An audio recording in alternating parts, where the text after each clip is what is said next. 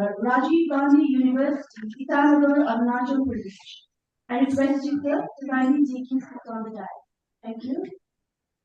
Next, I would like to welcome our esteemed co-chair and speaker for the day, Lieutenant General Dr. Rajan S. Grewal, Vice Chancellor, Sikkim Manipal University, Gangtok. Sir, kindly take your seat on the dais. Thank you. We have with us Mr.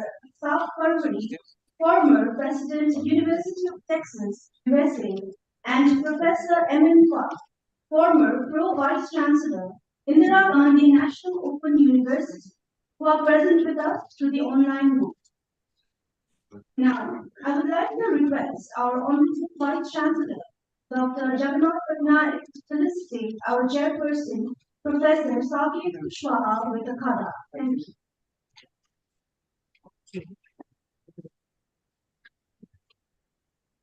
I would like to request Professor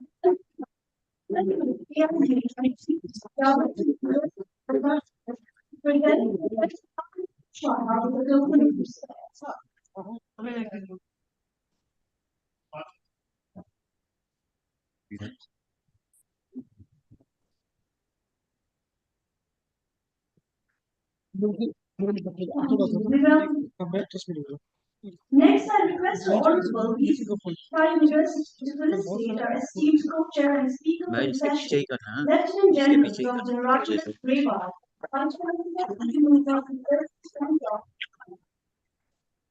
We'd also like to request Professor Suranjan Das to present Lieutenant General Dr. Rajan Grewal with the token of respect.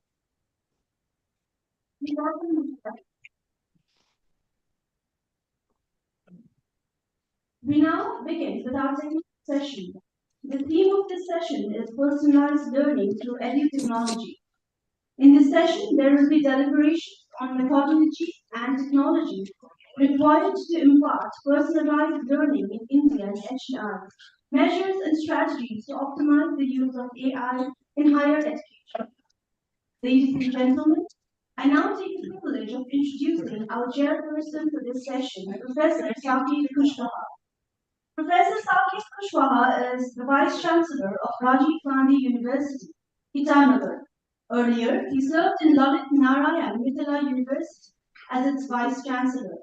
He also served Abu Bakr Tafawa Balewa University, Bauchi, Nigeria as professor and head of agricultural economics and extension, and Banaras Hindu University, India as a professor in agricultural economics.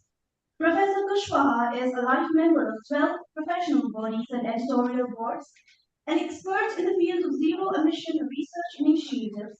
Professor Kushwaha is a proud recipient of 17 national and international awards, which includes the award for Sulabh International Gold Medal for Sanitation Management and among 100 most influential Vice Chancellor 2016 by World Education Congress. We welcome you, sir.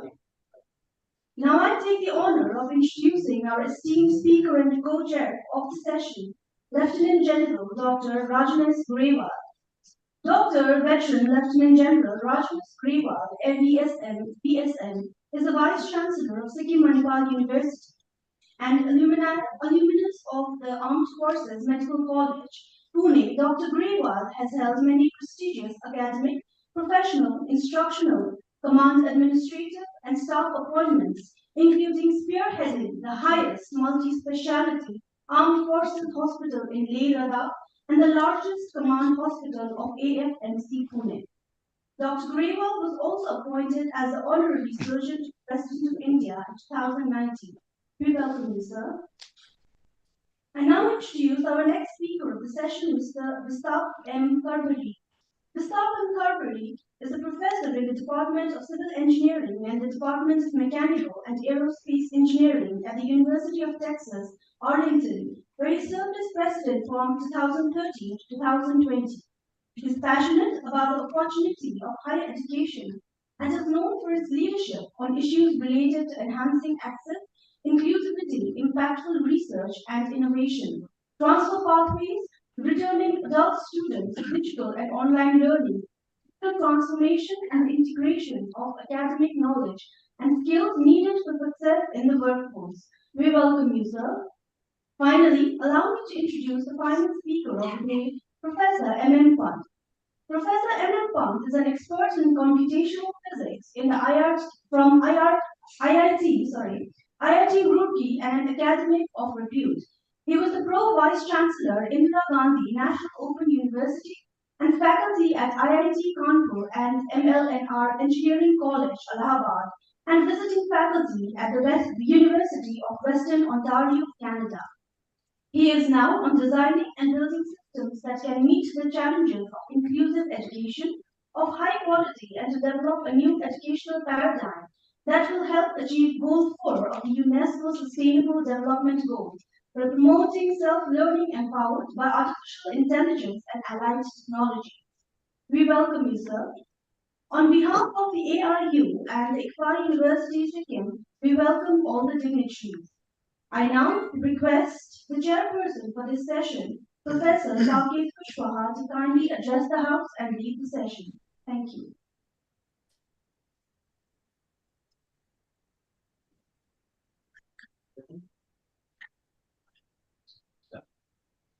I think it's neater for me to.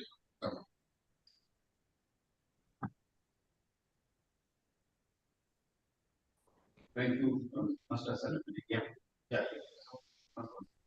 Thank you very much. That shows how eager we are. My greetings, warm greetings to all of you.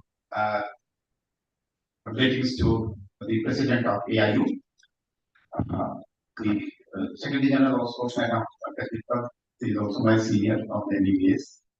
The Vice President, Professor Chidi Sarmasa, my elder brother, as well as my mentor also. My greetings to Professor Trivedi. Then the Chancellor of the Tribes University, sir, is here. The Honorable Vice Chancellor, Professor Patnaik, is here. All learned and Honorable Vice Chancellors from different part of the country. From the eastern part, we have Honorable VC, Professor Persan. I can see Professor Shukla somewhere here. I can see my other colleagues from Arunachal Pradesh, the Vice Chancellors.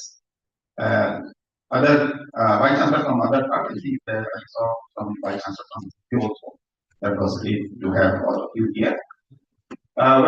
Greeting to one and all, the organizers here, the learned faculty of this particular university, as well as students, media friends, the technical support group who is here, giving us support to have this program. Though we are almost 20 minutes late somehow, but all the same, let's start the program. The rule of the game will be rather this particular program. We are going to start with former Pro PC IGNOU online Professor Anand Pansa. We are going to give him almost 25 minutes. Then we'll go to former President University of Texas, USA, who is already online. I have seen him. My greetings to him. My greetings to Professor Pant also. Professor Kabhari Saab, we are going to give you 20 minutes. Then, of course, the co-chair and the speaker of the day, he has to sacrifice his time to maintain certain time period. So maybe 15 minutes to the presentation as well as to conclude. At the beginning, at the outset, let me tell you that I have another program of Delnet where throughout the globe 2,500 participants are there, and it is going to start by 5 minutes after 10. So I have to leave somehow. So with these words, and then coming back to the topic, you see, personalized learning through technology. I feel that it was happening before also. Government of India through Ministry of Education, then MHRD, then UGC and AIU. We have tried always to give attention to personalized learning also. But because of COVID-19, the infusion of technology was very serious, and then there was no way out also. So what I'm trying to emphasize here at this moment is that we have to really explore the pedagogy of using this personalized learning, how we are going to do it at this college level or maybe at the university level. personalized learning is somehow becoming difficult day by day. You see, now we have NEP 2020, National Education Policy 2020, and there are not many components which we have in NEP 2020. Uh, through these kind of personalized learning could be enhanced. But the issue is that at the end of the day, uh, in our system, we are evaluating the student through examination.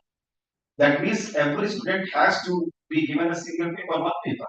So, and then there's a limited time.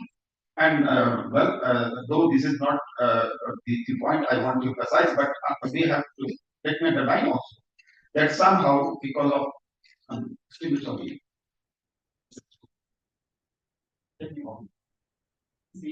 these are the issues. Thank you very much. So what I'm trying to tell you is that we have limited number of staff. I mean, throughout the when you see all walk of university system, we are using teaching staff for various reasons also. So what I'm trying to emphasize or underline here is that the personalized teaching is important, and I think it is the future of this country. But the issue is how to use this personalized learning and how to optimize the existing resources. With these words, I would like to start this session. As I said earlier, that Professor Anand can be given first chance. He is one of the most senior person here in US. So, sir, over to you, please. Thank you.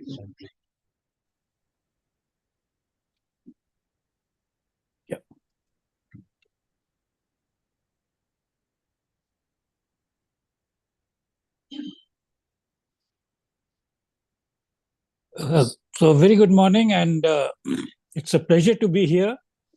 I think you have to unmute yourself, sir. Please Yeah, unmute yourself. Now I have unmuted. Can you hear me? Still not audible, sir? That is Yeah, I can hear you. Yeah, so okay, so should I continue?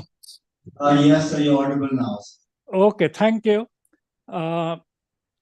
See, it's a pleasure to be part of such an event, and obviously one is a bit unhappy that one is not present there in the beautiful area of Sikkim and so on. The theme that has been said over here about personalization and edutechnology is a very interesting one and very important one for two reasons, as has been said earlier also. Personalization of learning is a goal which we had always sought. And we know that the best education happens on a one-to-one situation. Our Upanishads are an example where you sat at the foot of the master and learned everything. As we increased education to reach to more people, then with massification of education, personalization took a beating, so to say. And the key message that I want to share now is that with the advanced technologies, especially artificial intelligence, it is now possible to bring personalization to millions and billions of people. And this has happened over the recent past, and I will spend some time elaborating on this. Because I was kind of, allocated about 10 minutes or so, I had created a small note to support some of these things and explain at length. And this note is available at mmpant.com, which is my website. It is available on Twitter at twitter.com/mmpant, or you go to Twitter and look at mmpant is my Twitter handle. It is also on Facebook as a post from my thing, and it's also on LinkedIn as a post of about 500 words. And that has links to a lot of other things which will explain the whole thing much better. I am not on this thing. So now the point is very simple. In the last few years, when technology happened and education got expanded, there was a slight misunderstanding amongst the people. Because technology allowed broadcast at low cost, they thought this is a solution to teaching. But learning and teaching is not broadcasting.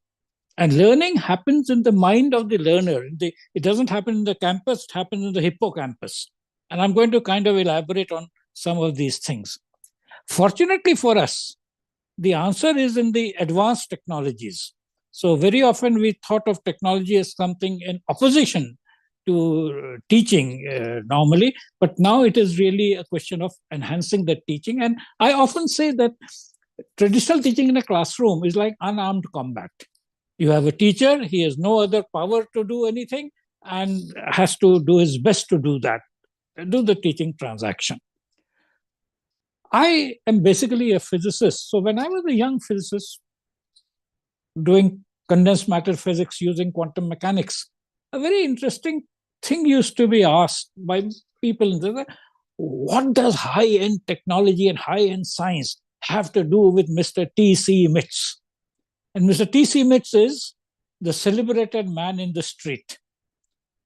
I don't want to use the phrase Aam Aadmi because it has now become politicized. So I will use Mr. T.C. Mitz. And I was not able to give an answer. There were long-term things. So there's a very interesting essay and talk by Alex Flexner, founder of Institute of Advanced Studies in Princeton. I've given a link to that also. Now, the point is that we know that on the long term, high-end science and high-end technology is what brings power to the masses. And the biggest example is the GPS. So when we talk about the celebrated man in the street, he is on the right street at the right place because of GPS. And GPS uses a whole set of satellites. It uses atomic clocks, and it uses Einstein's general theory of relativity. My position here is exactly the same, that the challenges of education that we see in the NEP 2020, in the targets of the SDG Goal 4, will all be achieved when very high-end technology is used for education. And if you continue with the metaphor of the GPS, what is education and learning? It is the trajectory on the learning space. So GPS is on the physical space. Education is in the learning space. And if you look at the traditional one, we talk about the cognitive domain, the affective domain, and the psychomotor domain, and we are traveling along this from an initial position to a final position. This is what the new technology will do. No matter where you are, no matter what you want to learn, it will try to tell you the exact path to be able to do that. And this is where the promise of AI is there. Now, I don't want to talk too much about technology because that is something for the technology to do, but I want to talk about the basics of education itself. Now, 1984, there's a very famous paper by Benjamin Bloom. Again, I have given a link to that paper in the note that I have created. And what it said was very simple. He says that one-to-one education is the best. As we increase the number of people, the quality of education declines. And in that 2 sigma problem, what he says is that if we do 2 things, if we ensure mastery learning and we ensure personalization, we can get a result where almost everybody can learn whatever they were supposed to learn. And this is very, very interesting and important because what happens is, in fact, there's another way of approaching it also. So suppose we look at the way we teach. So we say our normally human way of teaching is one-on-one. So when we have a larger classroom, the quality of learning or transaction declines by 1 upon n because that many conversations are not possible in a traditional classroom without technology. If, of course, I am just giving a general lecture where I am not really seeing whatever happens, then it is independent of n. So that can be a broadcast, television broadcast, etc. But if I really want an engagement, and I have a group of n, then I can have n into n minus 1 upon 2 pair interactions, n into n minus 1 upon 2, n minus 1, 2 upon factorial 3, triplets, and so on. And if my pedagogy itself is designed for cooperative learning, for group learning, and these interactions are possible, which is possible today with the new media, then my learning effectiveness will become n square, n cubed, and so on. And therefore, actually, instead of declining with large numbers, we will have greater creativity, innovation, diversity with larger numbers. And this is the promise of the future education, that rather than trying to teach a few things, limited things to a few, you get many people to be involved, and therefore they will give rise to creativity, innovation, all kinds of ideas around it. This was not possible in a traditional thing. You may also recall that while we try to talk as if personalization is going to happen with this new technology, actually, pre-computer age also, B.F. Skinner itself had created a teaching machine. And others had created, so they tried to say, yes, we should automate whatever we can automate of these tasks and leave the teacher-learner interaction for the higher order thing. Now, why AI becomes better is, and I will just say briefly, one, it can identify all the learning issues. So it has a kind of a learning persona of the learner. And therefore, it can give recommendation engines accordingly. We have seen the success in Netflix. We have seen the success in Amazon. We can also find that the recommendation engine, the personalization thing will create these things. And lots of people have already started doing some of these things. The other important thing that can be done is that with these technologies, we can move to a more active learning in the classroom. Today, the model of learning is largely that broadcast kind of a thing, the sage on the stage and so on. But there's a very interesting thing. There's a Nobel laureate, Carl Wieman, who got the Nobel Prize in Physics for Bose-Einstein condensation. He's also a professor in Stanford in education. And he's emphasizing active learning. And so instead of mere lectures, let's have active learning, which of course, as we said, can happen in a format of this kind with the technology and allowing all kinds of simultaneous equation interactions and so on. The effect of AI, the most important part, and I will spend some time to explain that, because for many people, they're not quite able to understand or appreciate the difference between traditional computing and AI. See, in a traditional computing, you have data, you have a computer program written in a computer language, and you have an algorithm, and the algorithm works on the data to produce the result, which is fine. And this is where people have some hesitation about computer-based education, because they think that it will be just repetitive and doing that efficiently, etc. But the key thing about AI is that AI depends upon what is called a learning algorithm. And I will take a minute to explain what a learning algorithm is in a very formal language, but fairly simple. This statement that I'm making is from a book by Thomas Mitchell on machine learning. It is very well known. So anybody who, when I say this, will say, oh, this is what Mitchell said. He says a learning algorithm for a given task T with performance measure P is such that the performance measure P improves with experience E. In this simple statement is the key to why AI is so effective. So when Garry Kasparov lost in his chess match to IBM, he was totally shocked, because he was playing the match with IBM over a series of matches. And the last match he had won. The IBM machine had lost. But the IBM machine won, because what the AI learns with experience is far superior to what a typical human being can keep on doing repeatedly or whatever. And this is why in all kinds of things, as more and more data comes in, as more and more experience comes in, the AI becomes better. It is becoming better in medical diagnostics. It is also going to become better as a teaching, because very often people to kind of, praise me and challenge this. You see, but how can AI be as good a teacher as you are, and so on. And I try to tell them that, look here, I am a good teacher because I studied in a good university, I taught in good institutions, I taught for the thing, etc., etc. But that AI has the data from hundreds of teachers like me who have taught in various different institutions, and it doesn't forget. It is able to make sure that it is able. And if things are going to get even more complicated, it will use quantum machine learning to do that. And therefore, in due course, for anything which is repetitive, has an intrinsic pattern in it, the AI will be able to do better. A purely creative thing, an intuitive thing, as far as we know, AI can't do it. So we are going to look to a point where the challenging parts which we are not doing in terms of traditional learning, we will be able to do with AI and related technology. The new kid on the block that I want to draw attention to is neuroscience.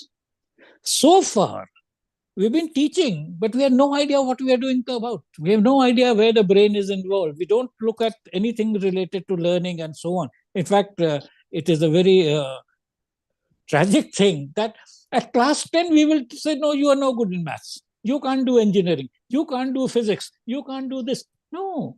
See, we are saying that, and there are so many examples. Barbara Oakley is an example who became a Stanford engineering professor, beginning with languages and so on. The three words I want to draw attention to.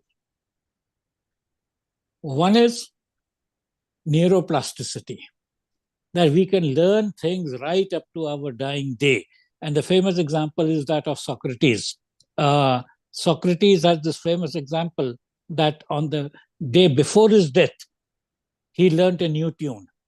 And somebody asked, so why are you doing this? He says, so that I know one more thing. So Socrates is an example of a person you could learn new things right up to your dying day. And that is what neuroplasticity is about.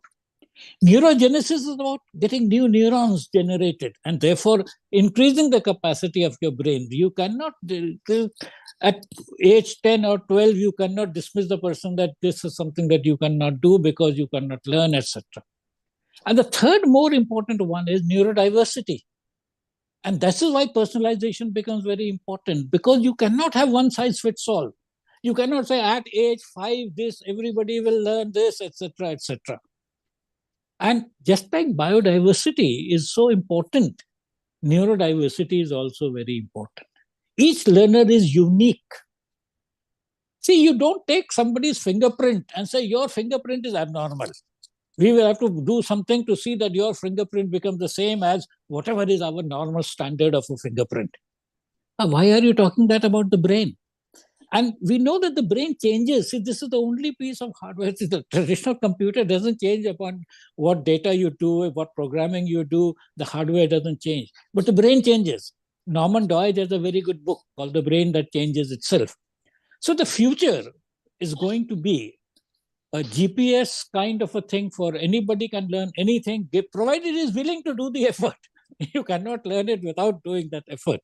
But using neurosciences, using AI, creating this personalization experience, we will be able to achieve the objects that we set out in NEP 2020 or SDG Goal 4, or in general, educating a very, very large population.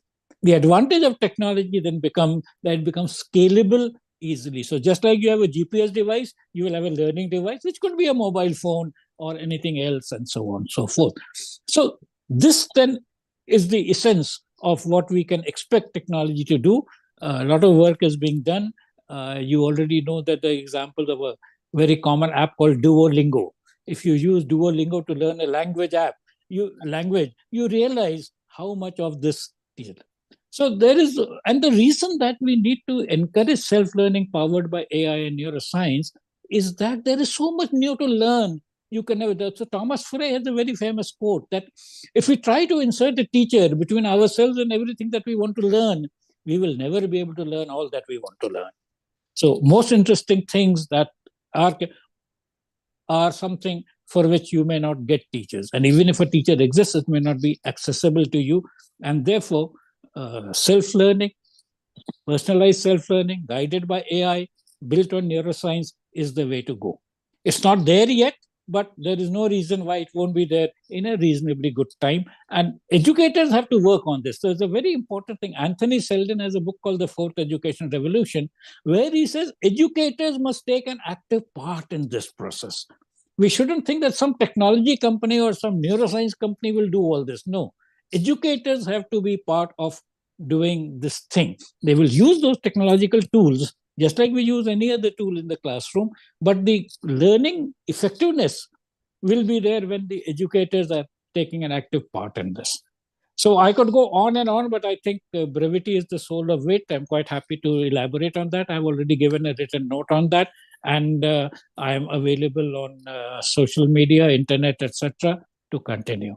But this was just to stimulate and by way of initial remarks. So thank you, and I hope I've been able to cover some of the time that we were planning to use.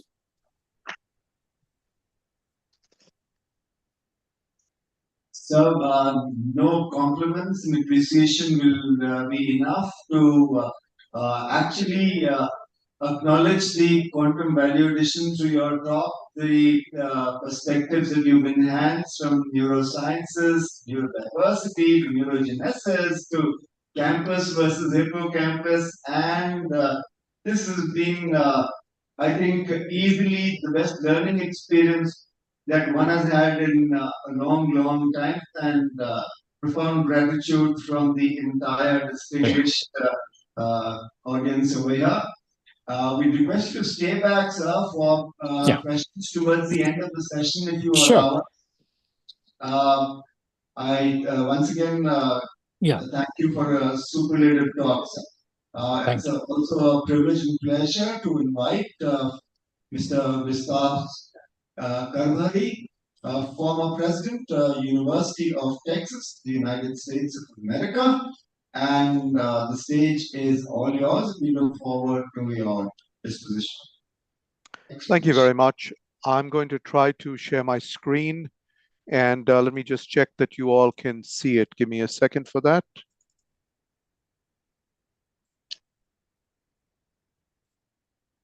Can everyone see the screen and hear me? Yes, you're audible. Your screen is visible. Wonderful. So it's a pleasure and an honor to be here. This is exactly what the first speaker was talking about. We are able to stretch across miles and miles and across oceans to get together, and that power should be brought together for the use of higher education. When we look at where we are today, we've gone from the model of the sage on the stage that is there, where very few students were able to get the knowledge from a single educator. That moved with the change in the Gutenberg press, where we actually got textbooks.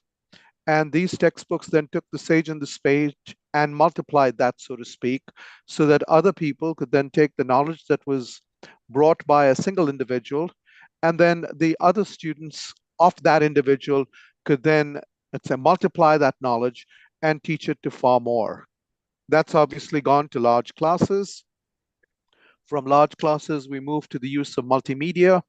From multimedia, we moved to online classes, which are very similar to textbooks, if you will. All we're doing is putting a talking head on it. And then with the COVID pandemic, we actually changed that significantly, because what tended to happen with the COVID pandemic was we were forced to go online. Before I begin, I'd like to make two very specific points.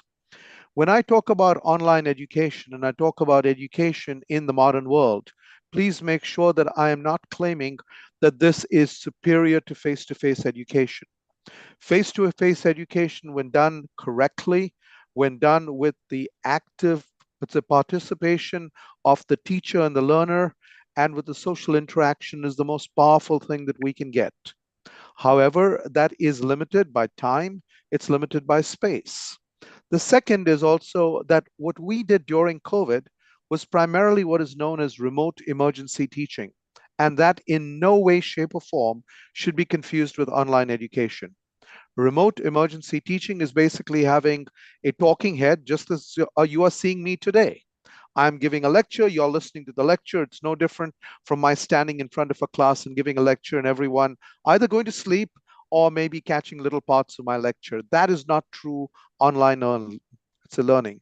The question for us is, can we move from bringing students physically to campus? And I'm just saying bringing, that doesn't mean that they're learning anything. We're bringing them to campus. To can we enable learners to access knowledge where they are and in the best format for each, which is, can we personalize that experience for them? When we do this, we have to keep in mind that we're also going through, and we've gone through over the last few decades, an evolution in space and technology.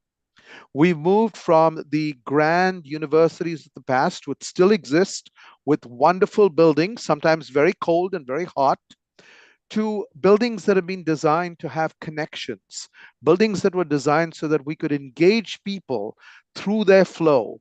The reason we do this is that we have accepted and we have learned that most learning does not take place in the classroom. It takes place outside through those discussions, through the active engagement that we have between different learners.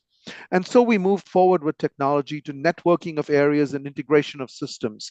We brought together campuses on different locations and we duplicated space with a change in geography. We moved that forward into what we now are terming as a digital campus that is actually using a lot of IoT and a lot of unsmart mechanisms to what we term as a smart campus. But in no way does this actually cause a connected campus where we're using technology to actually connect people together in order to use technology. So when we talk about what we want to be able to do, we should actually be thinking about a change of approach. A change of approach from where we have one size fits all. This is the paradigm that we've used all through centuries. Students are expected to have the same background, be the same position in life, have the same time to focus on school, and have the same goals. And we all know as educationists that does not exist except in theory. But we continue giving them the same information at the same time, at the same pace, and we all know that in class, 1/3 of the class is bored because we're going too slow for them. 1/3 of the class is left behind because we're going too fast. And we teach generally to the 1/3 that is in the center. A massive waste of time, a massive waste of intellectual talent. We need to move to a model that is more flexible and more equitable, where learning can be based on ensuring engagement of the student in learning and support for that learning 24/7, 365. If I'm working at 10 o'clock at night and I am working really hard on learning something and I get stuck, I shouldn't have to wait 8 to 10 hours to ask that question and hence hold up my entire learning process. Learning, therefore, needs to also be self-paced. It needs to be adaptive, meaning that when I need more information, I'm given more information. If I can move very fast because I'm bored and I already know that's a matter that is being taught, the learning module should be able to work with me to go faster and give me more material, thereby being personalized, focusing on the learner rather than the person who is speaking.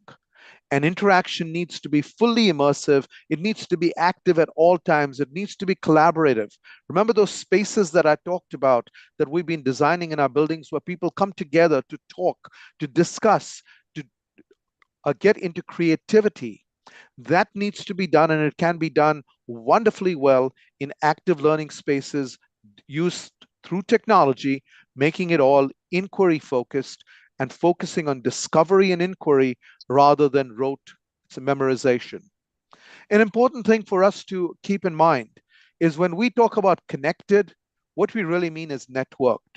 And we shouldn't just expect that because we have a network, because we have bandwidth, because we have cloud computing, because we have a fabric that is woven together with all these components, that we're actually doing active online learning. That's not there. This is needed in the background. And I've written a number of papers, and I'll make them available to anyone who's interested on the background that is needed for the network to enable active learning to actually take place. But when we talk about active personalized learning, we have to expand our sphere. We have to talk about more than just the analog to the classroom. We have to talk about this connectivity between the learner and the teacher, or the person who is enabling learning to be many faceted. There's obviously that formal learning connectivity, the knowledge transfer that takes place, but there's also the sociological connectivity, which can now be done just as Professor Pant talked about earlier.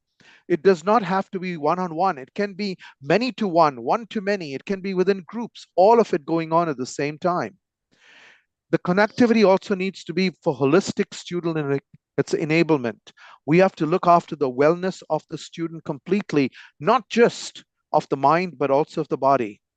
Connectivity between learning and the workplace so that we bring theory and practice together. We show a student what actually happens in a factory while we're talking about it. When we talk about art, we take the student physically, or rather through a virtual space, into a museum, into a gallery, so that they can actually not just study the painting, but live the life of the painter through the AR and VR experiences that we are now able to have. We need to build that business connectivity for the back office so that it doesn't come to harm the flow that comes with faculty and students. And we must build in research connectivity into it so everything becomes a discovery, everything becomes part of the critical learning process. But if we want to do that, we have to understand that technology can drive dynamic engagement. And I could spend a couple of hours on this, but I'm only going to spend a few minutes on this. We go from taking data for student learning such that I know exactly in my class, the class that I'm teaching, I know exactly when a student has looked up supplementary material. I know how much time they have spent on it. I know whether they have got stuck on a problem and whether a second problem was then solved. And I can use that to supplement information differently to different students. I can tell when a student is getting stuck in the first 2 weeks of class so that they don't get stuck for the rest of the course and the rest of the semester, and I can accelerate their learning.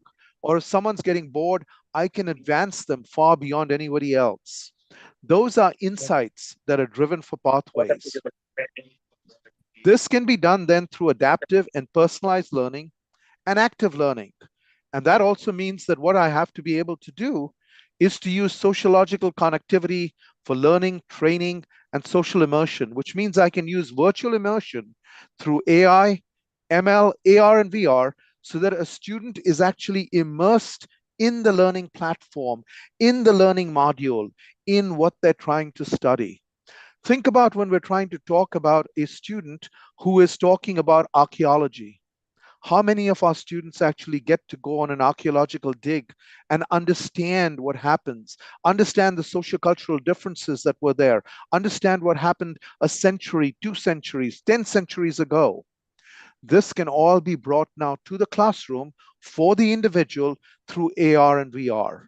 And we can actually do that not just with the expertise of the faculty that we have on campus, but we can now expand our faculty or to the expert anywhere in the world, because we can bring them in online so that the student truly gains from the very best knowledge at the point when it's needed, and then augmented with technology.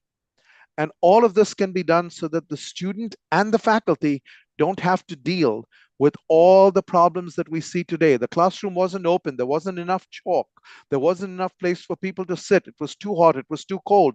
All of this goes away when we can actually handle it such that the focus is on adaptive and personalized and active learning.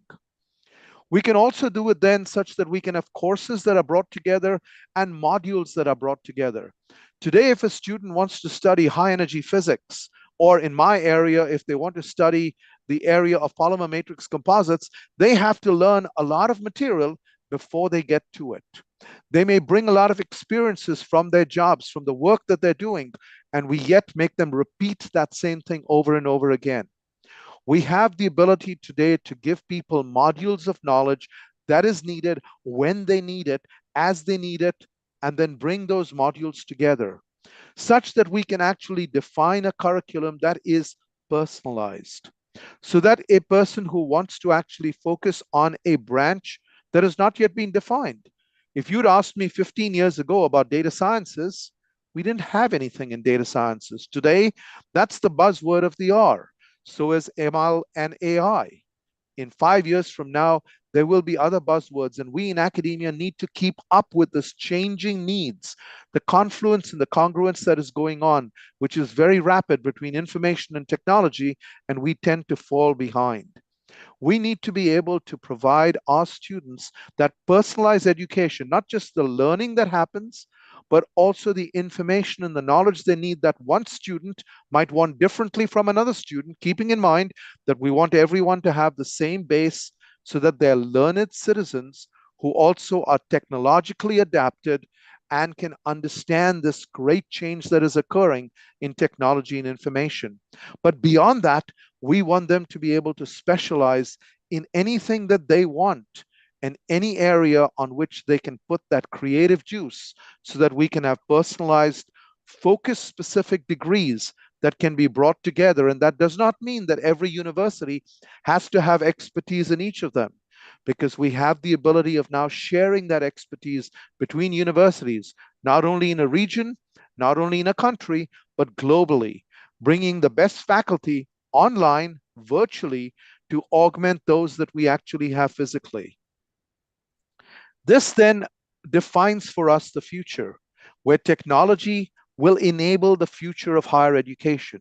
It allows for us to transition from teaching and rote memorization to learning. It allows us to give individual attention such that a fast learner can be sped up through the class so that they don't go to sleep and say, oh my gosh, I'm bored. Or a person who needs more attention, a person who, for example, has not mastered calculus and then is asked to do a third order differential equation and just gets stuck, that person generally fails. Now we have the ability to let that person learn a little bit more, catch up, and then move forward. And therefore, learning is based on ability and need, not on rate and time and seat.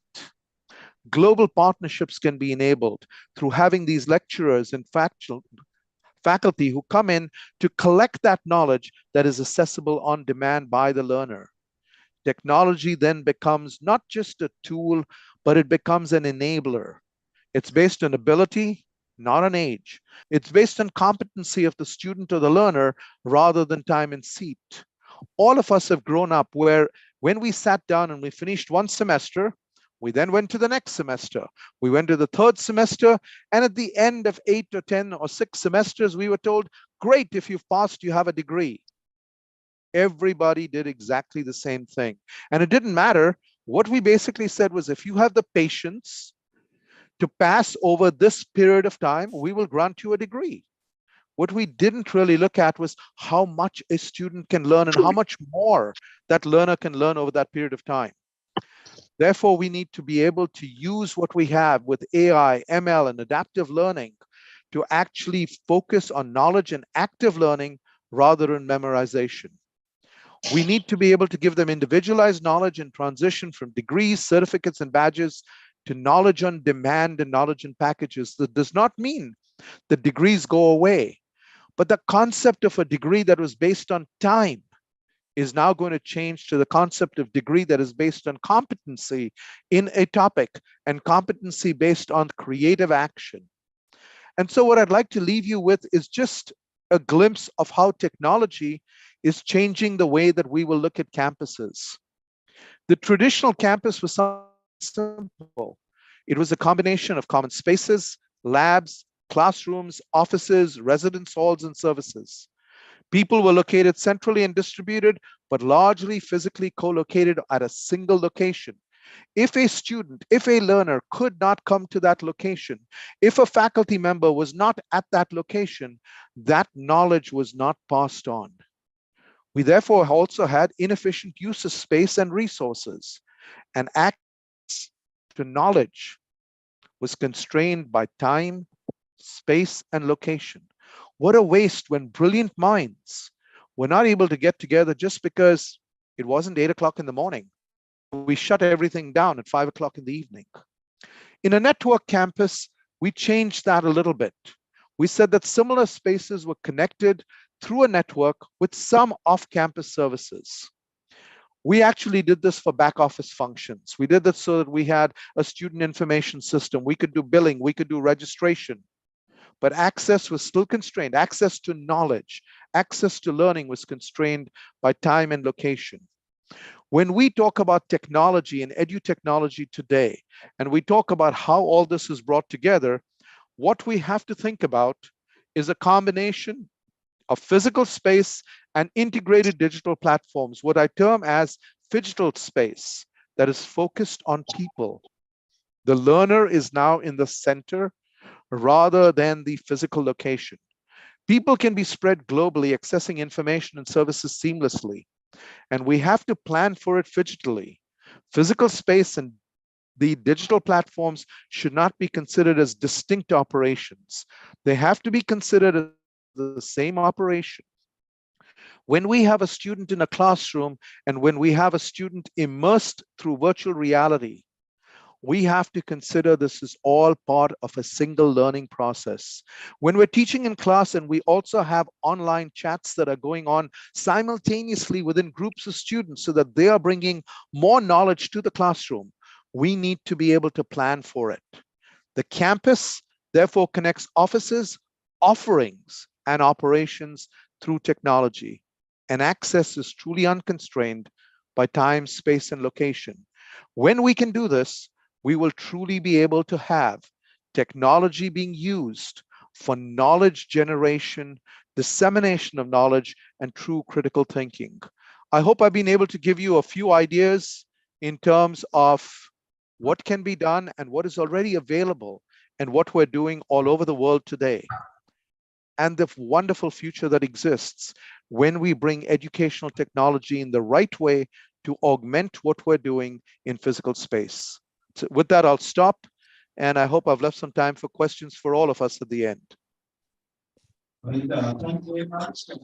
I think in terms of thoughts, really value addition to our perspective. We learned about the physical space and the issues that you flagged in what ought to be working towards enhancing the learning curve of the student by various methodologies in the EdTech space. We'll take your questions towards the end if you permit us. Okay, so with this, well, you have, we move on to the final session of this particular session, and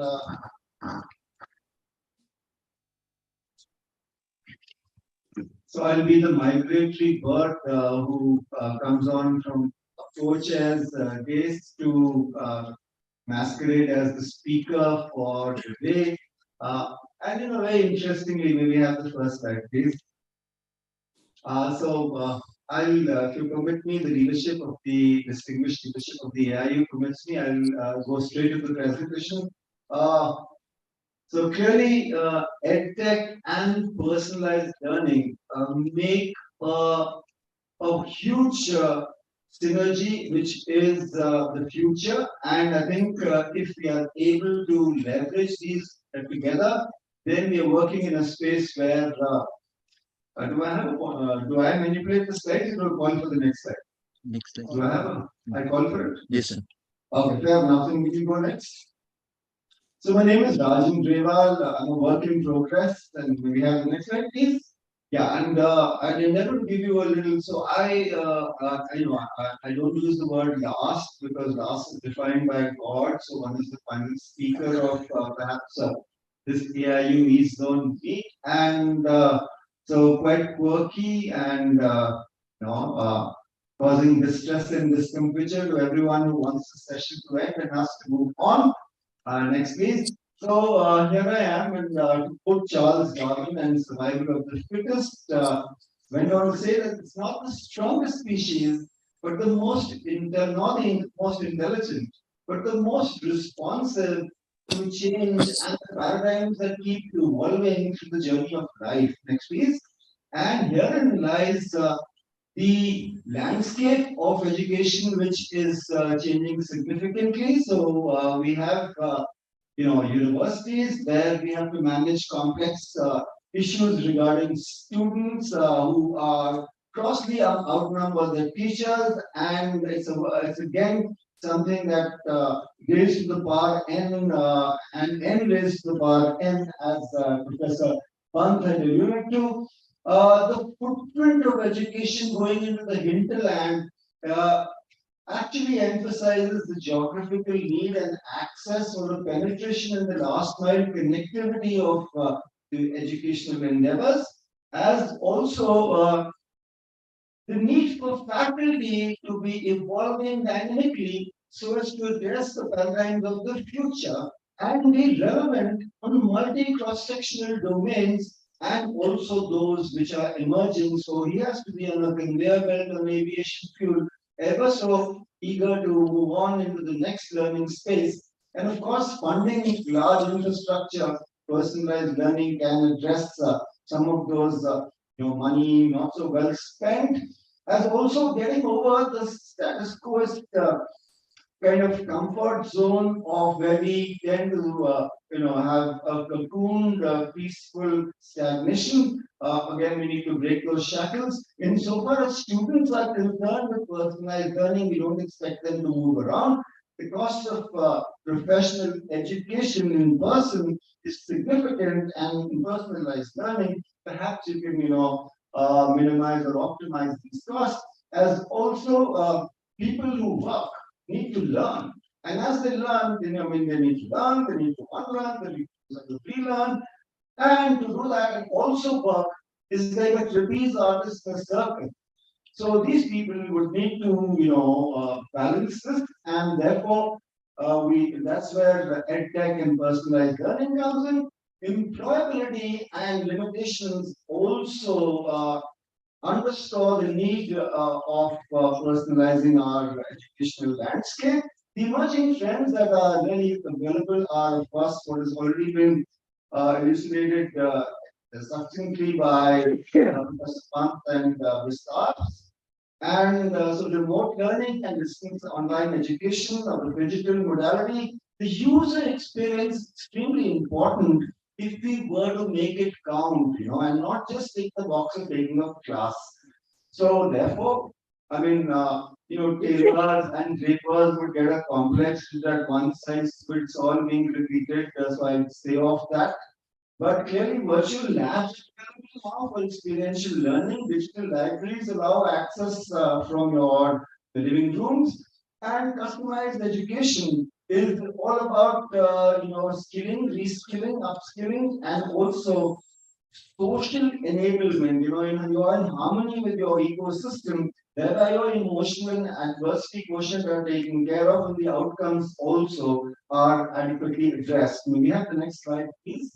So COVID, what did it do? Can you punch the next, please? And so COVID upscaled everything, and actually, in the midst of adversity lies opportunity, and the coronavirus pandemic actually underlined that we went on to leverage technology in more ways than one to the benefit of the entire education spectrum. Next, please. So moving forward to quote Roy Amara, who's a futurist, a scientist, and a researcher of repute, passed away in 2010, we tend to overestimate the effect of technology in when we wear short lenses or in a short run, and underestimate the effect in the long run. So for distinct futuristic paradigms, long run is what we need to invest in. Next, please. So the government has taken significant initiatives, and some of them are splashed on the brief foil. We have, as per data available in the public domain, 40 million ed intake, out of which there are 5,000 startups that have come up in the last 3 years, maybe since 2019. And the EdTech sector, or the market growth, has been 4x, which is 4 times what it was a few years back. And Indian education, at least the spectrum and the panorama is going to double by 2026. I hope the gross enrollment ratio also takes. We have to leverage the demographic dividend because we have a young generation. If we lose this opportunity in the next few years, you would have a middle-aged population, and perhaps there would not be so much on this side of the learning curve. Next, please. Yeah, moving forward, how does it? So these are the various flashed on the view for what the government has done in the last few years, from the PME Vidya to the Divyanjali to the e-Pathshala to Swayam. Now, Swayam really allows us to do plenty much more on the learning platform. So I have another acronym to take it further from Swayam, and that is SWABILUM. So SWAYAM is all about study webs for active learning by aspirational minds. So I would say S for study, W for web, of course, and SWABILUM would be for active learning, where it is lifelong, vibrant, V for vibrant, L for lifelong, and building of capacity. So going forward, we need a larger number of courses. Of course, we have the knowledge network, which is powered by central government, interconnected HEIs in research with collaborative research, multi-gigabyte availability of EdTech, and of course, where we have hugely connected and enmeshed environment. Next, please. So going further, tech investments further by the government within the classroom is what's happening. More, not so much driven by the government, but in reality, we all need to be, of course, AI, data science, machine learning, augmented reality, virtual reality, robotics, and the chatbot have been actually elaborated adequately by distinguished luminaries who spoke before me. So, national mission for on education through information and education technology allows education to be upscaled by remote access and multidisciplinary laboratories with experiential learning, as also decision making and deployment of the sparse and scarce resources for evidence-based interventions for better outcomes. The National Repository on Education Data is a work in progress, and it endeavors to actually build a digital repository which could be copyright free, multi-domain access, and of course made available across the language segments, addressing the diverse needs of our country. Next, please. So we have a symbiotic synergy which is in the enabled in the online space and in the educational institution. It goes from learning content to enabled and evolved faculty to credentials wherein the regulators, the statutory and regulatory bodies are taken care of, as also the branding, which is so important, and the legacy confidence that we need to bring to the learners. Technology, we've heard a lot and learned so much in the course of last few sessions. That says in a widespread country like ours with demographics that are so heterogeneous, needs to be actually configured in all our planning parameters. Scaling up, scalability is an important issue which we have to factor in if we were to enhance the value-added service which we need, which our students deserve from all of us. Next, please. And to quote John Davy, if we teach today what we taught yesterday, then we rob our youth of their tomorrow, and that's not very fair. Next, please. So is personalized learning pertinent? No prizes for guessing. It is. It has to be sort of customized. So adaptive learning is so important because it allows us to, I would say, acclimatize to the ecosystem, thereby allowing the flexibility as also the configuration to get into the mindscape of a learner. And that is through individual interventions which require us to wear many hats. Again, the competency-based is auto. Anyway, nevertheless, so there's a little beat that goes in. That's okay. That's part of the technology collateral. Okay, so moving forward, the journey takes us through personalized learning, wherein we need to configure it and adjust it to our students' needs, as also enable them to have the skill sets that are so essential in the occupational habitat. Next. So key digital tech use a very busy slide and spread across the entire screen.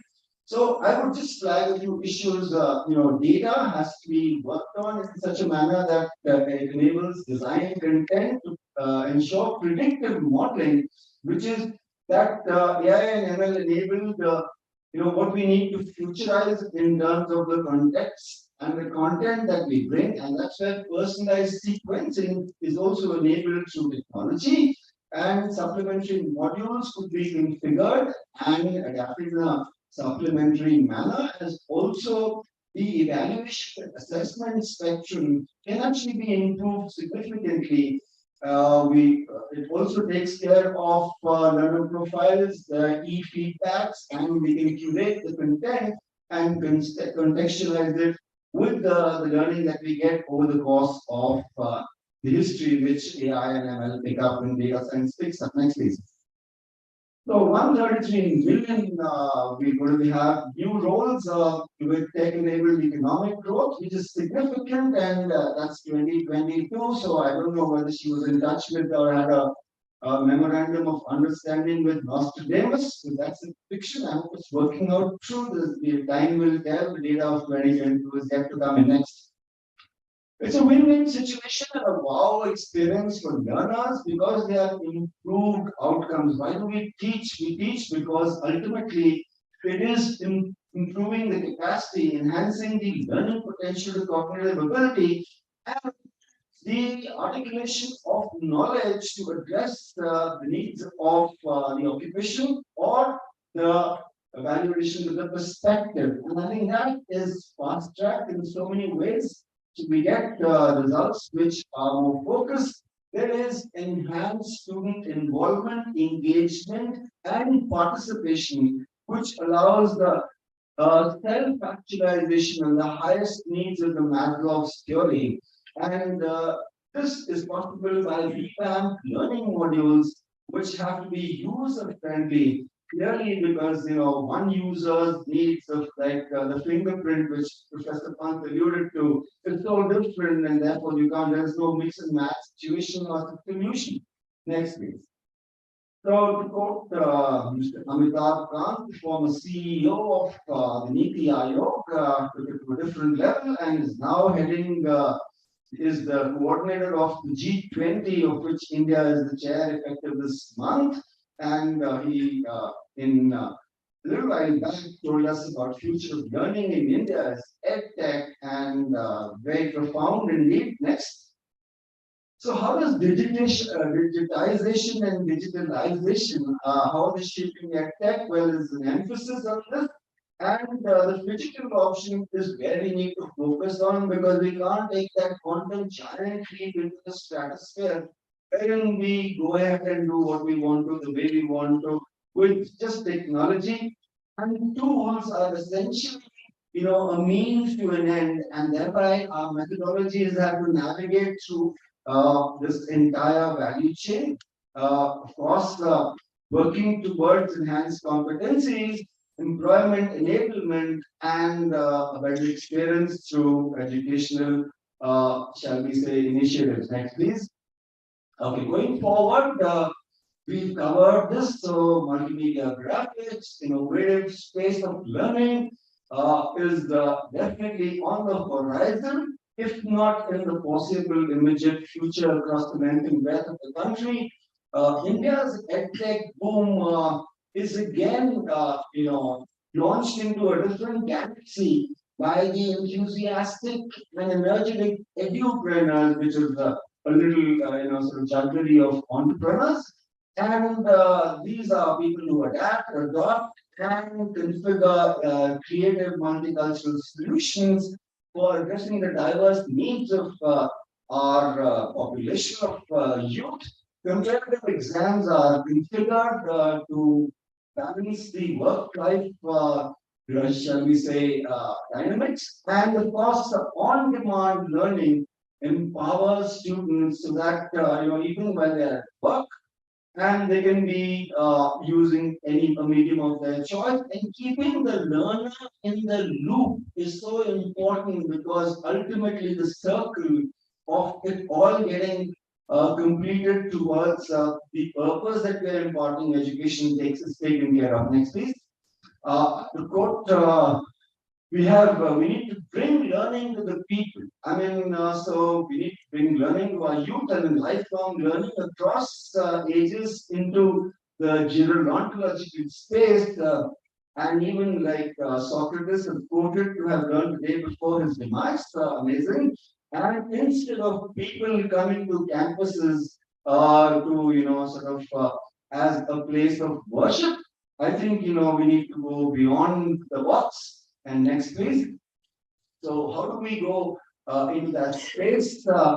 So we have EdTech enabled educators who can address a huge number of students. Personalized recommendations can be made to enhance the students as also the outcomes. Slow learner identification and individualized focus on their improvement. Address the entire pan-spectrum age group, which is this side of the learning curve, by lifelong upskilling, has also addressed the quality gap. Now, equity and equality, and of course, paying for education in the edtech industry addresses some of these.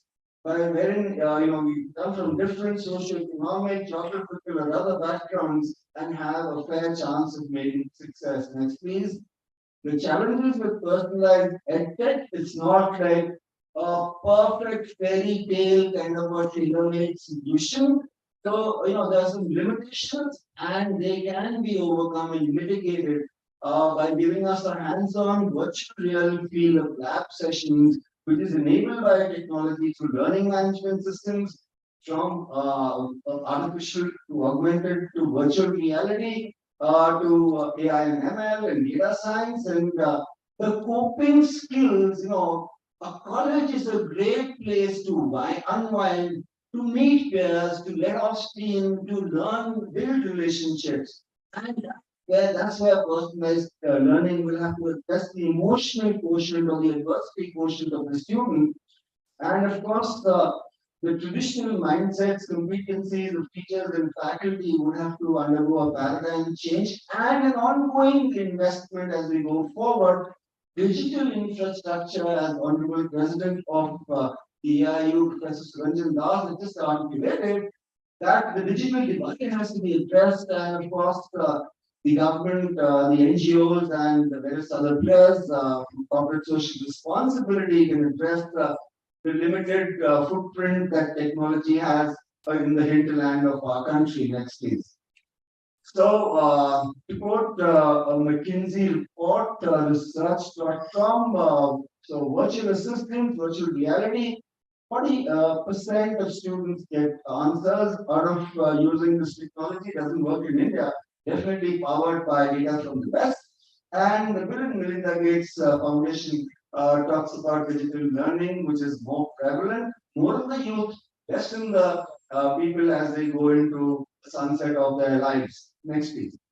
Alvin Toffler, the legendary and iconic author of Future Shock, which is amongst his first few books, he went on to say the illiterate of the 21st century will not be those, the illiterate of the 21st century will not be those who cannot read and write, but those who cannot metamorphose, who cannot learn, unlearn, and relearn. So please, we all need to stay this side of the learning curve, have to stay relevant.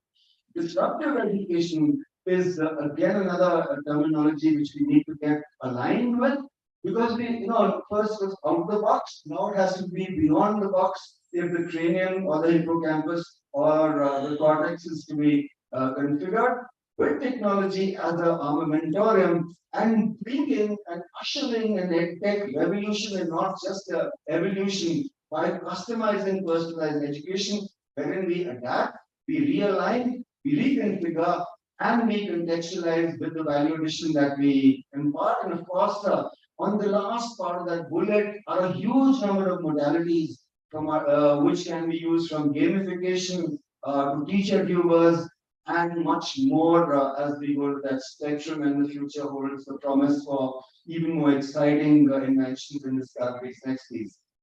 So is it just a hyperbole, not really disruptive education? You have a hyper edu scale, which actually not just flips the classroom, but turns it 720 degrees round with hyperspace, which can be created virtually, where the spatial components can be aligned in such a manner that we add value. Hypermedia, where next-gen classrooms would have technology enabled and taken to the doorstep, if not the device of the learner.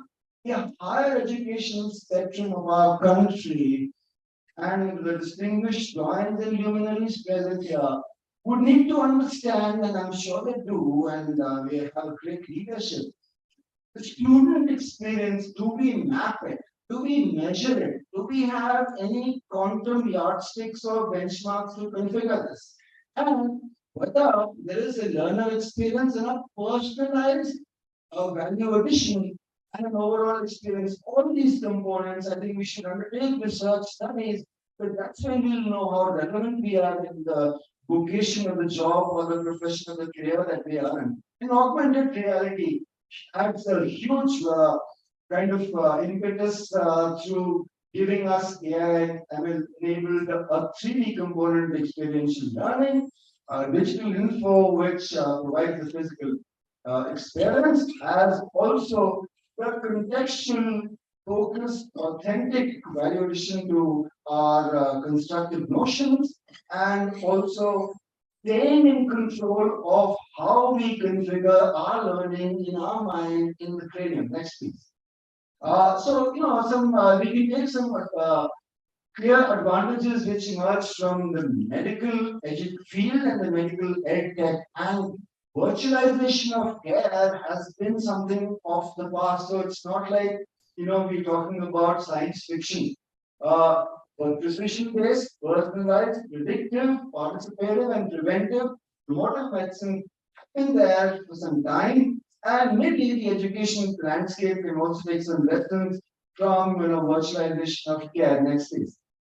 So, quick about to wind up, and it would be unfair if I did not pay a little bit of a compliment to the digital growth trajectory of the Manipal Group. Next, please. And the iconic Dr. TMA Pai, the first edupreneur of his time, who started private quality education, a banker, a philanthropist, a reputed reformer. He went on to empower the state of society through accessible healthcare and learning, and the Manipal Group has grown exponentially to 3 universities in India, 19 higher education institutions, and 5 offshore campuses. That is the global footprint, and on the view for other millions of beneficiaries that you see to its institutions of eminence with the Mahi and the A+ upgraded the rest of them, which are also imparting. Of course, the new kid on the block, UNEX, has taken personalized learning and Meritrack evaluation to a next level altogether. The future, so the past is history, the future, the past is history, the future is a mystery. But no harm in trying to figure out how digitalization and digitalization, the difference is digitalization is what technology brings, and digitalization is what transformational changes does it make in terms of our ability to use it to enhance the experience, and from the enrollment to the entire spectrum of program and the platforms that are used, to the student lifecycle management, to the evaluation and assessment methodologies, as also the career growth trajectory. I think we need to enhance the value chain, and that's how personalized and immersive learning platforms, which are being leveraged by UNEX and all our higher education institutions, are the splash numbers view for it. Next, please. So this is this caterpillar shows you the growth story of UNEX in a span of just about 2 years. They have made a quantum leap up, and actually added so much of capacity building in the country, as also across 80 nations abroad. And we, in the foreseeable future, hope to launch the SMU Academy of Online Education to resurrect our distance education module after our A+ grading in the next section. To quote John Maxwell, another legendary iconic persona, change is inevitable, ladies and gentlemen. Growth is a choice, it's optional. Next, please. And again, we're going to see adaptive and flexible learning, as also bit and bite-sized gigabit, bite-sized immersive learning, to gamification, where you get joy, virtual and augmented reality, and the entire bandwidth and spectrum of technology which will be in the hands of the possible educators of our country. Next, please. And so when we talk about me, myself, I, my glory, my success, my growth trajectory, then it's the first alphabet towards illness. When we talk about we as a group, as the Association of Indian Industries, progressively aligned towards the future and growth of the education sector, then we is the first two alphabets of wellness, and also we for a win-win strategy. And together, if we synergize, if we harmoniously collaborate, we can be quantum force multipliers for the students whom we are in this profession career or dhanda, pesha or calling, and that could be where we make them future ready to face the 21st century paradigms, as also aligned with the needs of the employment market space. Next, please. And so moving on from what used to be siloed organizations to intermesh, wherein campuses and networks would work together and enhance trust, teams of teams. Next, please. And finally, drawing inspiration from the spider on the wall, and what to say, who is the most educated of them all. And so we should have web-linked networks which blur boundaries, minimize the hierarchical dominance or the comeuppance, and provide networks that penetrate with nimble and modular integration. With this, ladies and gentlemen, I'd like to acknowledge with profound gratitude the work done by our government. So we seldom acknowledge it. Our union government has done immense work under the inspirational leadership of our Honorable Prime Minister with the initiative which will penetrate the hinterland, most in the education space. The government of Sikkim, where education and healthcare is, if you see the indicators, it's highly, encouraging to see that a small state has done so well. The Association of Indian Universities brought us together today, needs and maybe put our hands together for the Association of Indian Universities and the distinguished leadership. Once again, ladies, I'm very muted, ladies and gentlemen. Maybe have our hands together. Like to also pay our compliments to the distinguished luminaries, the vice chancellors, the heads of institutions, colleges, and those in the education ecosystem of the East Zone, the nation, the Sikkim, and more importantly, I would be failing in my duty if I did not reverentially appreciate and acknowledge Professor M.M. Pant, who added a huge dimension to our comprehension and understanding. And of course, Mr. Mustaf Karbhari, who brought in so many perspectives that we really look at how we can go forward. This is the last slide, a global village. And why not, while Dr. S.P. Singh had plenty to say about Vishwa Guru, so I'm going to say of the Guru Shishya Parampara. And I believe that if we were to take our ancient value systems and blend it with technology and EdTech and personalized learning, we would be on a growth trajectory to a fascinating future. Thank you very much for a very patient hearing. It's been a pleasure.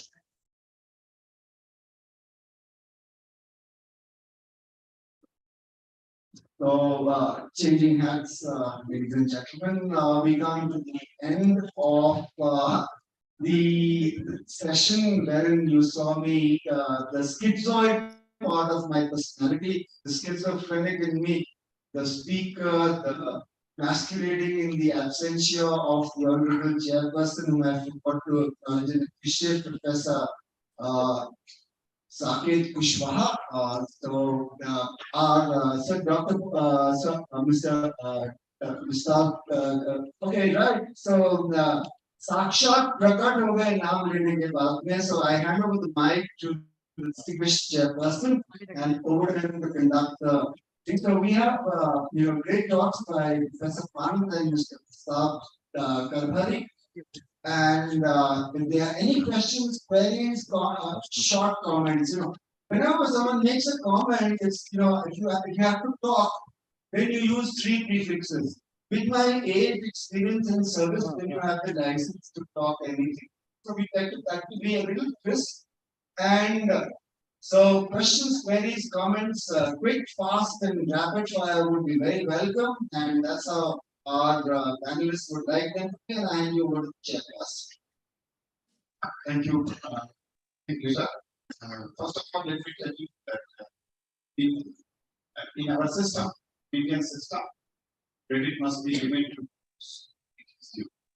So first, the co-chair, he's the one who is chair, so credit goes to him. And of course, he was then also to summarize also. So I will give this microphone back to him because I was absent for the larger period, rather for the whole session. I was able to my own learn it there. So this is to continue and conclude our so that. Yes. Okay. So we have two hands going up. Yes, please. Thank you. Thank you for the fascinating talk. All the three speakers spoke so well. And to mention a word to Mr. Vistap Kabari, the recent curriculum and credit framework released by UGC last week categorically mentions UG certificate, UG diploma, UG degree by honors, UG degree by honors with research, UG degree by multidisciplinary and dual degree. So there is a range of changes happening. And one can obtain a certificate after 1 year, accumulating 40 credits. So there is a credit system that is coming in, which is going to be a major change in the education paradigm. That said, I have a question to Professor Pant. In his talk, he mentioned about the whole EdTech space needs to be appropriated by the education space rather than leaving it to the private sector or the giants, GAFA or whatever you call it today. Facebook has changed the name to Meta, so it could be GAMA, whatever factor we are talking about. So if we are not going to depend on the commercial private sector, what is your advice, Professor Khan, for the EdTech leaders who are seated here? Yep. How do they roll up their sleeves? Yeah, so the point is very simple. The idea is that educators should not be afraid of technology. They should embrace technology. So instead of saying that we don't touch technology, we also do technology. And as technology evolves, it becomes more and more user-friendly. So today, we are all using this video conferencing without much problem. But a few years ago, it was satellite-based, only EduSat was there, we sat in a studio, etc., and so on. Now, if that fear is in you that technology is something different, then you will have a problem because you will try to distinguish. All that I'm saying, technology, you assimilate. We don't, in fact, very often tell people that you don't realize how much, if you're using a mobile phone, you are using the highest technology of the world, right? So that's why. So just like, as was mentioned earlier, who wrote textbooks? It is educators who wrote textbooks, right? So the point is you are the central player. You are not a peripheral person looking at it. And you will decide how it has to be done. Because I've seen this very much in educational videos. People who make videos come from a background of cinema, etc. They want all kind of props, this, that. We know it is all cognitive overload. In the video, educational video, you have to see whether educational purpose is being fulfilled or not. Whether it will get considered an artist's delight or not is not the importance. So the point I'm trying to say is all the technology must be used in a way that the goal of the educator is achieved, what we want to do. Whereas if you play a passive role, then somebody else will create a template and will ask you to do something in that. And you know it is not so. See, even if you look at the movie, for example, when movie cameras were first introduced, people didn't know how to use them. So they would have the actors act on a theater, go to row 4, middle, and then shoot what the theater did. Only later they came to an understanding that there is a long shot, there is a close up, there is this thing, there is a flashback, there is this thing. So an educator will decide when he will go into storytelling, when he wants to get a narrative, he will go into a flashback, tell a story, then suddenly give an equation to explain something, etc. And that what I wanted to say was educator has to be supreme in educational technology, not a backsitter or who's going to be trained over it. And there is nothing mysterious. You can all learn that. And in fact, I will share with you, because what I'm saying is the sentiment of what my PhD guide said to me in 1967 when I started my PhD in physics. 1967, he said that computers are on the horizon. Physics can wait, but you must learn computer programming right now. And this is how my career has been very different from people who did not learn computer programming at that time and moved on. And this is what I try to tell people, that we should play a central stage. It's not that somebody else will write a program for you and you will just see what the results are. So you will be an active person knowing what you want to do and write a program for that. And as I said in my narration, I wanted to emphasize that Benjamin Bloom talked about it in 1984. So we know what the objective is, what we want to do. Skinner talked about program learning long before computers were available to us. So the point is, it is the educational, and that's why I brought this emphasis on neuroscience, because we need to know how people learn. And what technology and marketing people do, they might be very successful, very good. We have no quarrel with them, but our space is different. And we must be people in our space. That's what basically I was saying. Well, thanks very much. So I think you're so right. We're not enslaved by technology, but we're enabled, we evolve, and we actually pick from the low-hanging fruit to what is aspirational. And we actually choose, we have the choice to make it interesting, to make it exhilarating, and also customize how much, when, where, which, and of course, the penetration level also. So as to be, I would permit me to give you another perspective. While I would agree with you that the educator is a central player to this entire system. I just take half a minute, Rami. I think the focus has to be the learner. Over to you. Yeah, so can I elaborate a little bit more on what I was saying? I'm not talking in vacuum. There's a very interesting story of a Professor Ashok Goel who was in Georgia Tech. He was teaching a computer course. And what happened, I'm saying this by way of example. So as you know, all professors have teaching assistants. So he had, out of 10 teaching assistants, he had 9 teaching assistants who were human. He created one teaching assistant as an AI chatbot. Because he used the Watson technology for it, he called it Jill Watson. And his students were not able to distinguish that Jill was an automation and not a human being. It is only after the course was over that he explained to them that Jill Watson was not a human being. It was an automation which was doing that. That is what I meant by educators must be an active participant in the whole story. Thank you. I'm sure, sir, everyone agrees with your views, and which are, of course, given us different dimension in our understanding. If there are more questions, we'll be very happy to take them. Any quick comments? Okay, so how do you see the 21st century, sir? I'm not talking about crystal ball gazing or future shock, or we have a question. Yes, sorry, you got to get it? Yeah, please. Yeah, actually, we are focusing more on the student development. Like if we are also talking about teachers development. So can we have any like artificial intelligence and machine learning in the classrooms itself? And when the teachers are teaching, it can just after the classroom, it can review and tell what you left and how you can improve on the teaching. So if that can be done, the teachers can also improve, and side by side the academic development can go on. Because that tool with the artificial intelligence and machine learning will be telling that how and where he was lacking in his lecture and what he left and what he can do to enhance enhance his rhetoric skills and how and what he must improve so that he can become more of student friendly and he can cater according to students. So is there anything like that going on? Gustav, would you like to respond to that, or should I give my 2 Sure. pence? No, I'm glad to respond to that. I mean, if you look at it, we already have tools that can summarize what comes from a lecture.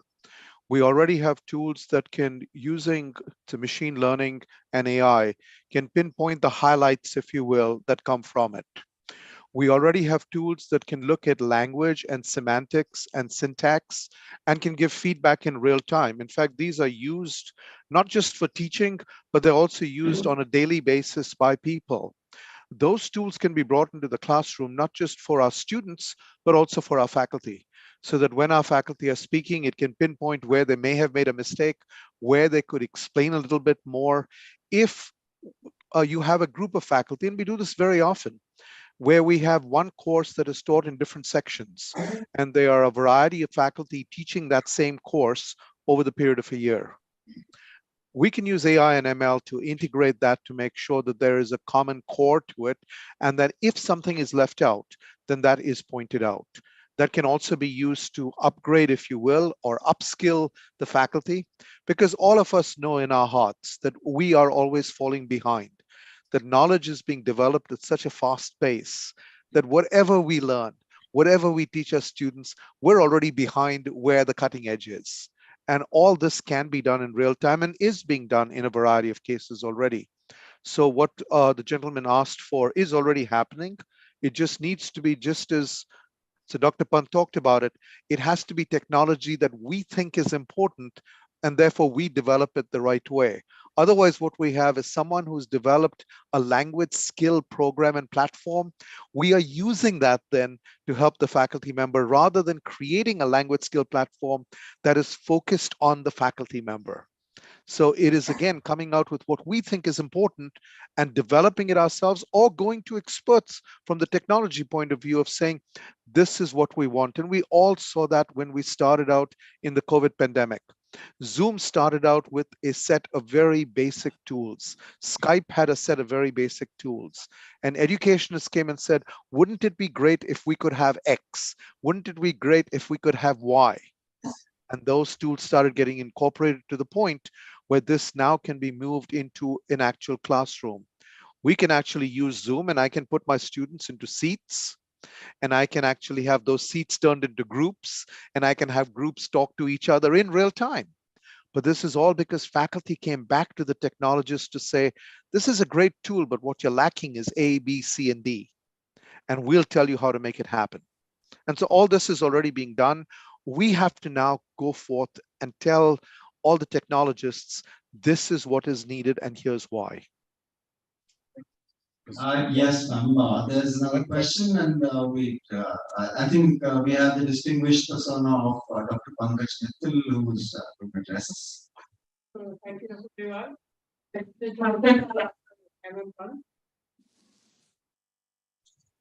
Yeah.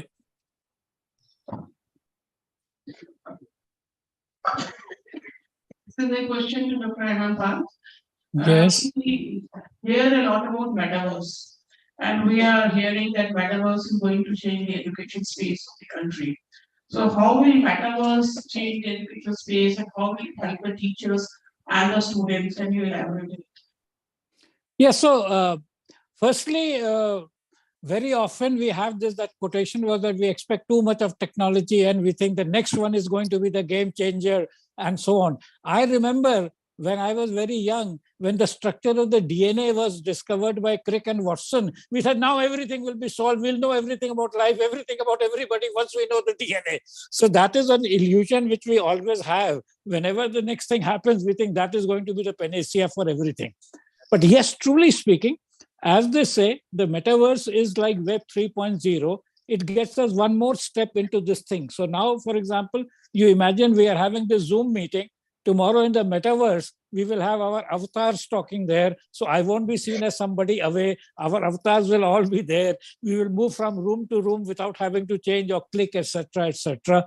And we will be wearing headsets or glasses or some such thing that is going to come out. But the point that I think educators are making, eventually the quality of your education is most important.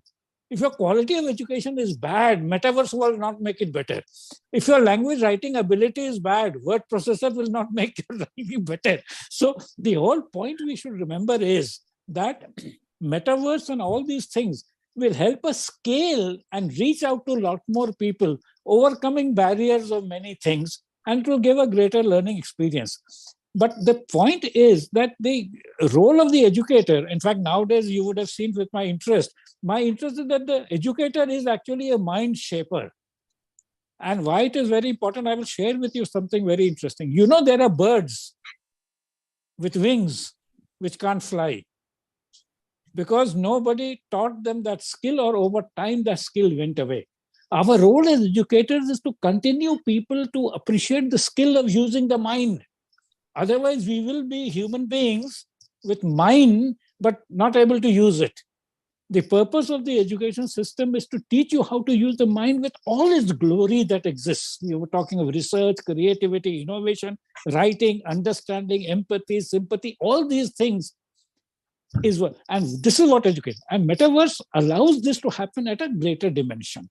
Just like between pure text and multimedia, and this kind of a conferencing, so the metaverse that we see is Web 3.0, which will allow this to happen in a better way.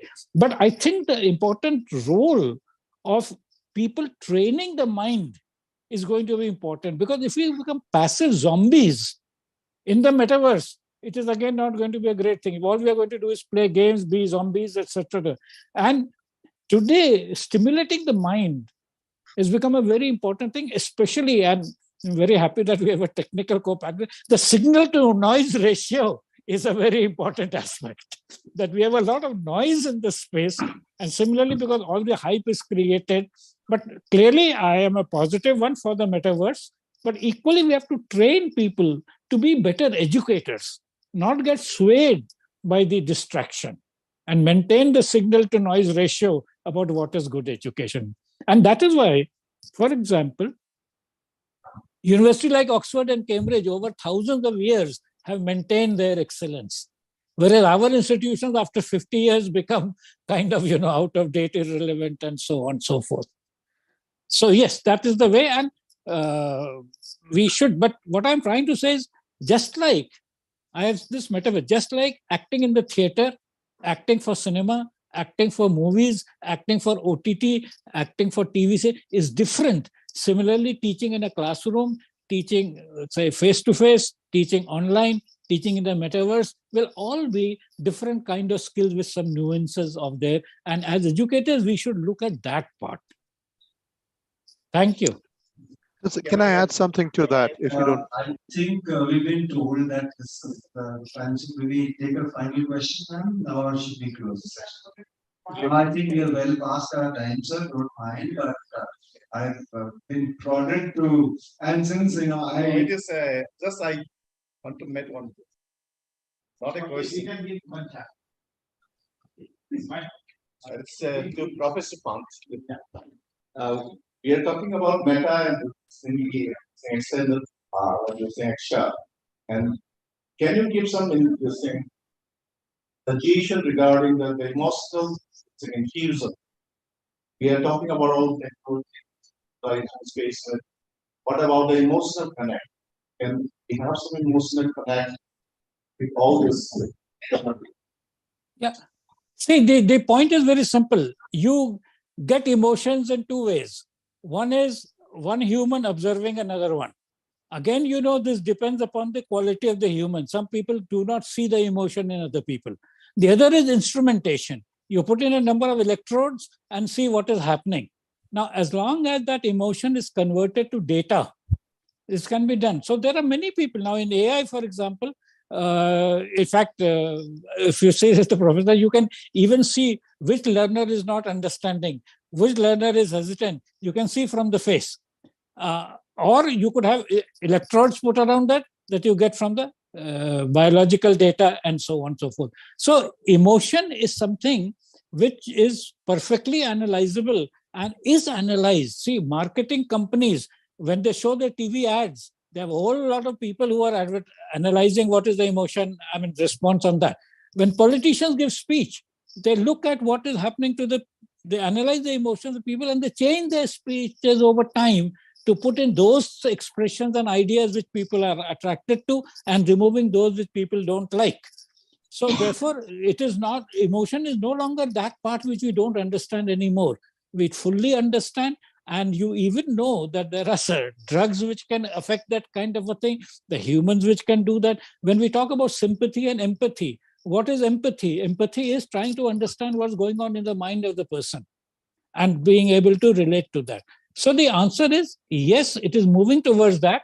And obviously, before people analyze a product, they want to see that it is somewhat reliable. Okay. Yes, indeed, sir. Empathy, compassion, the emotional quotient, so critical to the teaching learning interface and the value chain.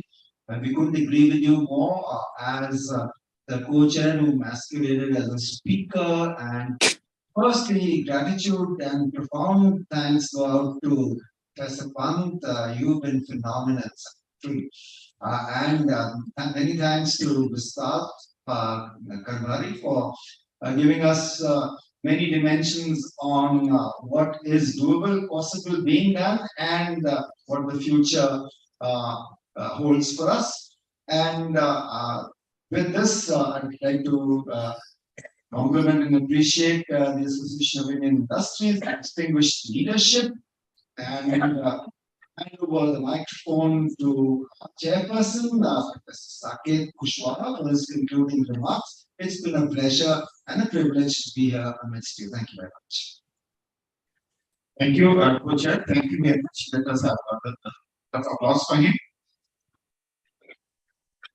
He made my life very easy. Thank you very much. My greetings to once again to all the elected speakers. Only one line of conclusion I will just tell you. Whatever we are doing or whatever we intend to do, let us be careful. You see, in this country, we have a huge population.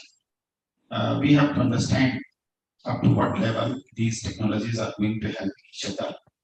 I believe that technology must be complementing our situation. They should not rule us. You see, there's a beauty in congregation also. Personalized learning and this is very important. But see, what is the beauty today? We are in a congregation. This is a physical gathering. So there's beauty in physical gathering also. We learn from each other. Machine may be able to detect, artificial intelligence may be able to detect everything and will give the feedback to the teacher. But then in guarded manner, when we start using the output of this technology on the subject, then other people who are around, who are in the surroundings, they also learn something. So there must be a balance between life and technology. This is what I will just tell you. There's a bright future ahead, and my kudos to the AIU team. We have a president, we have general secretary, so Mittal here, and we have vice president here. They are the one, and Pani is also here. So just one line, just be careful whatever we are doing, and must have a balance. Thank you very much. Thank you, the co-chair, the speaker. Thank you very much. We now come to the end of yet another insightful session. On behalf of the AIU and ICFA University Sikkim, I would heartily thank our chairperson, Professor Saket Kushwaha, for chairing the session. I also thank our esteemed co-chair and speakers, Lieutenant General Dr. Rajan S. Grewal, and our distinguished speakers, Mr. Gustav M. Karbari and Professor M. Pant, for being a part of this session. We shall now have a short tea break. The AIU business session will begin at 11:40 a.m. I request all to kindly join us again. Thank you. Bye-bye.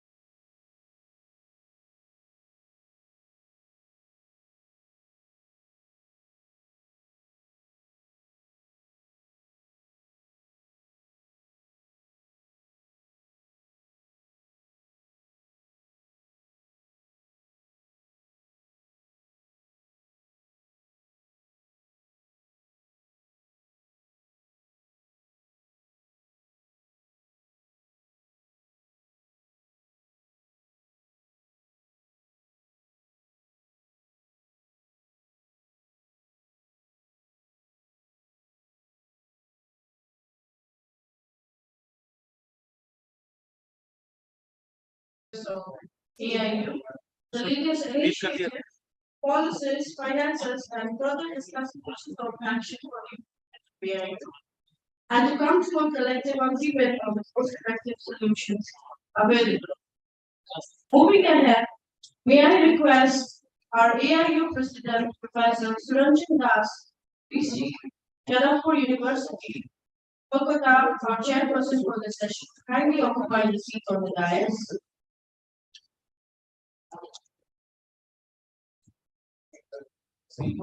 He'll be coming. He'll be coming. I request AIU Vice President, Professor G.T. Sharma, Honorable Vice Chancellor, CM Meghalaya, our co-chair to kindly occupy the seat on the dais. Welcome yourself. May I request AIU Secretary General Dr. Mrs. Pankaj Mittal, our convener for the session to kindly occupy the seat on the dais.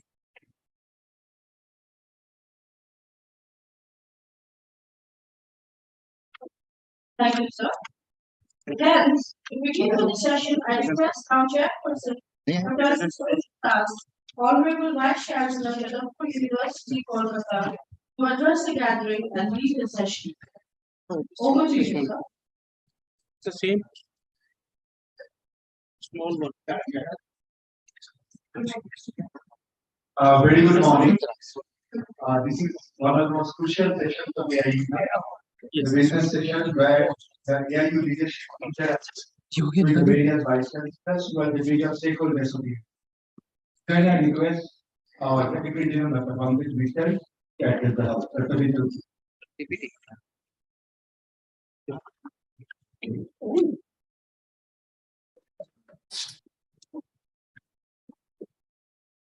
Very good afternoon to all of you. This AIU business session purpose is that if the universities want to convey any government to AIU, or if they have any suggestions for AIU for its improvement, if they want to suggest that we should take up some new activities, so they can be sharing in this particular session. So this is a personal session between the AIU and Vice Chancellor only.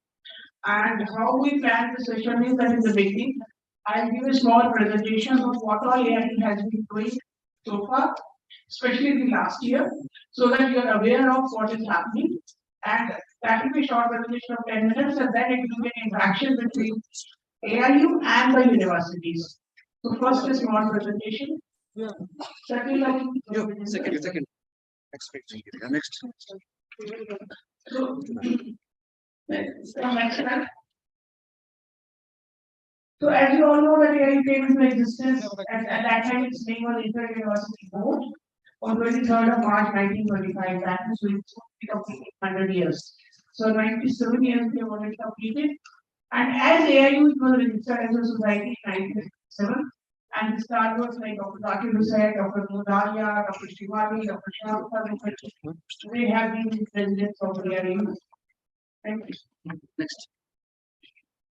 And this is the present membership of AIU. I am not going to the numbers again. I gave the inaugural session. The total 921 members and all types of universities, whether it is central, state, private, or INIs. They are members of AIU, including 14 international members. Next. So these are the functions and activities of AIU that we work as a think tank on higher education. We do a lot of academic work, research work. We are like a bridge between the government and the university. So if universities have to say something to the government, we are their mouthpiece, we can convey it to the government. And if the government has to implement something, they can get it implemented through the Association of Indian Universities. So we do a lot of consultation, coordination, liaison, capacity building, especially the capacity building of the faculty members. Recently, we have opened 10 AADCs. We do a lot of cultural activities, festivals. I'm sure that your students are participating in the youth festivals because that is a very good forum to showcase their talent. And we do a lot of sports activities also at the zonal, national, and international level. And one of the mandates given to us by the Government of India is equivalence of foreign degrees in the Indian degrees. So under youth festivals, we are doing at zonal level right now. We will be doing. Your students will be participating. The winners will go to the national level, and sorry, zonal and national levels are competitive in nature. But the Asian and international is a sort of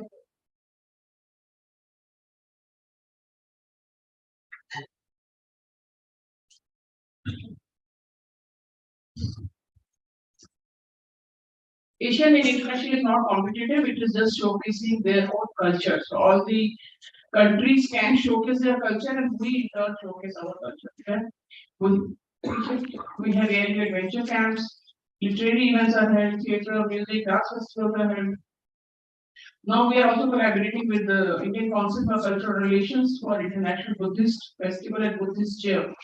So there also, I mean, we wrote to all the university that if you want to have a Buddhist chair in your university, do write back to us, and some of the universities wrote back to us, and that we have forwarded to ICCR, and they are instituting Buddhist chairs in those universities. We are also having AI Unifor competition.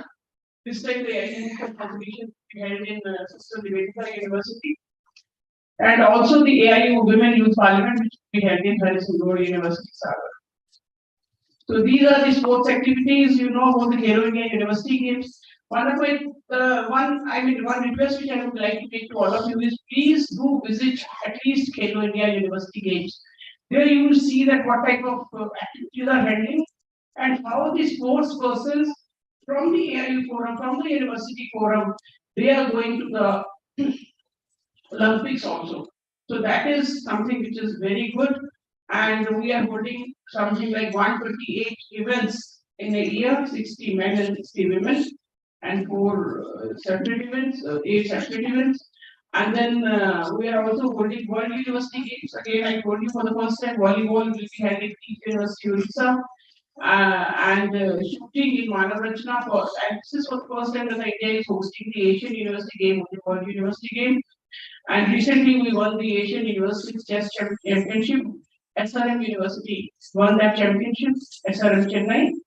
And then we also had the Nadesh 12 episodes in collaboration with Ministry of Tourism, where every month we were having a dialogue with the experts and a visit, is virtual tour of a space and tourism space of India. So these are the equivalents of foreign degrees. We are doing equivalents of foreign degrees with the Indian degrees at the school level, PG level. And recently, the government of India has also mandated us to do equivalents of school boards. So that the Indian school boards which are being established, they will be given equivalents by the AIUs. Next. So these are the AIU zonal meets, which will be, I think one is already over at Cambodia. This one at Iqbal University is happening. 3 more are there. The one is in Voices at Indore, then Andhra University, Visakhapatnam, and Babasaheb Ambedkar Marathwada University, Aurangabad. And then next, the main 97th annual general body meeting and the national conference will be held at USTM, Meghalaya, from 23rd to 20th March. So you please block your dates. We are requesting the Honorable President of India to inaugurate, and we are very, very hopeful that she will give us consent. So some of the new initiatives which we have taken is that we have computerized all the activities of AIU. So if your university has not registered on the AIU portal, please register yourself if you really want to take the true benefits of AIU. Register yourself if the VCs have not filled in their seniority list. Please fill in because we are in the annual meet. We are going to announce the next vice president, which will be based on the seniority list filled in by you. So sometimes we have seen that there are vice chancellors who are very senior, but because they did not fill in the seniority in their portal, so sometimes the person junior to them is taken because we don't know that which VC is having what seniority unless fill it up in the AIU. AIU Youth Affairs and AIU Sports, both are being computerized. So now onwards, if your students want to participate in youth affairs activities or sports activities, they have to register online. So please take care that your students are registering themselves. And AIU handbook, yesterday also I told that it is in progress. You have to fill in the program details of whatever programs you are doing, what teachers you have, what faculties you have, and this will be a part of the handbook, which will come both in the electronic as well as format, which is referred to mostly by the international universities. So please ensure that university is not left out. Next. Internationalization, we are doing a lot of things, but the biggest which we are doing is that we are establishing an Indian network of international higher educators. In this network, we will try to handhold the universities to promote internationalization. So there are many universities when we speak to the vice chancellors, we come to know that many vice chancellors are there who are wanting to do internationalization, but they don't know how to go about it, who to talk to, collaborate, how to start all this. So we are there to help you. So if you want to really need help in internationalization of higher education, become a member of INI, Indian Network of International Higher Educators. And then we are also having a MOU with NUS, which is the Mexican University Association, UK University Association. Australia, we are about to sign. So if you want to have collaboration with any of the universities in these countries, let us know, we will help you out. These are the new initiatives in the research where we had one UNESCO, third UNESCO World Higher Education Conference was held. So 10 papers from India was sent and they are now forming a part of UNESCO knowledge website they have, so that is there. We have started AI consultancy services, so it is both ways. Any of you or your faculty members want to register as a consultant with AIU, you are welcome. But if you want any consultancy in terms of, say, internationalization or NAC rating or any other ranking or university partnership or any area, you can write to us, we can provide a consult. So you don't go to those private consultants who are basically fleecing the universities and then they're taking it off. We are also digitizing Anveshan. Anveshan is a student research platform. So till now it was conventional, but this time it is digitized. So that means your students have to upload their abstract and the full papers online. They have to register online. So that letter will be coming to you soon, maybe today or tomorrow. So do ensure that your students are participating in Anveshan. We have also opened 10 centers in 10 universities for capacity building of the teachers. Like everywhere in these 2 days, we have been listening that technology has a lot of scope, but many a times our teachers are not able to use technology optimally. They don't know how to use it for teaching, learning, or assessment evaluation, or for many purposes. So we are trying to train the teachers in the use of technology. So these 10 centers are there, and each center will be having something like 10 courses every year. So do send your teachers, and if you feel that you have the potential to open such a center, do write to us. We can consider that also. We have recently prepared a policy paper on NAC. NAC means NAC, the new body which will be one of the verticals of NAC, National Accreditation Council. The policy paper has been sent by AI to the NAC. And then the National Policy on Blended Learning, the SEMCA director was here, she is here.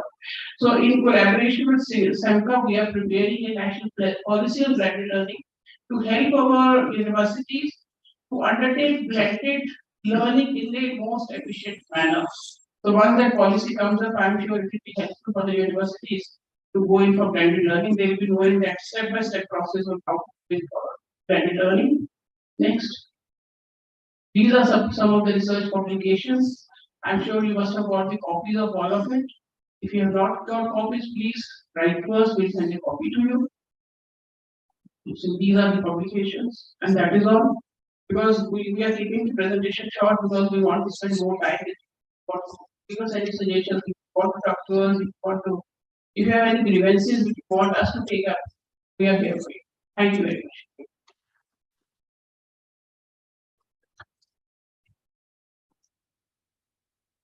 Thank you, Dr. Mittal. I'm sure my colleagues have realized how the scope and ambit of AI have increased in recent times, thanks to the effective leadership of Dr. Mittal and the staff of AI. Could I invite some suggestions, questions, comments from my Vice Chancellor? Yes, please. Could you please introduce yourself? I'm Dr. I'm Chancellor Pontchanan Verma. I'm Dr. Devkumar Mukherjee, Vice Chancellor, Coachbihar, Panchaman Verma University, West Bengal. Actually, our university is facing a great problem for a long time, and I want to draw attention and I seek help from the Association of Indian University regarding the inclusion of 12B. As because regarding the inclusion of 12B, UGC has one guideline regarding the number of teaching posts. But for the state universities, teaching posts are sanctioned by the government, concerned government. So until and unless the state government does not sanction required teaching posts, the university cannot do anything. But for that reason, the concerned university is deprived of having 12B status from the UGC, and my university also has been suffering from the same thing since inception. So I request you request Association of Indian University to take up the matter with the University Grants Commission. This is the first point. Second point, my suggestion to the Association of Indian University, holding of workshop in state ways, in every state, so that the universities situated in the particular state can get better service, and if this type of workshop is held in every state or in state capital or in the distance from other cities of that very state, then the universities can come forward, and there are so many issues that can be discussed in that workshop, and workshop can be done only for one day also even. I think that will be very much beneficial.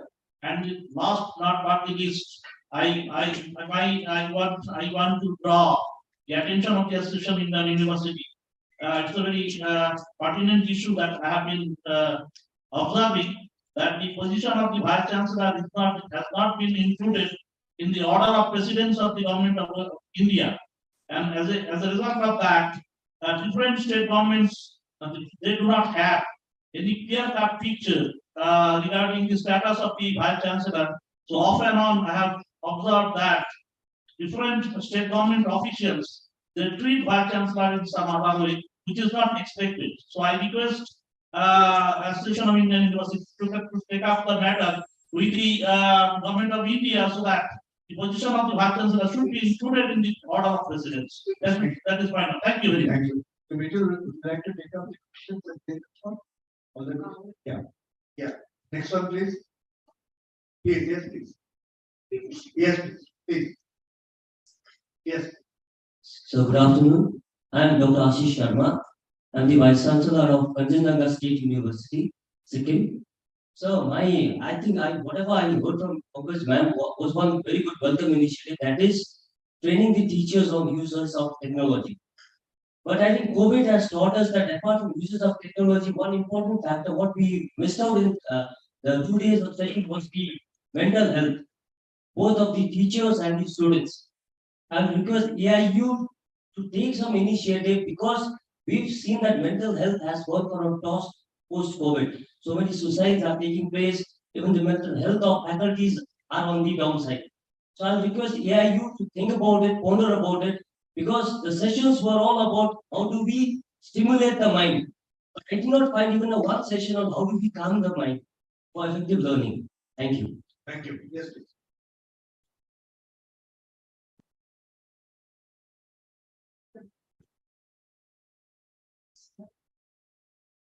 I am Professor Gangadhar Panda. I am the Vice Chancellor of Ulan University, Cyprus. Prior to this, I was the Vice Chancellor of Sri Jagannath Sanskrit University, Puri. There, on my suggestions, AIU has organized the special meet for the Vice Chancellor of Sanskrit University there. I was hosting that. So we have made number of recommendations. One of the major recommendations were there should be special guideline in the NAC for the Sanskrit University, because they don't have any industry linkage, all these things are. Actually, we will be very glad to know that. So there is special guidelines for the university of the Sanskrit University. We have now become more than 18 now. Similarly, when I left that place, that system has been discontinued. I request that there should be special meeting for the vice chancellors of these Sanskrit universities on behalf of the from the side of the AI. Secondly, just a minute, I will share. That's one.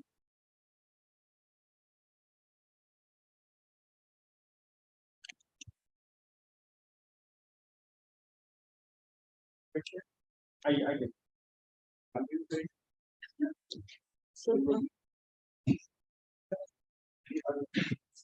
Sure, I will. Sir.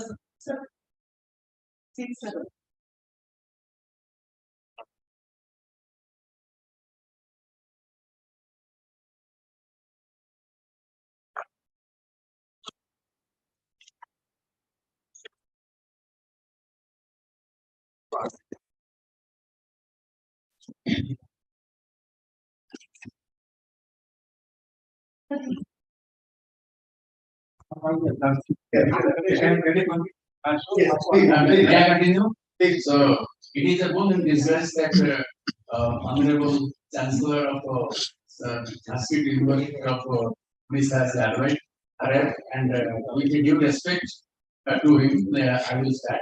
And as I have already told, there is a special meet of Sanskrit University Vice Chancellor at Puri, and one of the recommendations was that special guideline for the NAC accreditation for the Sanskrit University. So it has been accepted. Now special guidelines have been issued to all Sanskrit university that there will be, so as a result of which Sanskrit university are getting good mark previously. So they were under this G or G plus like this. Thank you. Yes, please.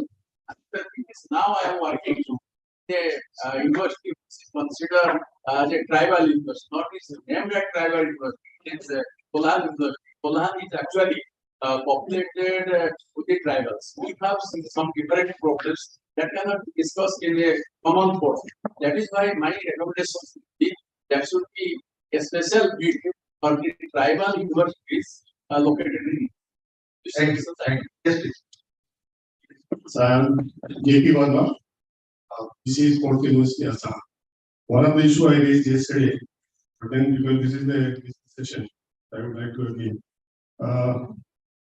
Most of the sports universities programs are teacher education programs.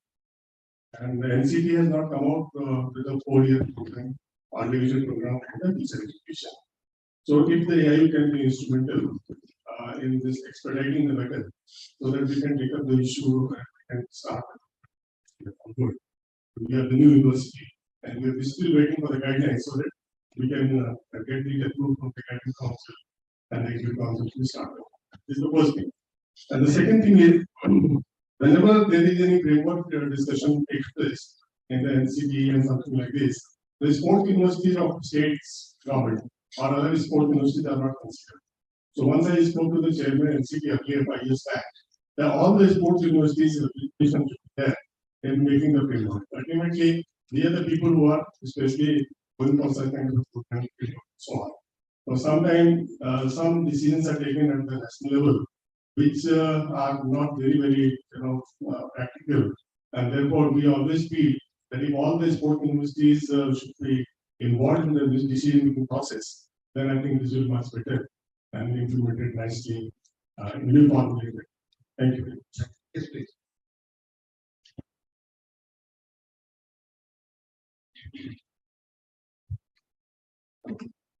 I am Professor Ram Lakhan Singh from Nilambar University, situated in Dhaka.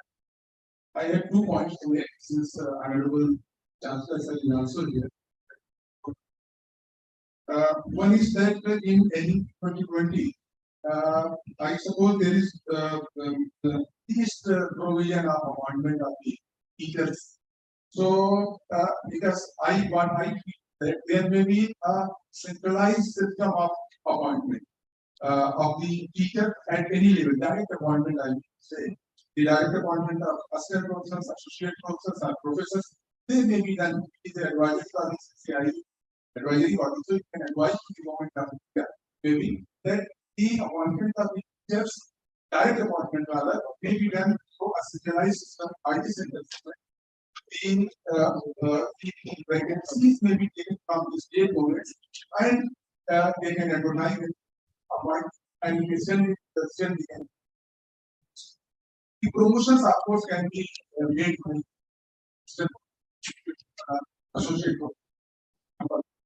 Number two is that since I come from Bihar, there are more universities also situated in Bihar areas, and students are really from very far places where there is lesser availability of the educational, the systems we have been talking about the last session.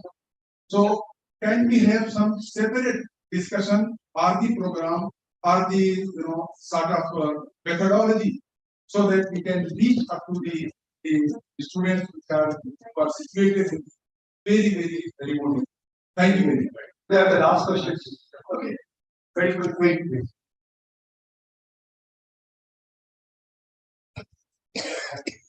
Good afternoon. I'm Dr. Rajit Kumar. I'm Vice Chancellor of Apex Professional University, Pasighar. Respected Pankaj ma'am was telling about FPP centers being allotted or identified by AIU. My request is in the emerging area of IKS, Indian Knowledge System, under NDP. FPPs are very well required, and our university is prepared to provide FPP if the AIU is prepared to recognize us and to provide us the approval for it. Thank you. The last question from Madam.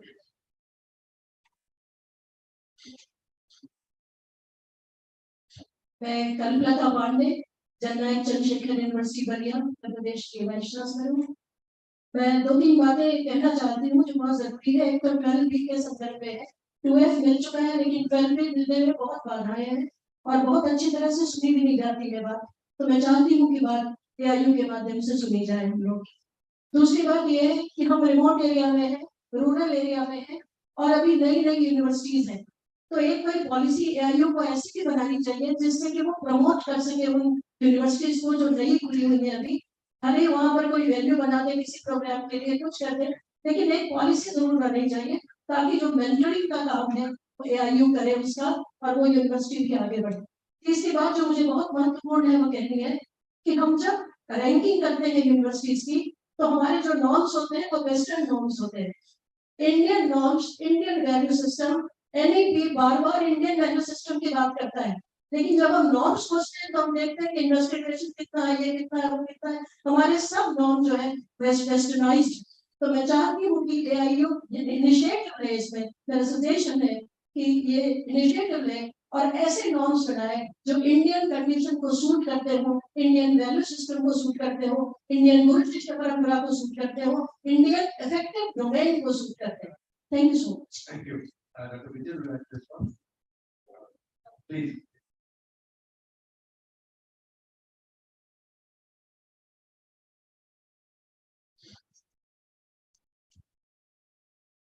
There were many questions, some I will respond and some I will request our vice to respond. There was a question regarding 12B, for saying that the UGC is saying that they should minimum number of departments and the minimum number of teachers which are required, and the state government is not sanctioning. Actually, my take on that would be, rather than telling UGC, because that is something very minimal, that only 5 departments and 1 professor, 2 regulars and 4 lecturers in each department. So that is something which is basic minimum which is required for having a quality department. So instead of telling UGC to change the rules, you should use UGC rules as a hanger to take the position from the state government. So tell the state government, I don't think it will be unless we give these positions. That you will be using as a hanger rather than telling that take the rules and reduce it, because that will affect the quality of the university. But of course, UGC did have a scheme as a catch-up grant to 12B. That if you are not getting 12B because certain minimum conditions of, especially in case of infrastructure, are not fulfilled, so they give some catch-up grant for 12B. So that catch-up grant, we are wanting to have workshop in each state that can be explored. Then position of EC not in order of precedence in the government of India. So that we will be taking up. I will have to check out with which ministry of the government we have to take it up, but we can take it up. Then Ashish Sharma ji spoke about the mental health of the universities and students. We are doing some seminars on this, and then the UGC is also doing a lot on the mental health of the students. Of course, this was not discussed in these 2-day conferences because this was not the topic. Topic was blended learning, topic was personalized learning. Therefore, it did not come up. But of course, this is an important issue, and we are taking care of it. UGC is taking care of it, and the government is seized of the matter. Then we see from Harvard University, we are talking about guidelines in that. I'll be happy to tell you that NAC has a separate guidelines now for Sanskrit universities, and they are developing a separate framework for humanities and languages. So I am myself a member of that. So separate framework for humanities and languages is different from others, which will take care of the needs of this particular department that is coming up. Special need for private universities will depend upon the number of tribal universities we have. If we have only 3-4, it will be difficult, but if we have at least 30-40, we can have a special need. So if you give the needs of tribal universities, you can of course have a special need of tribal universities. Then there was a question by Dr. J.C. Verma, Sports University, that we told yesterday also that expedite the 4 years sports program that we take up against as well as you see. The sports universities will be again, that is something the government has to take, but we make them aware that this is what our vice chancellors are requiring. Dr. Ramlatan Singh categorizing system of appointment of teachers or centralizing. Now, this is something which is I don't think the universities will agree to it because the universities have their own autonomic flexibility. So no university and no state government will like to leave on their autonomy and their flexibility and have a central system for appointment of teachers, because I know that this happened in Haryana. In Haryana, there was a notification that the government will require that only for that state. Still, there was a lot of resentment. I am not very sure whether all the vice chancellors agree with this, that a centralized system of appointment of vice chancellor of teachers should be there.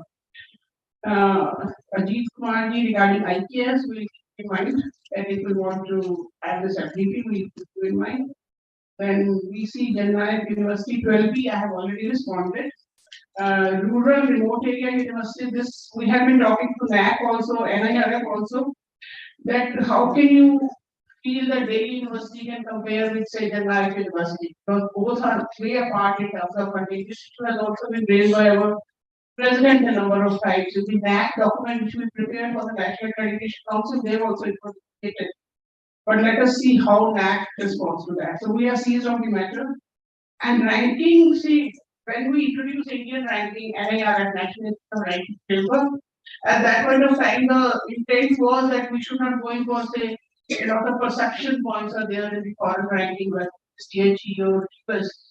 Almost 50% of the marks are based on perception of the university. And a lot of marks are on international students, international teachers, citations. So all that has been taken care of in the NIRF. Of course, it is an ever evolving process, and NIRF is also improving itself. But a lot of them, I mean, when you compare with the DHEQS, NIRF is much better and it's much for the Indian country. So that is already. So now I request the Vice President.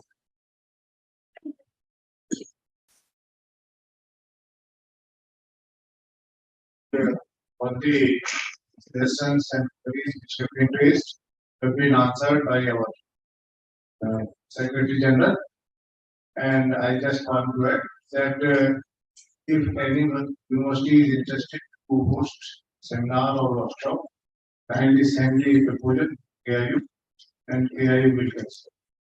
Another thing that since for the first time AIU has established 10 centers of academic and administrative development centers, kindly make use of it. Whatever your suggestions to give the training to both, you can send to them through the AIU. The separate training will be arranged not only for teachers but also for the non-teaching staff. Because when we are going ahead of this implementation of blended mode of learning, use of technology, equally important is also to train our non-teaching officers and staff So that will also be taken care. I only request you all that kindly see that NEP 2020 should be considered to implement as early as possible.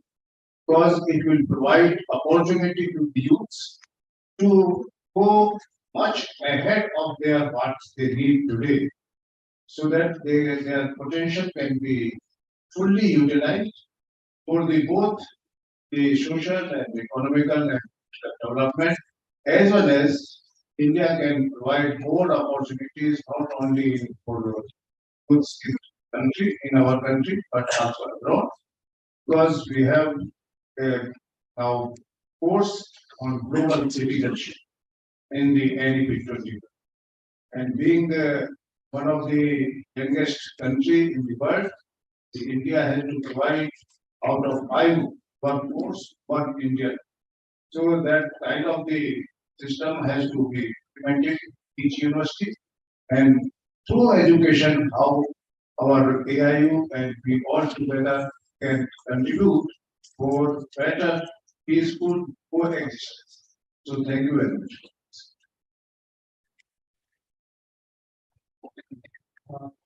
Could I thank my honorable Vice Chancellor colleagues for attending this session? And could I also thank my colleagues in the AIU for making this business session successful? I always, Dr. Mitchell has already answered all the questions. I'd like to reiterate that centralized recruitment will be very, very contentious issue. We should remember that education is in a concurrent, and NEP again and again has emphasized the academic autonomy of the university. So we should not dilute that. On the other hand, we should ensure that the UGC guidelines for the recruitment of the staff is maintained in true letter and spirit. The other thing that I'd also like to emphasize that we should urge the central government to ensure that the state universities are not deprived of the funding. It is a fact that central universities receive much more funding than the state universities. That should be rectified. And if that can be done, NEP will become a reality in the country. With these words, could I once again thank you all. We are eagerly waiting to welcome His Excellency the Governor of Odisha, and could I declare this session closed. Thank you very much.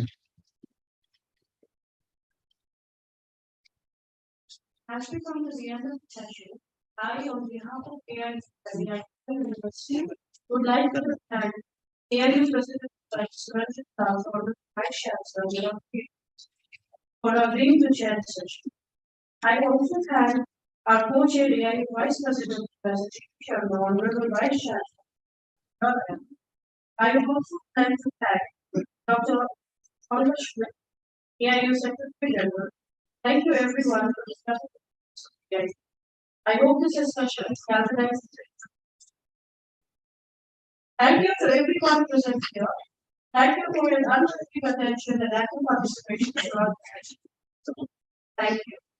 Professor Shweta Chakri shall begin the valedictory and instruct. Thank you, everyone.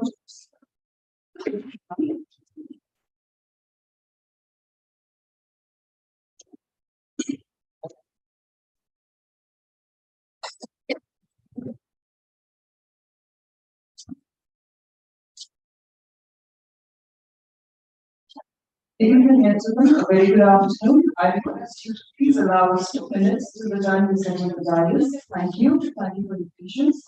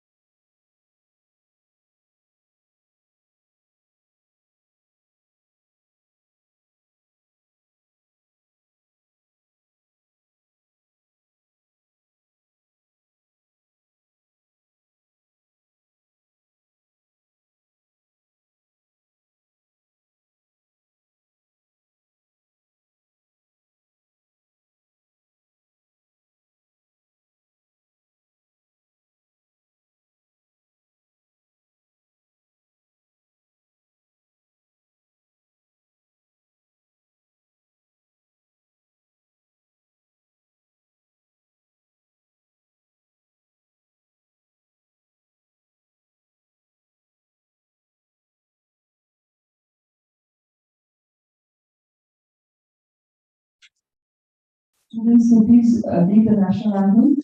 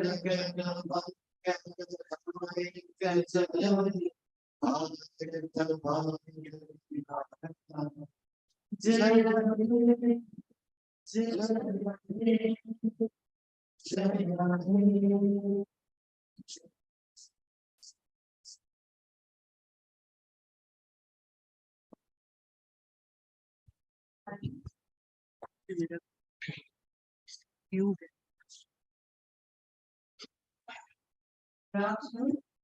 I'm Shweta Jeffrey, Assistant Professor at University Sikkim. I, on behalf of the Association of Indian Universities and ICWA University Sikkim, would like to extend a warm welcome to the valedictory session of the 2 days East Zone Vice Chancellor's Meet 22-23, where we had highlights on pedagogies and use of technologies for transformative higher education. The university feels delighted to have hosted the meet in a successful manner. I, on behalf of the university, take this privilege to welcome all the dignitaries and the guests present with us for the meet. The university is honored and blessed to have Honorable Governor of Orissa, Professor Ganeshi Lalji, as the chief guest for the valedictory session. We extend our sincere gratitude to the Honorable Governor of Orissa for taking time to be with us and grace our welcome, sir. Ladies and gentlemen, we are now take this opportunity to welcome the guest of honor, Sri Arun Kumar Ubregi, Honorable Speaker of the Sikkim Legislative Assembly.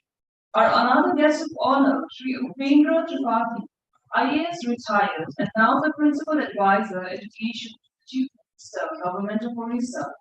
We are now welcome the esteemed members of AIU, Professor Ranjan Das, President AIU and Vice Chancellor, Jadavpur University, Kolkata, Dr. Mrs. Pankaj Mittal, Secretary General, AIU and officials from AIU. May I also take this opportunity to warmly welcome the respected Vice Chancellors, speakers, and members of the apex body, officials and dignitaries from various governing bodies, the Vice Chancellors and other dignitaries who joined us online for their much valued delivery. I also take this privilege of extending a very warm welcome to our Honorable Chancellor, Ambassador and Professor Rama Kaushik, Honorable Vice Chancellor Dr. Jagannath Patnaik, Board of Governors, Board of Management at University Sikkim. I also welcome the Registrar, Joint Registrar, Deputy Registrar, Dean Academics, faculties, non-teaching members, and students of University Sikkim. I now warmly welcome all the esteemed guests from the world of politics, bureaucracy, education, media, and everybody present here today. For the benefit of the audience, may I take the privilege of giving a brief introduction about AIU and the Ministry University. The Association of Indian Universities is one of the premier apex higher education institutions of the country, established in 1925. It's a research-based policy advice institution to the government of India in the field of higher education, sports, and culture. Since inception, it has been playing a vital role in shaping Indian higher education. Most importantly, AIU is invested with the power of according equivalence qualifications offered by universities across the world with those offered in India. AIU also has been mandated by the Department of School Education, Ministry of Education, Government of India to accord equivalence to the Indian Board for secondary and senior secondary examinations.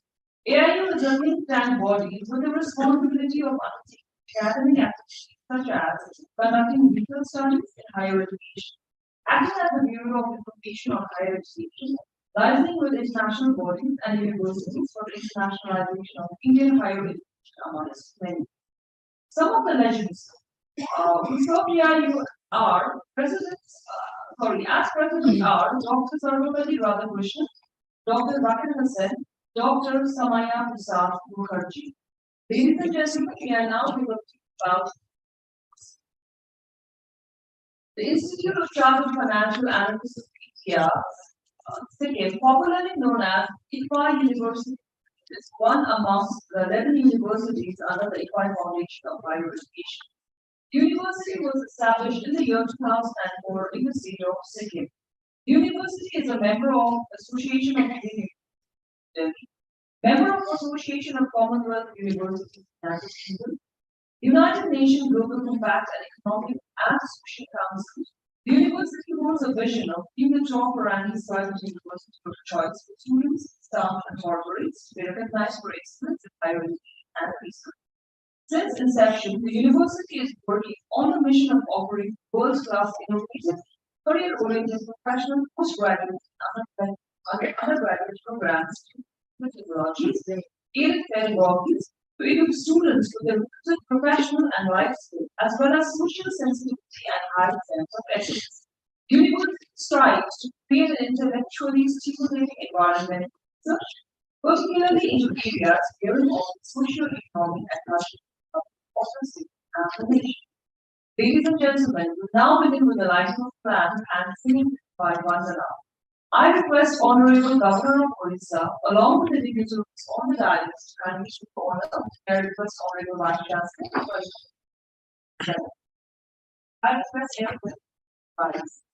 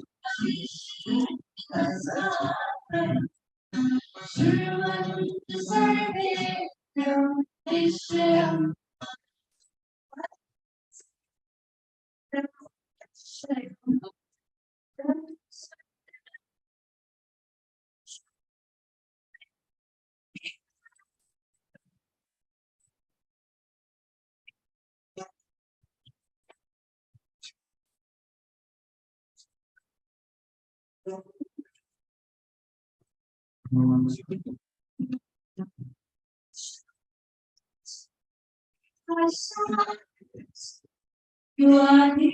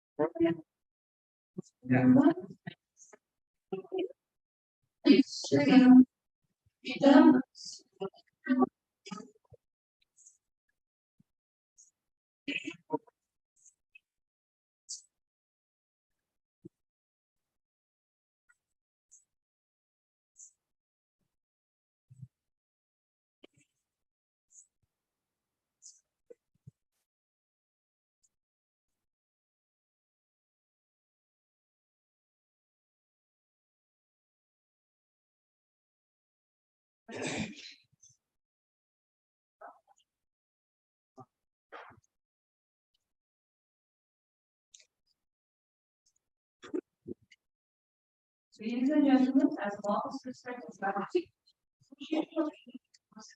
along with providing tonight, the Honorable Governor of Odisha, Seal of Sikkim, and the East Vice Chancellor's meeting hosted by Iqbal University. May I request the Honorable Vice Chancellor to please welcome the Honorable Governor with a khada and a shawl of respect. Yeah.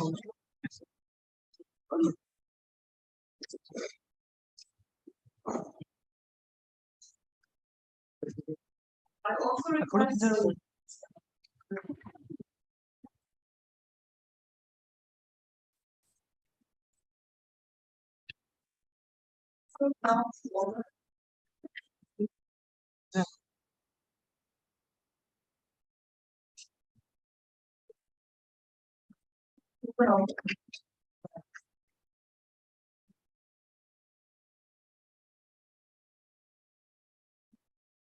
Thank you, sir.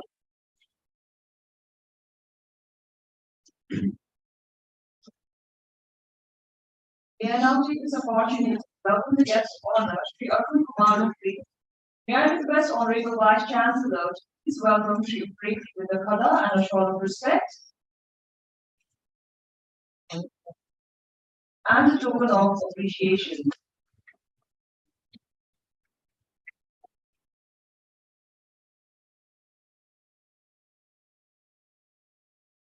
I now welcome the another guest of honor, Sri Upendra Tripathi Ji. May I request Honorable Vice Chancellor to please offer the khada and the shawl of respect.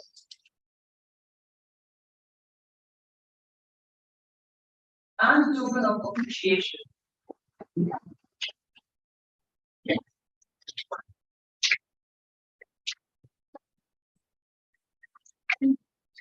And now, Professor Suranjan Das offer the AIU memento to the Honorable Governor of Odisha.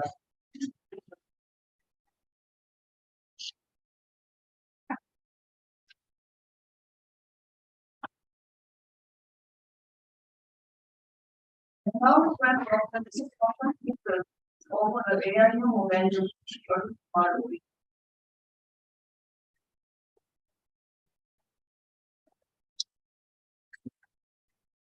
We now request Professor Suranjan Das to please offer the AIU memento Sri Upendra Tripathi Ji.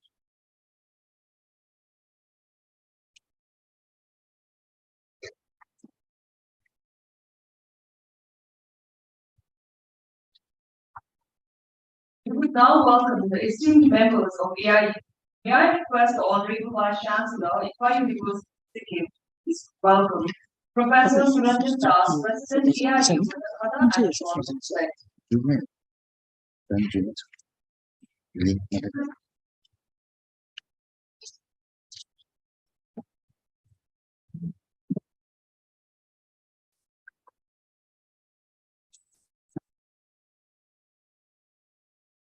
May now request Honorable Vice Chancellor to welcome Dr.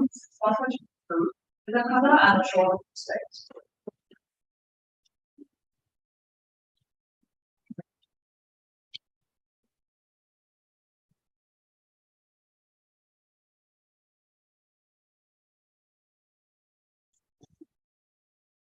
Thank you, sir.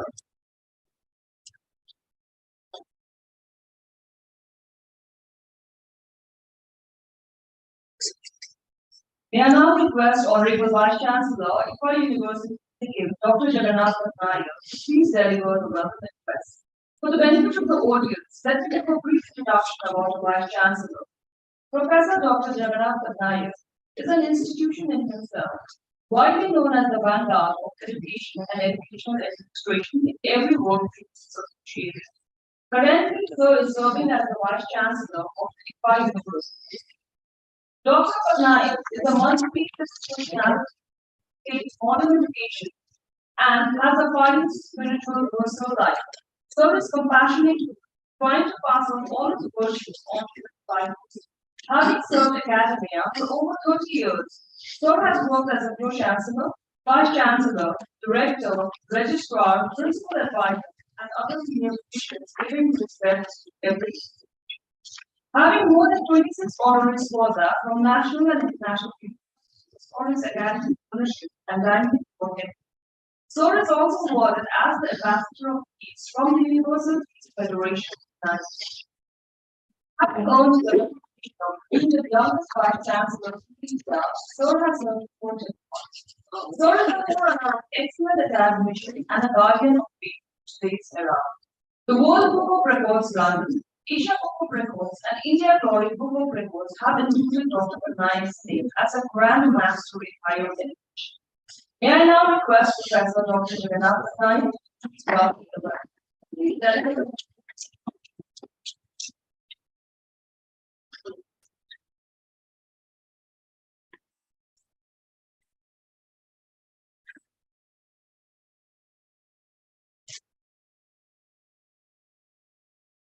Start to all of this. Honorable Governor of Odisha, Professor K.C. Lalji, and all University of Honorable Speaker of Srinagar,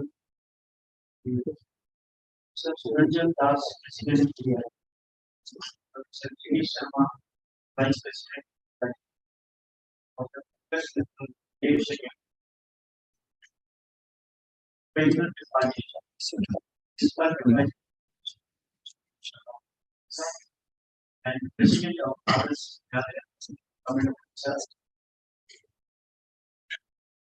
Professor R.P. Kaushik, Chancellor of Point University, and Guru Manekar,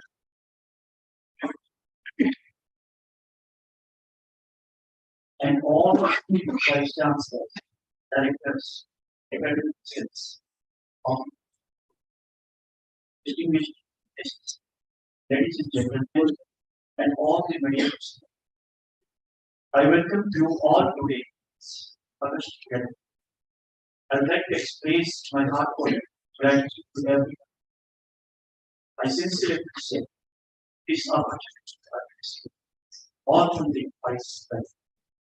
This meet we became a lifelong cause. AIU has already made some important changes. It will be a cornerstone of our future success. Having all the knowledgeable online and physical sessions by outstanding students yesterday and today related to pedagogies, economics, transformation, higher education of technical performance.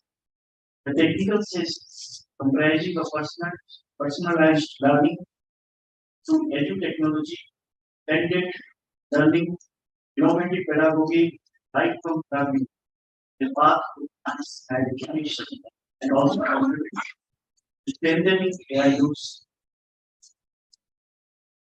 Transformative higher education can be considered as higher education that empowers learners to be effective and critical thinkers and committed tech-savvy individuals who are able to contribute meaningful progress. I appreciate everyone's presence in this 2 days event.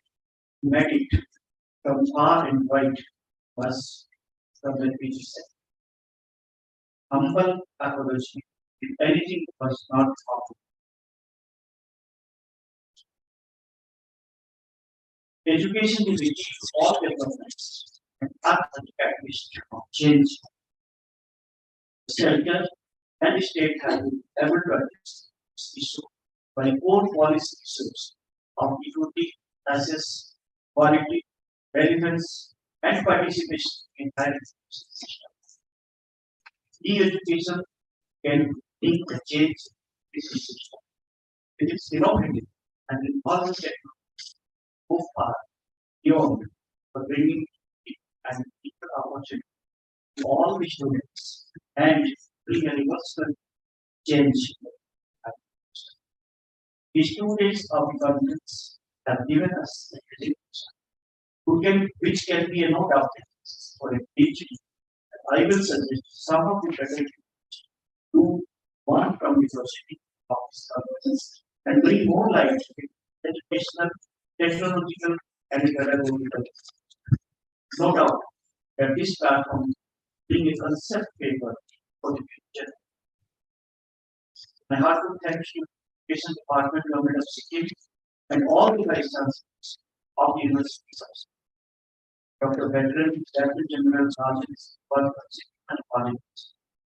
Mr. Satish Kumar of SRM University, Dr. Ashish Sharma of Kanchenjunga State University, and from Sikkim Professional and Vice Chancellors of other universities, let's come together with unity and feeling of oneness as one family. Welcome all and me this event success.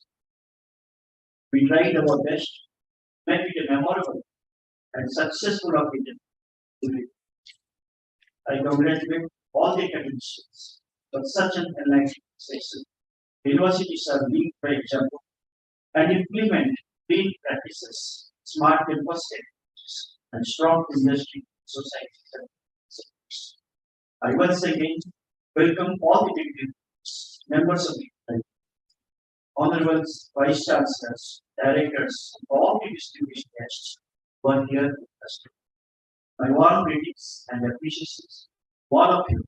Let us feel like a family in a beautiful state, sharing words of wisdom and change to future. Thank you. Thank you. Yes.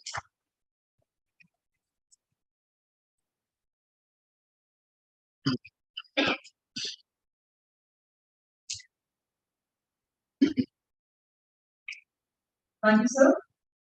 Ladies and gentlemen, I shall now present a brief report on the proceedings of the two-day event of the East Zone Vice Chancellor's Week, having its highlight on pedagogies and use of technologies for transformative higher education. The report has been prepared by Dr. Romana Lecture and Dr. Rajiv Raj, who presented the professor. May I now please read out the report? This year, the East Zone Vice Chancellor's Meet 22-23 of AIU is hosted by the IFA University, Sikkim, on the theme Pedagogies and Use of Technologies for Transformative Higher Education from 13th to 14th December 20. Sri Ganga Prasad, Honorable Governor of Sikkim, was the chief guest at the inaugural session of the 2 days meet. Sri Gopalnima Lepcha, Honorable Education Minister, Government of Sikkim, graced the session as the guest of honor, along with Professor Ranjan Das, President AIU and Vice Chancellor, Jadavpur University, Kolkata, Professor R.P. Kaushik, Honorable Chancellor, the IFA University, Dr. Jagannath Patnaik, Vice Chancellor, the IFA University, Sikkim, and Dr. Mrs. Pankaj Mittal, Secretary General, AIU, graced the session as the esteemed dignitaries. The inaugural session began with the ceremonial lighting of the lamp by the chief guest, Sri Ganga Prasad Ji. Dr. Jagannath Patnaik, the IFA University, Sikkim, also delivered the welcome address. Dr. Mrs. Pankaj Mittal highlighted on the Association of Indian Universities as one of the premier FS higher education institutions of India since 1925 and also stated that AIU is vested with the power of awarding equivalence to degree qualifications offered by the universities across the world, with those offered in India. President Suranjan Das, President AIU and Vice Chancellor Jadavpur University offered a presidential speech to the gathering. Sri Gopalnima Lepcha, Honorable Education Minister, highlighted on the importance of the use of technologies in the education system. Sri Ganga Prasad Ji in his inaugural speech, appreciated the joint effort of EIU and Ifa University Sikkim to organize the East Zone Vice Chancellor's Meet. In his recommendation, he suggested the deliberations in the event should be sent to the ministers for the effective implementation. May I now read the recommendations of each of the sessions. So the first session was the session which was the interface with officers from the apex bodies. The recommendation for this session: new universities should be provided financial and expertise free of cost to establish new courses related to ICAR. The schemes introduced by the government and related bodies should be sent to the universities also which are situated in the remote areas of plains and the hills. They should be given relaxation in the routes made for purely agricultural universities. There are cases in which wherein the re-accreditation the universities who achieved A grade are getting B grade. This is creating pure psychosis amongst universities, and therefore many universities are backing out from it. Since accreditation is very important to maintain the quality, that should be open for the transformation in its mechanism, and there should be 3 cycles of examination to avoid such issues. AICTE in its recent scheme has introduced technical book writing e-schoolbook portal that is disseminating knowledge in multiple local languages. For our portal to promote creative learning, Atal Training and Learning Academy, Prime Minister's Special Scholarship Scheme, AICTE Idea Lab Scheme, campus accommodation and facilities enhancing social experience. Universities and government should make a provision that has new policies, that these new policies should be implemented in all universities. Now, we move on to the technical session 1, and the theme of the session was innovative pedagogy and lifelong learning. The recommendations are: after COVID-19, the role of higher education has changed. The graduate outcomes now required are different from those which were required earlier. The graduate should be creative, self-reliant, and future-ready to tackle any kind of situation.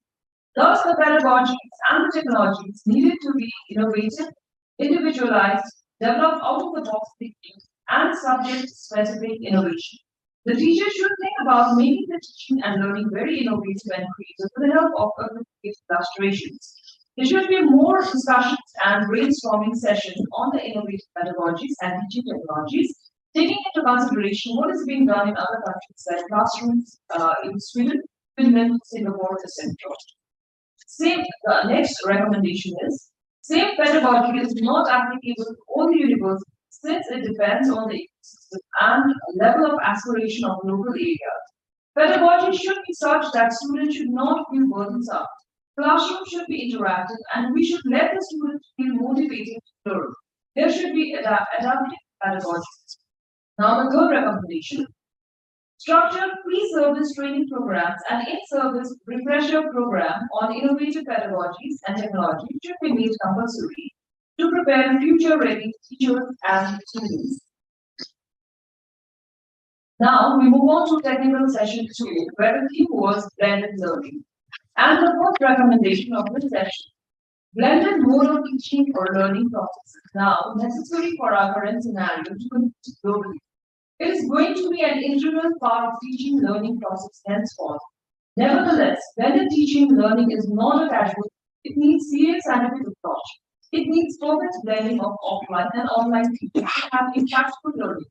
Online education to be blended with experimental and active learning. Hence, one module or course of each subject should be taught online in order to promote blended learning.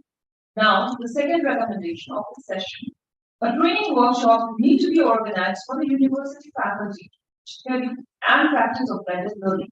This should be totally focused on the practical and the behavioral aspects along with the relevance of the blended learning in a specific context. Now, the third recommendation: Commonwealth Education Media Center for Asia, in collaboration with AIU, will organize training programs on blended learning for the faculties of Indian universities. And the last recommendation of this session: a national policy of blended learning should be formulated and launched by the government. This is the immediate need of the hour looking at the present scenario. Now we come to the last session, which is technical session 3, and the theme of the session was personalized learning through technology. The recommendations. Personalized learning in India is expected to be the goal within the next couple of years or so. But to make it effective uniformly across the region of the country, workshops should be organized at rural level universities and colleges in order to meet stages of the higher education to adopt technology. Digital, which is physical plus digital. Learning is going to be the future. If we have to really harness the potential of our younger generation by the use of technology, by removing the limits of thus, a policy needs to be devised for our young teachers as well as experienced teachers to motivate them to adopt and adapt to this modern digital course. So these were the recommendations that we had for all the technical sessions. Thank you for the valuable inputs from all the vice chancellors.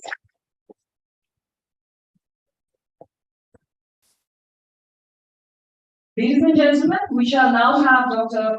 Mrs. Pankaj Mittal, Secretary General, AIU, addressing the gallery. Let me take this privilege of introducing Dr. Pankaj Mittal, the members present. Dr. Mrs. Pankaj Mittal, Secretary General of AIU, is the second woman Secretary General of the association since 97 years of existence. She has been serving the higher education sector for more than 3 decades as senior positions at the University Grant Commission of India.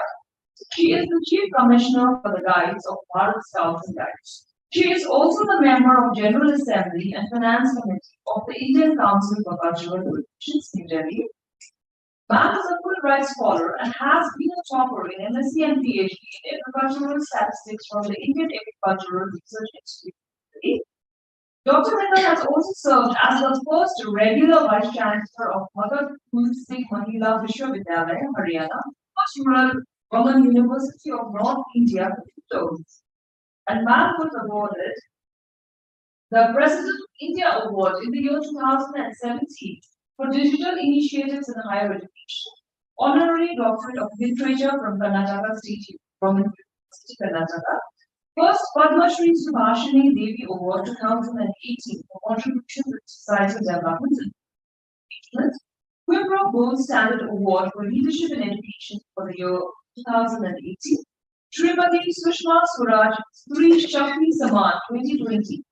Dr. Mittal has visited a number of countries like USA, Canada, Mexico, United States, Japan, Australia, China, South Korea, Spain, Germany, South Africa, Hong Kong, Malaysia, Mauritius, and Philippines, to name a few, for presenting papers in international conferences and for academic exchanges. May I now request Dr. Mrs. Pankaj Mittal to please address the gallery.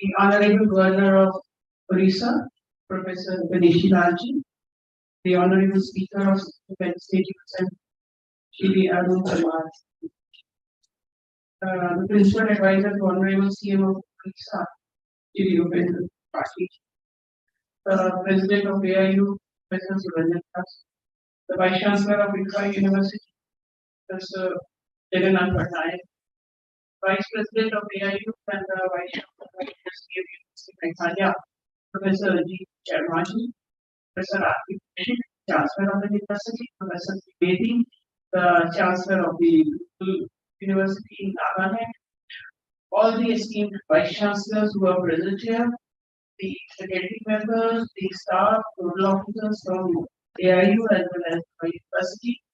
A very good afternoon to all of you, and a very warm welcome to the session of the AIU ESO conference with the team of innovative technologies of the technologies. First of all, let me thank Professor Jagannath Patnaik and his entire team for the excellent arrangements made by them for the AIU ESO conference.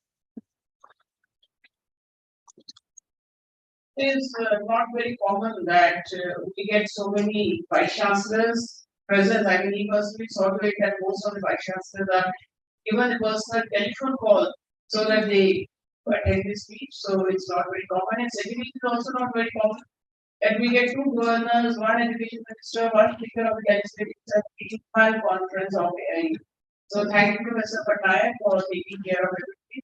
Today we had a session on personalized learning, but I am talking of personalized care, which is it was one-to-one care, and all the whether it is Mrs. Patnaik, she is the first lady of the university, but she was working in the everybody was working so well, and some names I don't know because they were working behind me. But everybody was working so well and in tandem with each other, so that none of them, I don't think anybody has any company of any type that this arrangement is not very, very excellent. Thanks to all of you. And also thanks to all the Vice Chancellors who are here. I know Sikkim is a beautiful destination, but a difficult destination to reach. So all of you have traveled a long distance from Bagdogra, even the university is very northeast, they have first go to Bagdogra and then come to Sikkim. So you have taken all the time out of your busy schedule and all the efforts and energy you have put in for coming here. So thank you very much for coming here and speaking, because any meet of here you can make successful by the participants. So if the participation is good and the participation not only the physical presence but the type of deliberations having session. So every session we saw that the deliberations were so big that we had to say the part with idea and this that time is getting off. So most of the sessions were overshot because of the active participation, like the talking about learning, which was active participation. Now the three sessions we had was on innovative pedagogy and lifelong learning, creative education, and personalized learning. Now you all know that post-COVID, especially before online education, but hats off to our teachers, that during COVID, no time they learned how to teach online. But teaching online and teaching online effectively are different things. So we have to train our teachers to teach online in an effective manner. And that is why this particular workshop, this particular conference was there to talk about blended education, but because we know that post-COVID and post-NEP, the future is neither online nor face-to-face, but the future is blended. Just hybrid, a mix of both the education, and that is why we have this meet. And a number of new terms I learned today was neuroplasticity, that we learning at the end of our life, neurogenesis, neurodiversity, that one side doesn't fit all. So many things we learn, and we all are into lifelong learning. So many new things we learn, and many good recommendations were there. And what we are going to do is that all these recommendations, which are emerging out of this meet, we will be compiling the recommendations of all the 5 meets and the national meet, and then send it to the government of India for the suitable incorporation of policy documents. And the national policy on blended education, which I am going to make in collaboration with SAMHSA, Director SAMHSA is here. That also we are going to share with the government so that we can help them in taking policy decisions on how to introduce blended education. And not only to the government of India, will be sharing it with all the universities, so that when the universities introduce blended education, their campuses, they know what is to be done to make it active. Effective blended education is something we need, and technology, we know that it is very, very fast. Today it is possible that today, right now, if I am giving a lecture here in English, my hologram somewhere else, maybe 5, 10, 50 places, to be giving the same lecture in the same setting, that means as if I am speaking in different languages. That type of a technology is possible. We know that the way teachers are teaching today, changing very fast. The teachers more as a facilitator rather than and the way teachers will be teaching, especially in the age scheme and kind of credit, where the teachers will be teaching more and more courses and the students will be allowed to take courses from different universities rather than one university. So the best teachers will be the ones who are able to embrace technology at the fastest speed. Like yesterday, Dr. Edwin Singh was saying that technology is not going to replace the teachers, but the teachers will be knowledge of the technology is the ones who will be transforming the higher education scenario. So this is very important and this is very true. So with this, I will end my lecture. Thank you very much. Thanks to all of you for being here, and thanks to Varna sir, Speaker sir, and Tripathi for being here.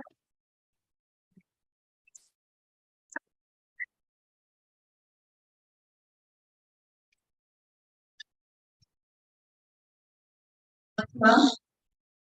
Ladies and gentlemen, we shall now have Professor Suranjan Das, President AIU and Vice Chancellor, Jadavpur University, Kolkata, with the presidential address. For the benefit of the audience, let me introduce Professor Suranjan Das. Professor Suranjan Das is currently the Vice Chancellor of Jadavpur University. Served third of the Professor of History at the University of Calcutta and served the same university as Vice Chancellor for a period between 2008 to 2015.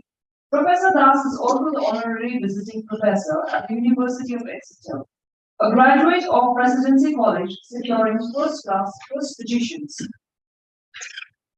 Sir has a doctorate of philosophy degree from the Oxford University.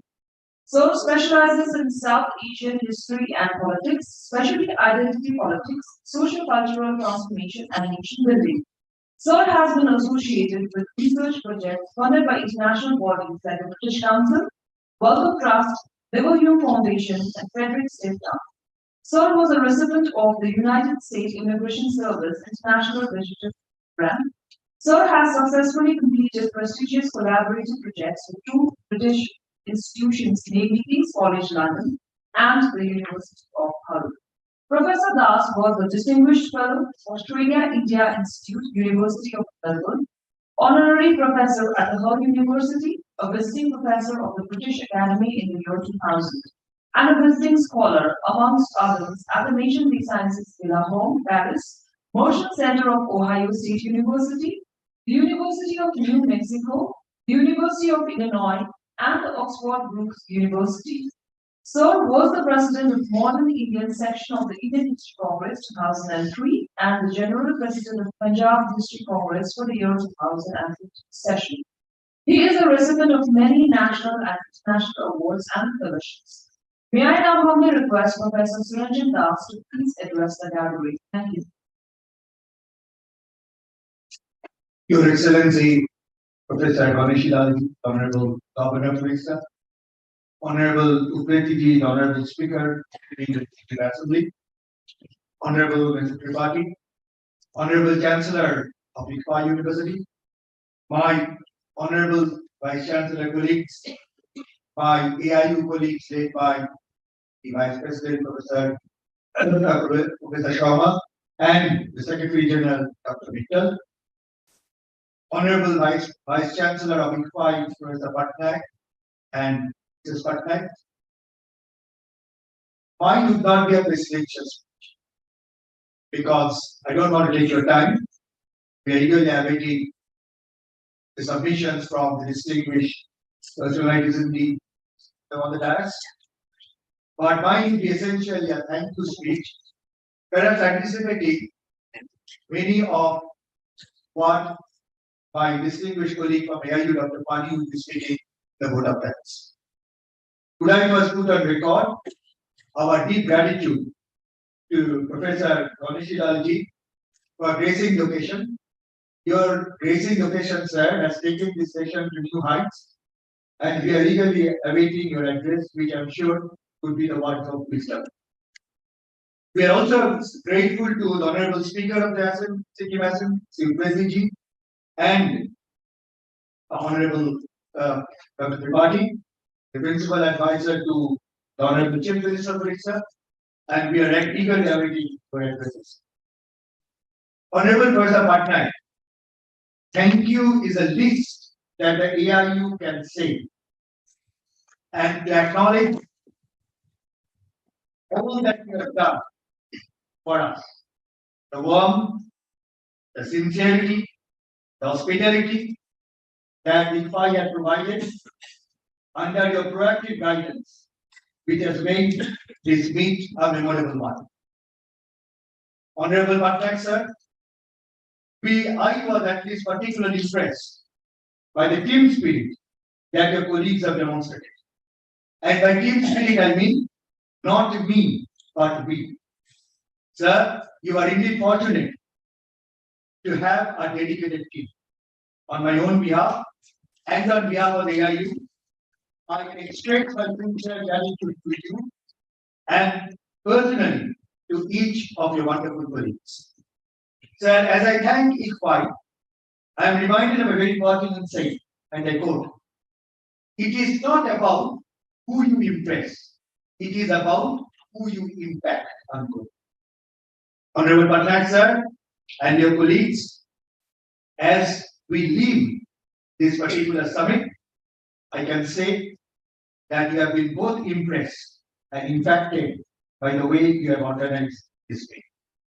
Friends, I'm sure our thanks will not be complete unless we put on record our deep gratitude to Mayfair Hotels and the wonderful dedicated staff and the way in which they have looked after us during our 3 days of stay.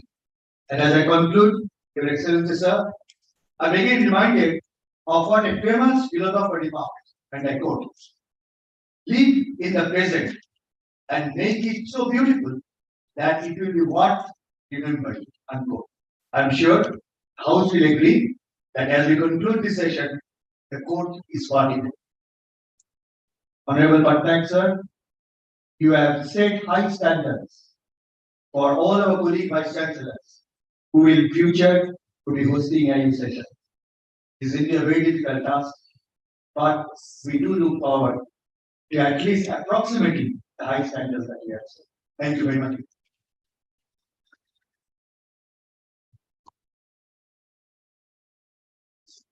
Thank you so much, sir. We're sincerely humbled. Thank you. Ladies and gentlemen, we shall now have Shri Upendra Tripathi, IAS retired, and now the Principal Advisor, Education to the Chief Minister, Government of Orissa, addressing the gathering. Let me take this privilege to introduce Shri Upendra Tripathi. Sir is the Principal Advisor, Education to the Chief Minister, Government of Orissa. Sir is the Advisor come Working President and Chairman of the Executive Committee of Orissa, Adarsh Vidyalaya. Formerly, he was the Director General, Medical Services, the Indian Air Force. Sir was the Secretary to the Ministry of New and Renewable Energy. Sir was the first and the founding Director General of the International Solar Alliance, the first treaty-based international organization headquartered in India. Sir has a successful tenure as the Additional Director General of Armed Forces Medical Services, New Delhi, and Major General Headquarters, the Eastern.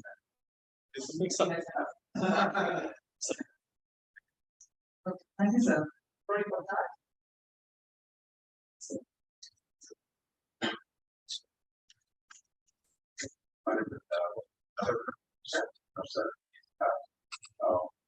Excellent person, enlightened person, and such a vision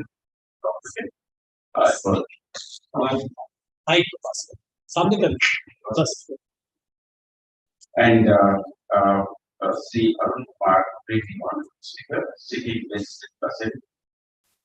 We have also Surendan Das, President, AIU, and Secretary General of AIU. Mrs. Pankaj, and of course, Vice Chancellor, right? So, and friends, 5 minutes, I already touched the points. I wish the WhatsApp continued. I came yesterday and I met so many people. I got so many ideas. I think it could be, it can be extended. In 2014, when the Prime Minister Modi was new, once we all asked him, how do you know there are so many secretaries? There are 83 or 84 of them. Very nice thing he told, we don't remember all. We have 3 types of secretaries. And that can last, you can anywhere, you can come to 3 types of any organization or any. One is called the Portman style. 85% of us all, we will have the side. We look at audit reports, we look at the balance, we maintain clear files and we come and go. And it's 85% of us are work status. 10%, they're called, they come, they not only perform, they reform. They try to make things easier for the citizen. They have an objective, they have an added value. So 10% of us become reform types. We do perform, maintain status quo, we do things, but we identify some areas where we reform types. But the 5%, remember, We're called transformation labs.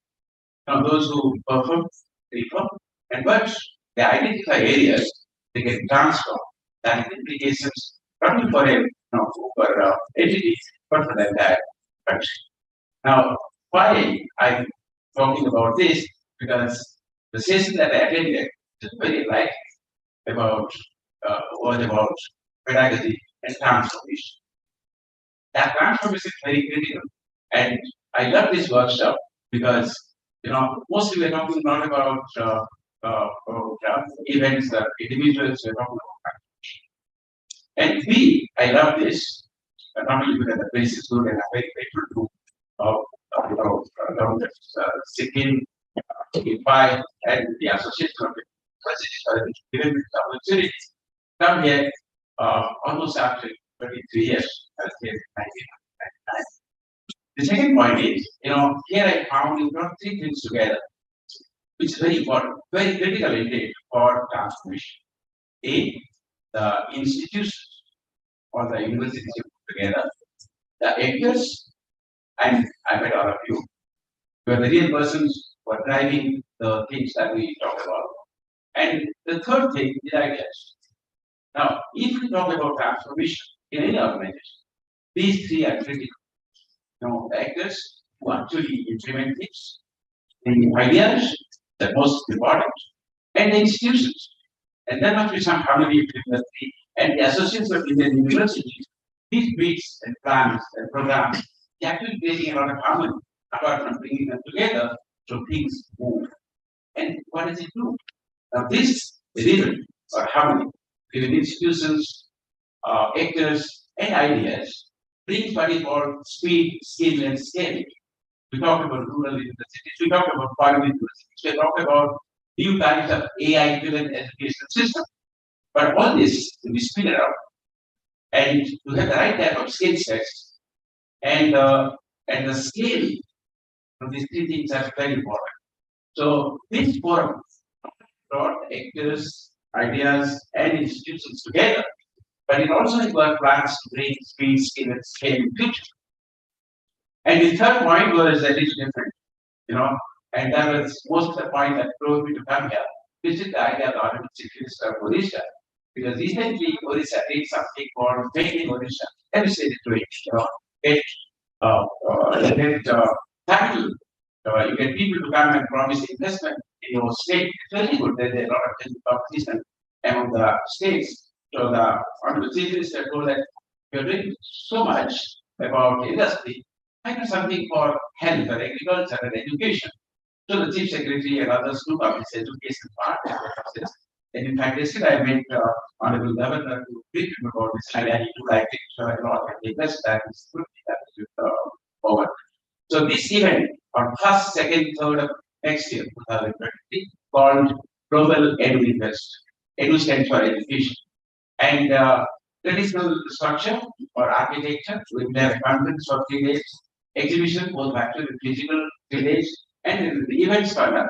So I promised Secretary General that I will be visiting them and talking how we can actually collaborate in this, in the global platform, and how we can learn from each other, how we can popularize best practices and universities. And of course, I jokingly say, call me and I'll tell you how to get energy at near zero cost as Secretary Chemical Energy. And when we started that drive to bring down the cost of solar power from 12 rupees to currently 2 rupees. In fact, I've been to Wipro where it's 1 rupee 38 per unit.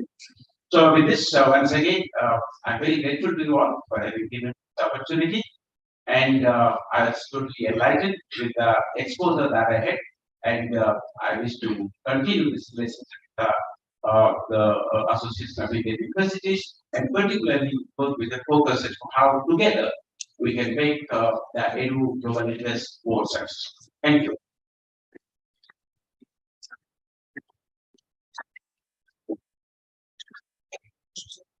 So, ladies and gentlemen, it's a privilege for me to welcome Chairman Kumar, honorable speaker, and Mr. Edward Gallery. Ladies and gentlemen, let me first introduce Sri Arun Kumar. Sri Arun Kumar is the speaker in the Sikkim Legislative Assembly. Sir is an active Indian politician and great leader who worked for the cause of consumer issues. Sir was elected to the Sikkim Legislative Assembly year 2019 as a member of the Sikkim Krantikari Morcha, which is currently the ruling party of Sikkim. Sir has served his tenure as a Minister for Urban and Housing Development, Food and Civil Supplies and Consumer Affairs from the year 2019 to 2022, and currently Sir is the Speaker of the Sikkim Legislative Assembly. Prior to politics, Sir was a successful businessman, true son of the soil. Mr. Upreti has been involved in community work for many years, and it is in this passion which spurred his interest in representational politics. His mission is to ensure that those who are most in need of help in whatever form have access to the help. May I now request Sri Arun Kumar Upreti please address the gathering. Thank you.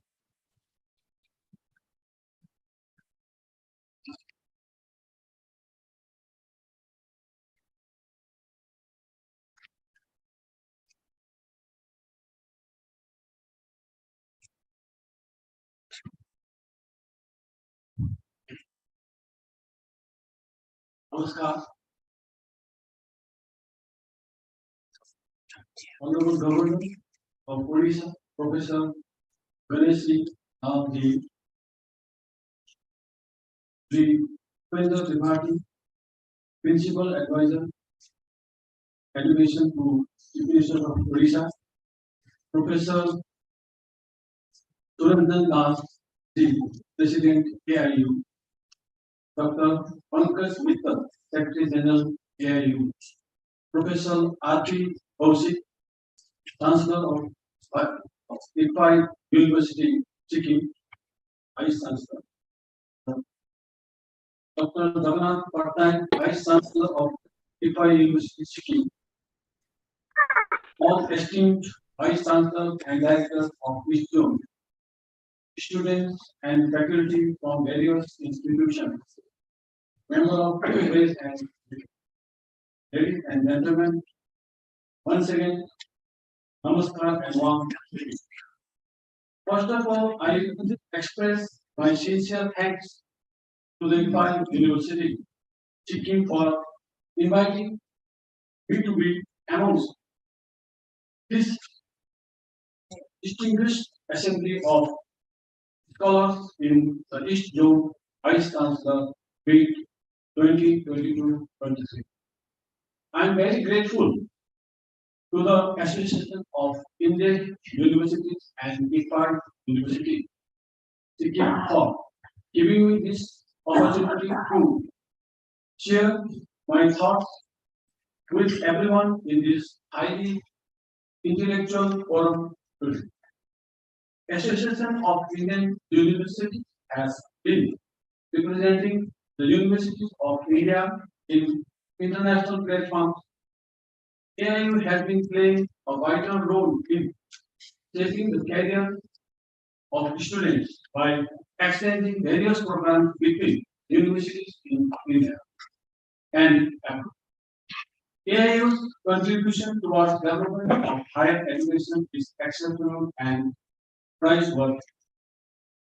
My deep appreciation also goes to the IFI University for hosting and organizing such a prestigious event.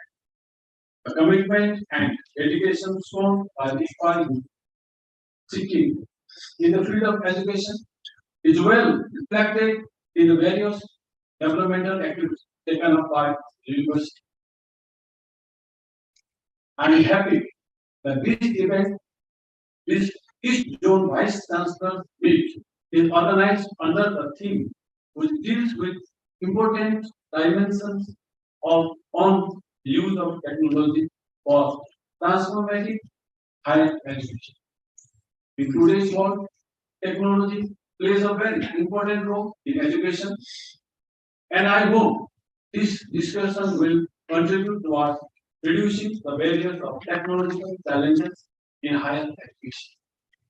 Educational institutions in India need to continuously improve and adapt to the latest technologies, and the learning process needs to transform the traditional learning to modern learning. It is true that in this advancing world, the students need to stay in tune with technology and e-learning process. I am confident that these kind of events will promote the framing of policy by the higher education institutions of our country to keep peace with our advanced nation. However, we must also ensure that the traditional value systems developed over thousands of years from the days of Vedic schools of our great nation are also kept suitably relevant in modern education. Our policies must also encourage for keeping our traditional values alive, side by side with the modern learning. Ask my best wishes to all the Vice Chancellor, AIU, IPI, and all other universities for their continued success, and my best wishes to all the students to their future endeavor. Thank you. Namaskar. Jai Hind.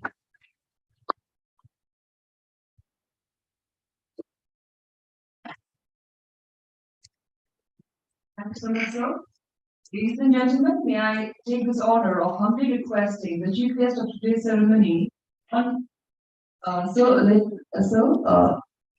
minute, please. Let me, sir, please, I'll call you again, sir. Sorry about that.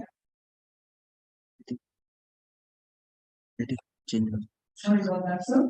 Ladies and gentlemen, may I take this privilege of introducing the Honorable Governor of Orissa. Professor Ganeshi Lalji is the Governor of Orissa. Sir is the State President of Haryana, BJP, and Chairman of Akhil Bharatiya Vidyarthi Parishad, Haryana. Sir also holds the position of National President of the BJP Disciplinary, actively associated with the Rashtriya Swayam Sevak Sangh. Sir is taking care of the Hisar Rohtak wing of RSS. Sir was elected as the MLA from Sirsa constituency in the year 1996 and became the minister in the Haryana Vikas Party. A diligent student, Professor Lal holds a degree in English Honours and postgraduate degree with gold medal in mathematics. An academician of distinguished repute, Professor Lal served as a professor in various government colleges of Haryana. Sir has authored a celebrated book on Bhagavad Gita, Non-Attached Attachment, running in its second edition, published by Pen India Books. An eminent orator, Professor Lal has to his credit several speeches and addresses, including convocation addresses in various universities. Sir has written a song in Oriya, which is Utkal Janani, which is being sung by all people of Orissa and by people of Orissa settled across the world. I request the IT team to please play the song.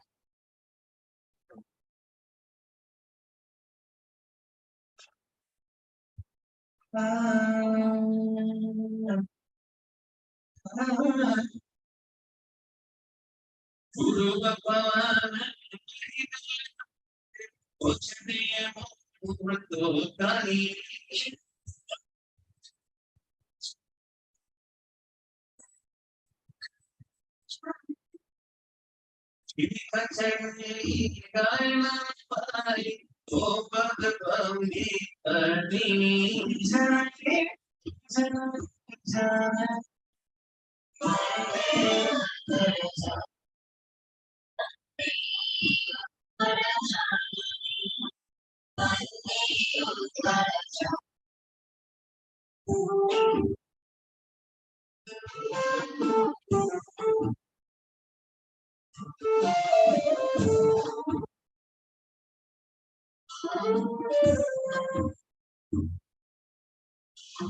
Shamar Kana, Tude hai basana,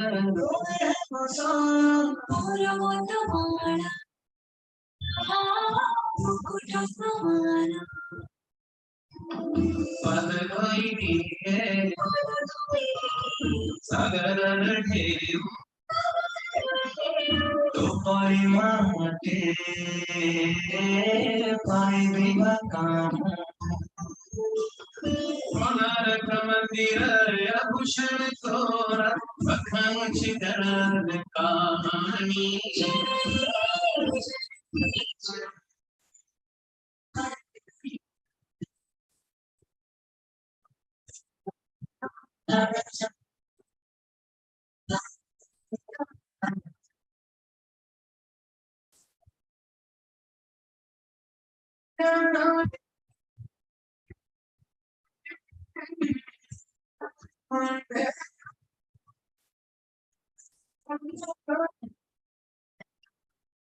इतिहास तोरण त्यागवीर पर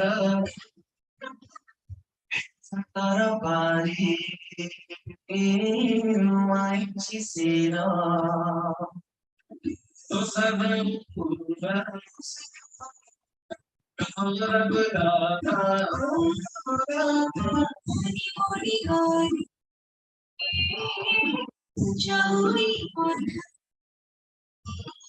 निराचल रे धर उड़ी उड़ी गाए मामोर जगत कल्याणी जननी जननी जननी पाए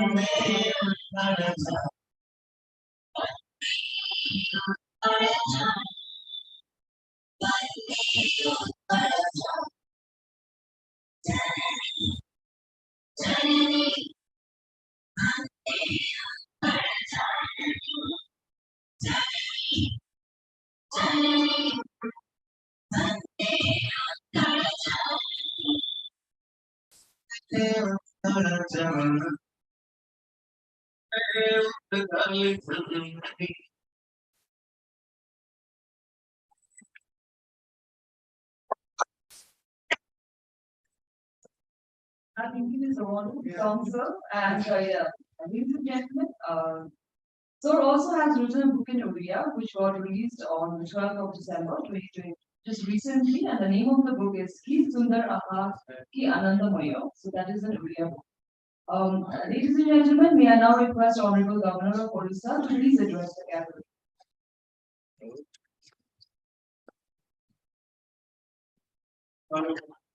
Last night's culture of peace. That is what I. Jagannath Swami and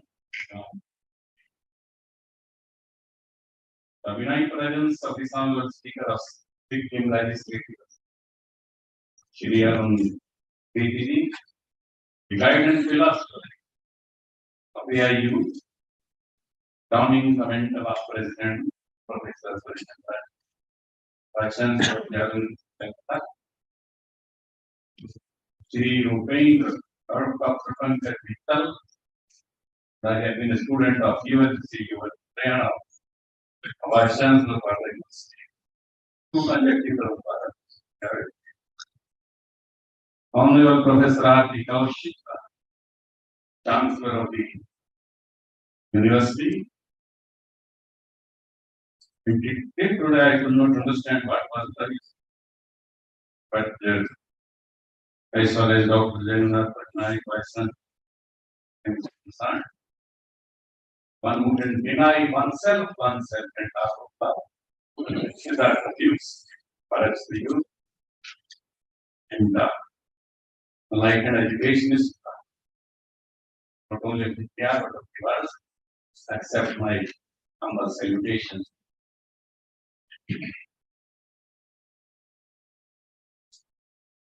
But today is here. Humanity is in a condition of public of every man against every people against every, and private fathers, each man with himself. That is the present scenario of the world.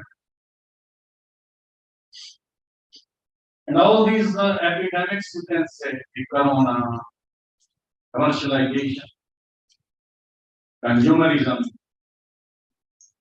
even fanaticism, fundamentalism, expansionism, dominance, authority, hierarchy.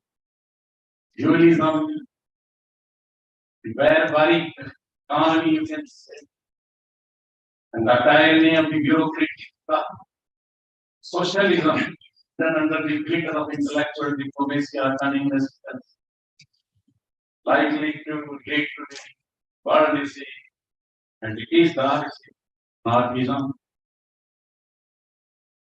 Well, these all caste, creed, color, cunningness, cleverness, conspiracy, corruption, etc. All these things are basic our own products. We are in the world and the world is in us.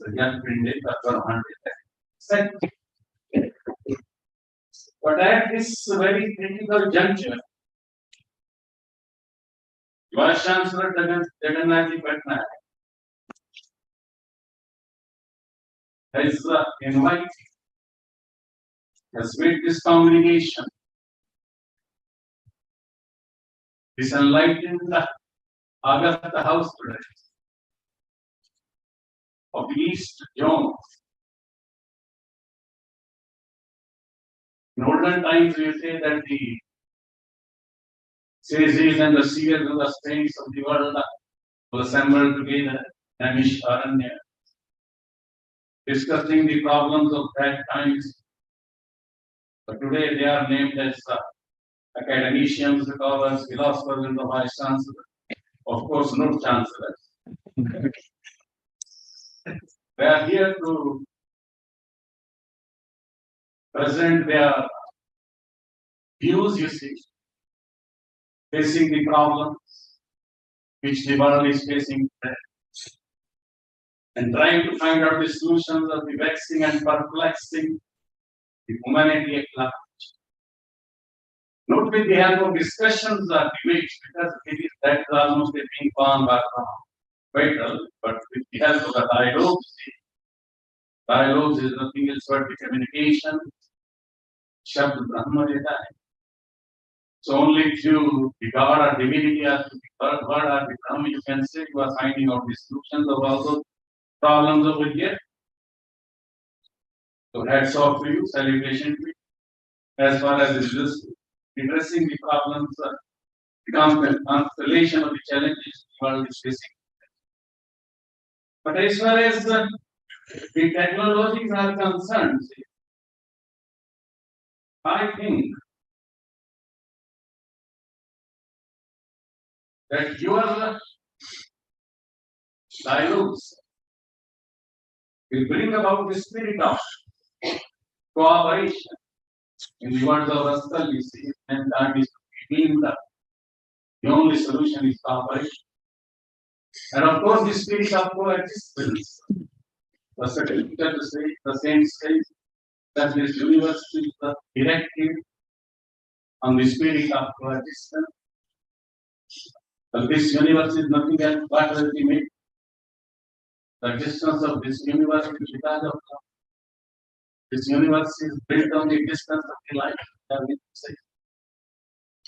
So this universe is virtually a dynamic web of interconnectedness. That is that. So that universe, with your deliberations, they come to the upshore, and your deliberations and your dialogues, they bring about, or inculcate in the world, or compel the world to be obeyed. Your deliberations in the sense that there should be abstinence and sustenance. There should be care and share spirit. There should be a spirit of awakening and collaboration. There should be a spirit of equal and one. There should be a spirit of renunciation and service. And I wish and I pray to God from Jagannatha that your dialogue may usher in, herald, an advent of the secret of life that is dying before death. The secret of life, surrendering to the unborn life, unborn within, that is the supreme personality of Godhead. So your dialogues are these two things. must have pondered upon all these things. Last night when I was watching this cultural festival, you see, then I got something that it was, of course, a delicious and sumptuous feast with fragrance and melody, sweetness, with which we have been gifted by the Archbishop. And the feast was such that it was an embodiment of that well wedded father architect, scientist, philosopher, possess. That is simplicity, aspiration, receptivity, courage, perseverance, progress, generosity, equanimity, peace, etc. All these. Well, that was not simply a feast, cultural feast. It was revealing the nature's hidden mathematics. It was something of the beam of only science history. It was something that push of the course of the omnipotence. It was basically the rupture of the significance. And this was basically giving a message to the world at large. And that was of Advaitam, Anantam, Anantam. One is infinite, one is love, that is known dualistic. And that was bringing about also the philosophy of Viradis, the master of quantum mechanics. And he said that unveil the astronomical, technological landscape will come to the Vedantic philosophy, and that is Tatvamasi, Tatvamasi. It was also bringing about the philosophy of Maharshi Raman. I never existed, I don't exist, I will never exist. If I exist only through the divine, for the divine, in the service of the divine, by becoming the divine. Fidelity to his work and obedience to his will, that is what I am over here on this planet. That was also bringing out the philosophy of the Krishnamurti. Giving a message to the world that the purpose of education is only to bring out the release of energies and potentialities in the pursuit of truth, in the pursuit of oneness, one reality, one truth. One earth or one family, you can say. You are the one earth.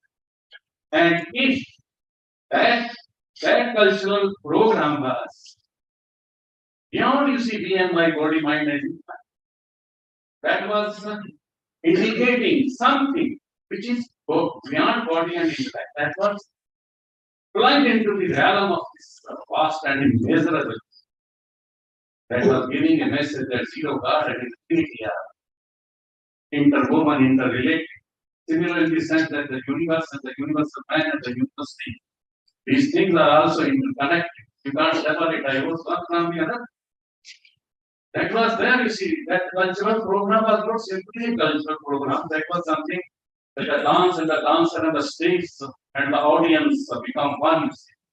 The human consciousness merges into the cosmic consciousness. Even if a leaf, you see, rustles and whispers and dances, you see, when the wind passes, how can I be mute and how can I be deaf to the cosmic music and the cosmic love which has been validated on this earth by the Almighty Abhishek.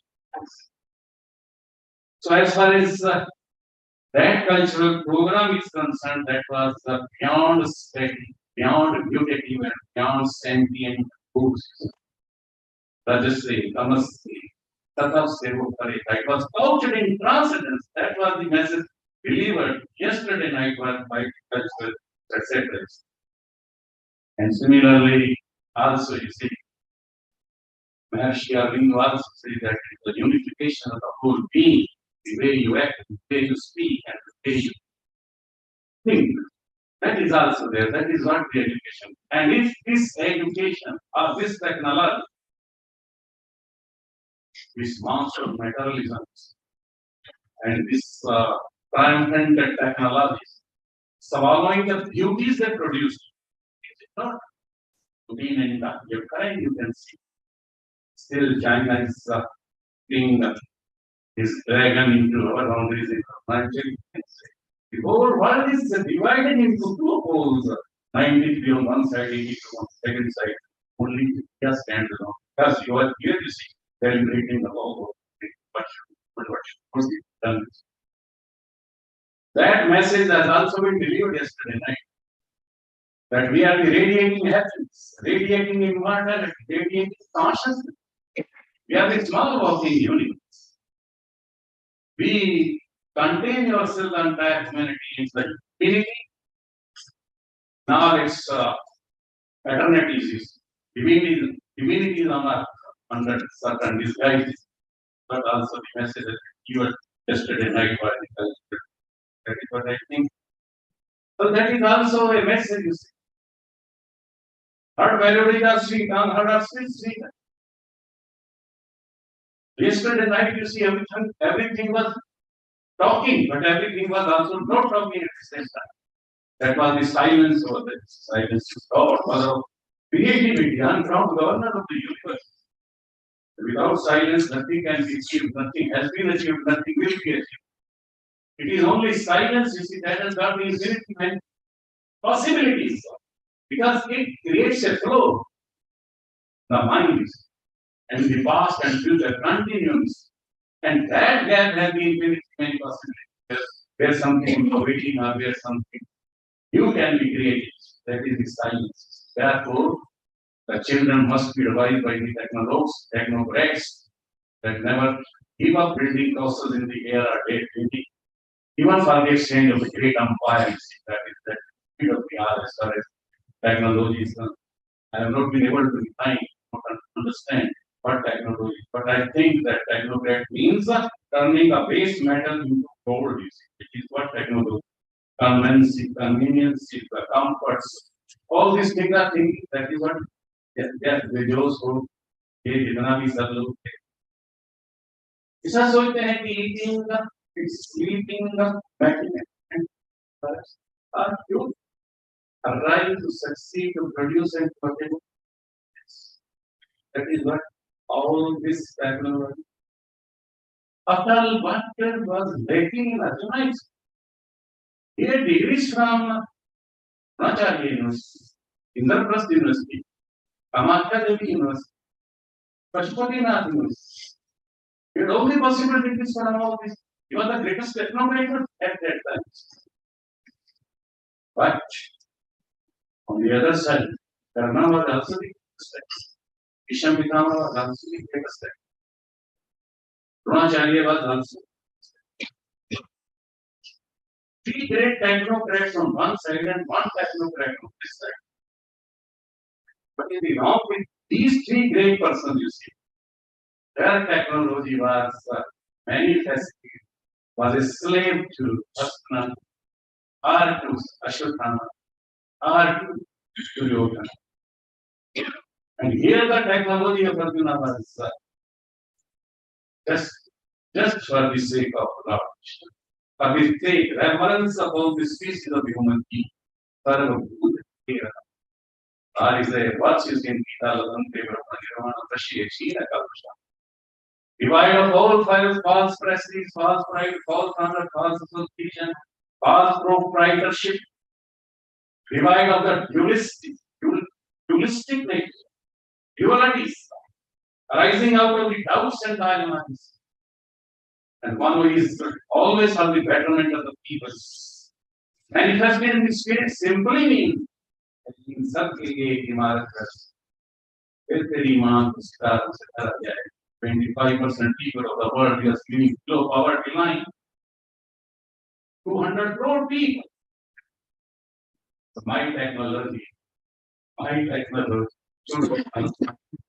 should be dedicated even to the smallest possible insect species that is traveling on this planet. कभी शहर की पूरी हो गया आसमान लोगों को जीव का करके गजल्ले का bill part of the smallest particle, the sun beats tears of blood, whether that particle belongs to earth or belongs to the heavens. So that should be the approach as far as these new technologies and whatever the days are period celebrations they're happening. I look at this here. I'm very sure that must have studied and meditated upon all these things. कि रात हम जब बात सुन रहे थे गीत था, जिंदगी कुछ भी नहीं, मेरी कहानी है और इतना प्यार दिमाग एक गीत थे.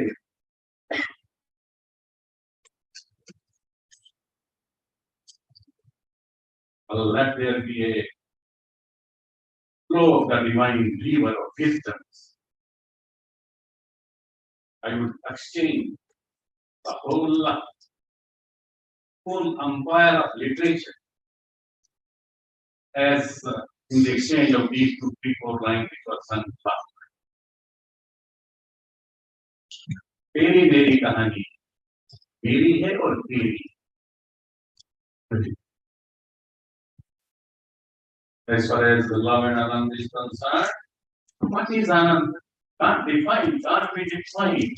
But when the nerves, the veins, the limbs and the organs of the body are dancing with certain ecstasy, then we say that you get Anand. But you cannot get it from Manoj Kumar. Manoj Kumar means Anand Sutta se mil sakta.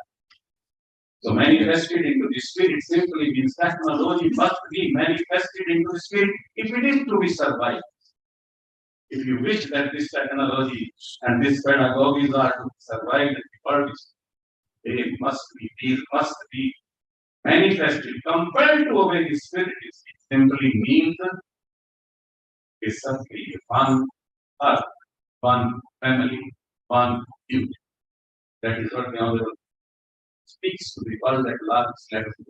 World with a flower pot in our hands, emitting fragrance to the dead, to the dove, to the dragons, to the Dracula, and to dinosaurs. Cut open the simple one petal you take up the sea, and cut open the petal in the say infinitely many parts.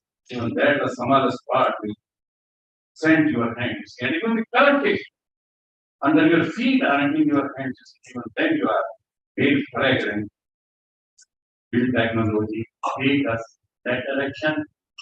That is what I Vande Uttam Bharat Mata.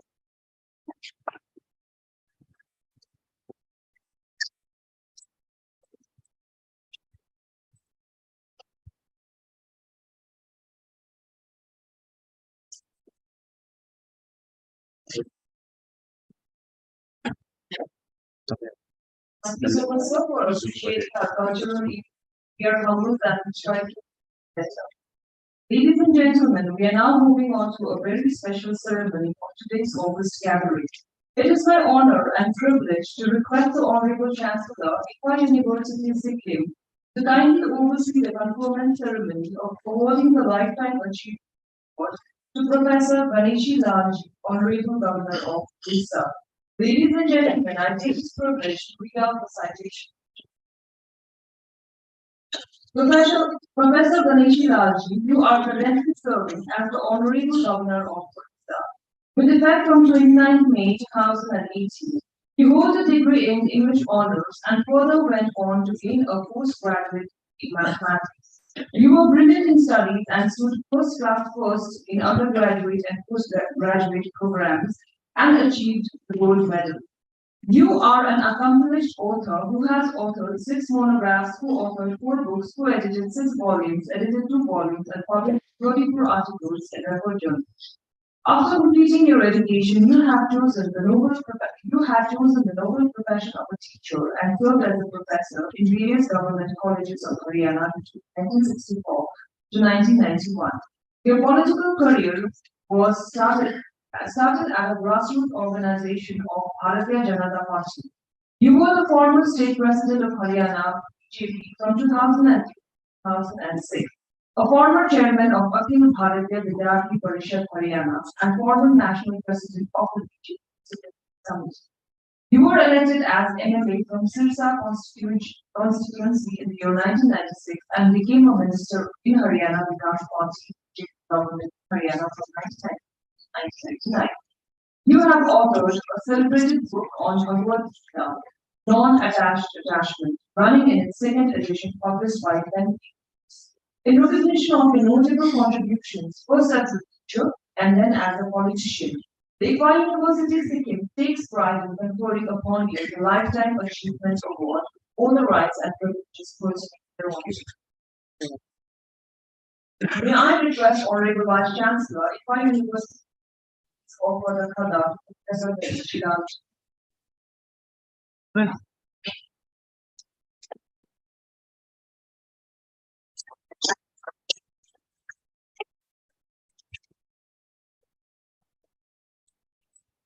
I am the.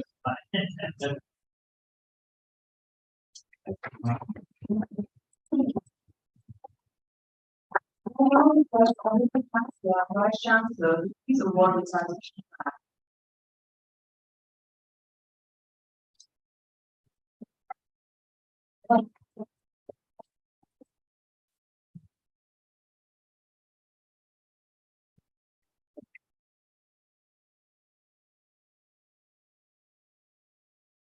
So,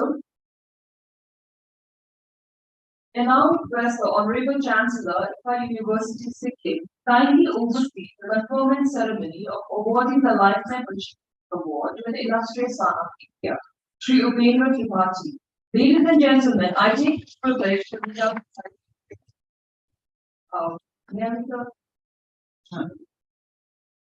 so,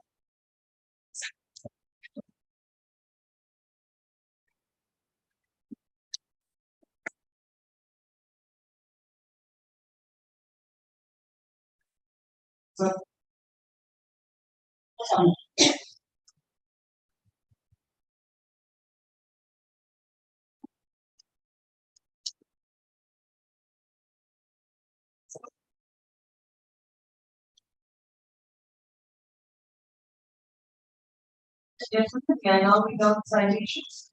Mr. Tripathi, you are an outstanding administrator of great eminence for more than 4 decades. You have 42 years of diverse experience in and across related sectors: land administration, rural development, agriculture, education, social inclusion, environment, petroleum and natural gas and transportation.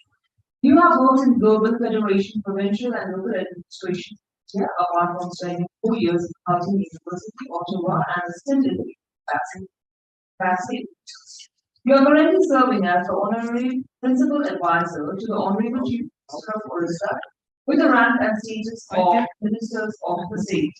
You have handled many high-profile positions in ex-official capacity. You have headed the Solar Energy Corporation of India as chairperson and transformed SECI from a loss-making undertaking to a surplus-generating PSU. You were also the chairperson of National Institute of Solar Energy, National Institute of Wind Energy, National Institute of Bioenergy, and Association of Renewable Energy of State. You have also coordinated and speeded up the implementation of India's green energy corridor with €1 billion of grants.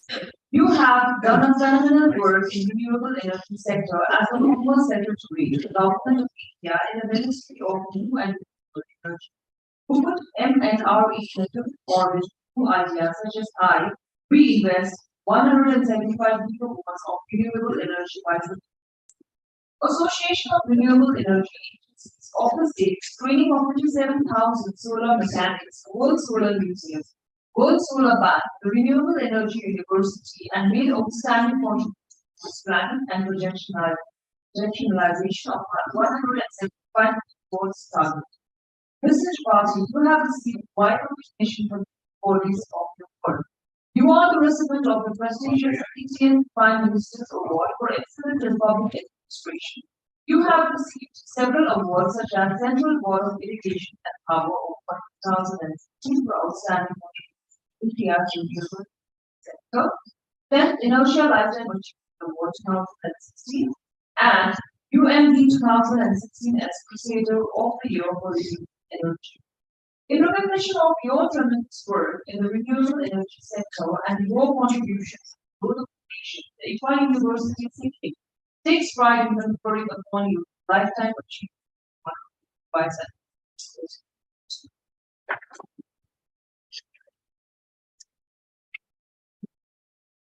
Ladies and gentlemen, the Equa University Sikkim takes this privilege to honor the AIU officials, without whom this event would not have been a success.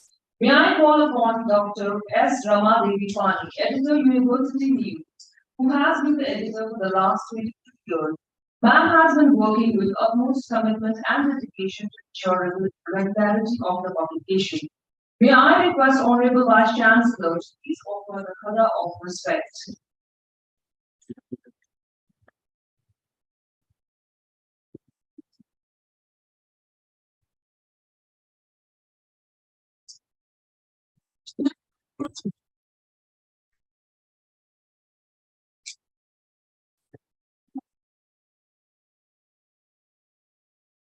May I please request Arun to please offer the flag.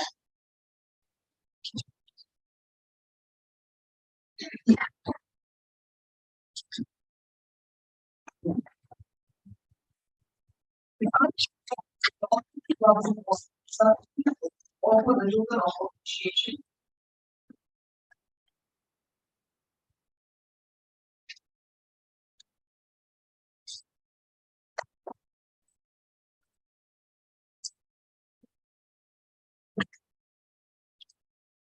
Thank you, sir.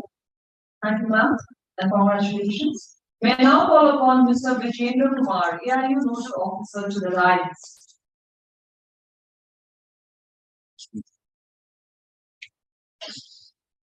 May I request Honorable Vice Chancellor to please offer the khada of respect.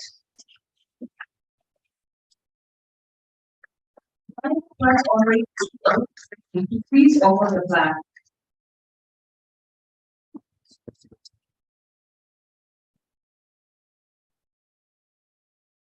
Now I would like to honor the Governor of Orissa to please offer the token of appreciation.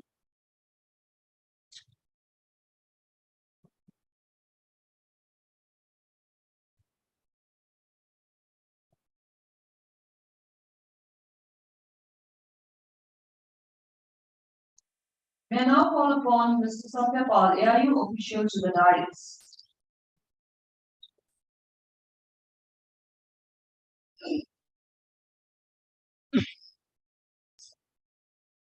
May I request Honorable Vice Chancellor to please offer the khada of respect. I request everyone to offer the flag.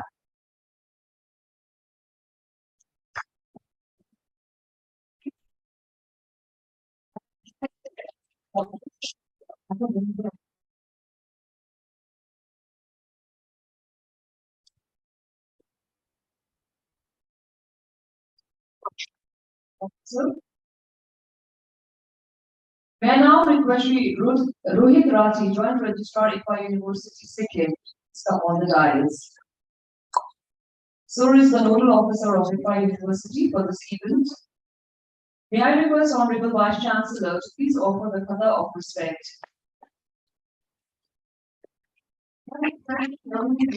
Please offer the flag. May I request the Honorable Governor of Orissa to please offer the token of appreciation.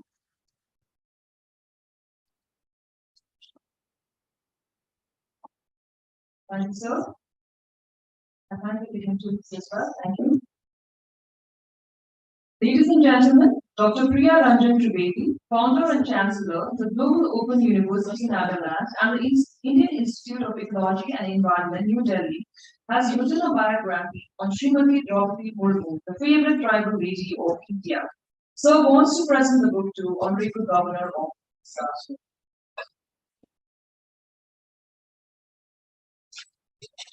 Hi.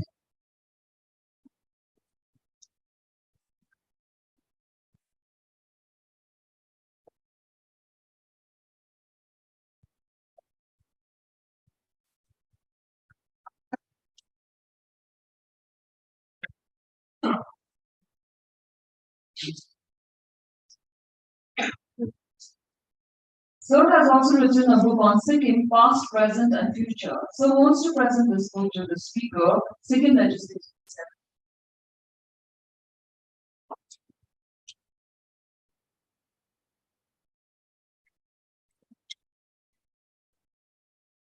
So wants to present this book to Dr. Pankaj Mittal as well.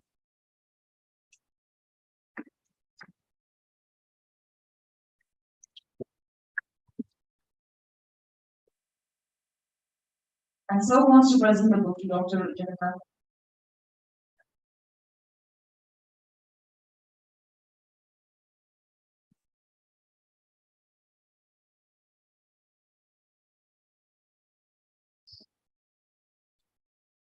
Thank you, sir. May I now request Dr. S. Ramadevi Pani, Editor, University, ARU, to please deliver the vote of thanks.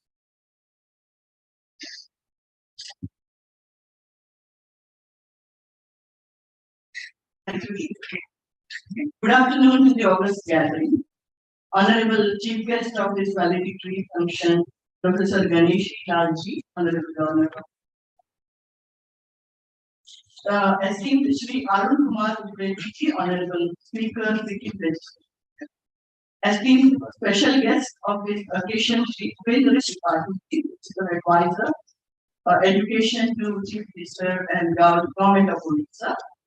Honorable President, Association of Indian Universities, Professor Surenjan Das, Vice Chancellor, Jadavpur University. Ambassador, Professor Atif Kaushik, Chancellor, ICFA University. Honorable Shri P.C. Trivedi Ji, Chancellor, Nagaland Global University. Esteemed Vice Chancellor of ICFA, Dr. Jagannath Patnaik.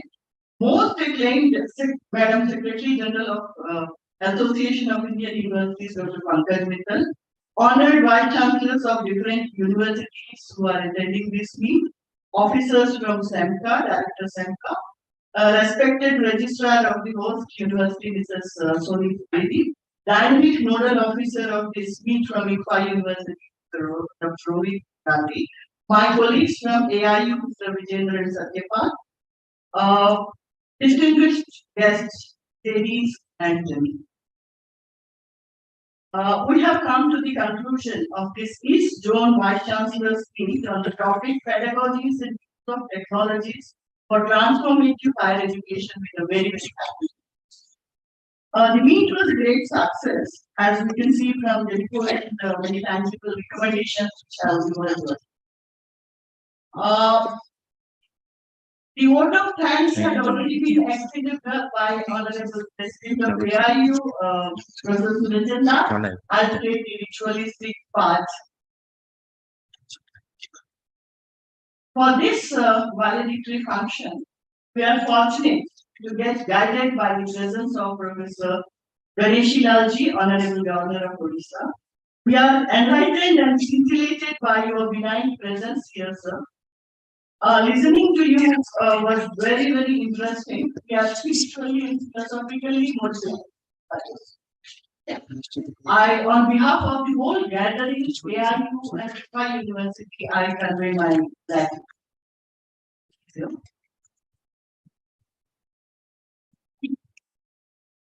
I also take this opportunity to thank Shri Arun Kumar Reddy Ji, Honorable Speaker, Sikkim, who graced this occasion as a special guest. We all know your most towards the city, your leadership indeed very appreciated. We also have as a special guest Shri Upendra Tripathi Ji, Principal Advisor to the Chief Minister Government of Odisha, who brought elevation to the world of academics in Odisha. We are very thankful to you, sir. We are also thankful to you to offer a partnership to AIU to conduct next AIU investor. I take this opportunity to thank all the chairpersons of various sessions. Before going to that, I should place on record that in the inaugural session we had Shri Ganga Prasad Ji, Honorable Governor of Sikkim, as chief guest. I am thankful to his very emotional speech in the inaugural session. We also had the presence of Shri Kunga Vimandeep, Honorable Education Minister, Government of Sikkim. We are thankful. AIU in its session had very dynamic, visionary, able, intellectual thought leader, Professor Surenjan Das as its president. I'm thankful to you, sir, not only for guiding us for this speech, but also for all the activities which you have initiated in the AI. Very thankful on behalf of all member vice AIU is also privileged to have a vibrant and dynamic women administrator, Dr. Pankaj Mittal, as its secretary. Madam, you are a continuous source of inspiration to all of us at AIU and all the member university vice chancellors. I'm thankful to you, madam, on behalf of AIU fraternity for providing us continuous enthusiasm, inspiration and leadership to all of us in planning, designing and executing all the activities at AIU. I'm thankful to the ICFA University Sikkim Chancellor, Ambassador Professor R.P. Kaushik, to undertake this responsibility of hosting this meet and also ensuring its success. I am thankful to the Vice Chancellor of ICFA University Sikkim, Dr. Jagannath Patnaik, Vice Chancellor, for making such marvelous arrangements for the meet and extending hospitality with ever smiling, silent, and affectionate manner. The significance of silence has already been spelled out by our chief guest of occasion. And I saw that great silence in the Vice Chancellor of the university. So we felt as if we are attending some wedding ceremony of yourself. I am also thankful to Madam Vice Chancellor for being with us continuously and ensuring that proper hospitality is extended. I'm thankful to you, madam. It is rarely seen in such type of meetings. I'm thankful to Professor P.C. Trivedi, a Chancellor, Nagaland Global University, for his presence here throughout the meet, and thank you. So, the significance of the meet is to have scholars with insight, information, and lack of training session. I must say that all these sessions were excellently chaired. I'm thankful to the eminent academics, Professor G.D. Sharma, our Vice President, and a very proactive Vice Chancellor. Professor Prabha Shankar Shukla, Vice Chancellor, Dr. P. Ajit Kumar, Professor Saket Kushwaha, and Lieutenant General Rajan S. Grewal for chairing these sessions so ably. I'm thankful to you all, sir, and I'm also thankful to the co-chairs of the session. I'm thankful to Shri Minal Grawar, the Regional Officer and Assistant Director AICT, Professor Dr. P.N. Ponmudiraj, Advisor NAC, Dr. Prashant P. Parhar, Deputy Advisor NAC, Dr. Seema Jackie, Assistant Director General ICAR, for their interface with Vice Chancellors and bringing out the schemes and all of their respective organizations and clarifying the doubts of the Vice Chancellor. Indeed, we had versatile speakers from diverse backgrounds in various sessions, which gave input to us on various pedagogies and technologies for transforming our education. I am thankful to Professor Ganga Prasad Prasadi, Professor S.P. Singh, Mr. Jeff King from Oklahoma University, Professor Marmal Mukhopadhyay, Dr. B. Shadrach, Professor Vistap Karbari, Professor M.N. Pan, Lieutenant General Rajan S. Grewal, who are all Vice Chancellors from various universities and directors and to be the speakers in the various sessions. I'm very happy to see an overwhelming response to this meet, physical as well as online. As Madam Pankaj Mittal was saying, that it is soon, to have so many Vice Chancellors attend physically is really very nice. And I owe the success of this meet to their active participation. My thanks are due to all the Eastern Vice Chancellors for their kind presence, active participation, both online and offline.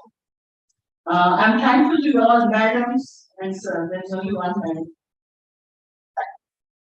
I'll be failing in my duty if I do not thank the individuals who are involved in conduct of. In this series, I first of all thank Mr. Rohit Dasi, Joint Registrar ICFA University and Nodal Officer of this week, and of course his team for all the coordination of this. I am profoundly thankful to Mr. Vijayendra Kumar and Satyapal from ARU I'm thankful to you both for coordinating so many things. I'm thankful to Dr. Yogita Kanwar for supporting.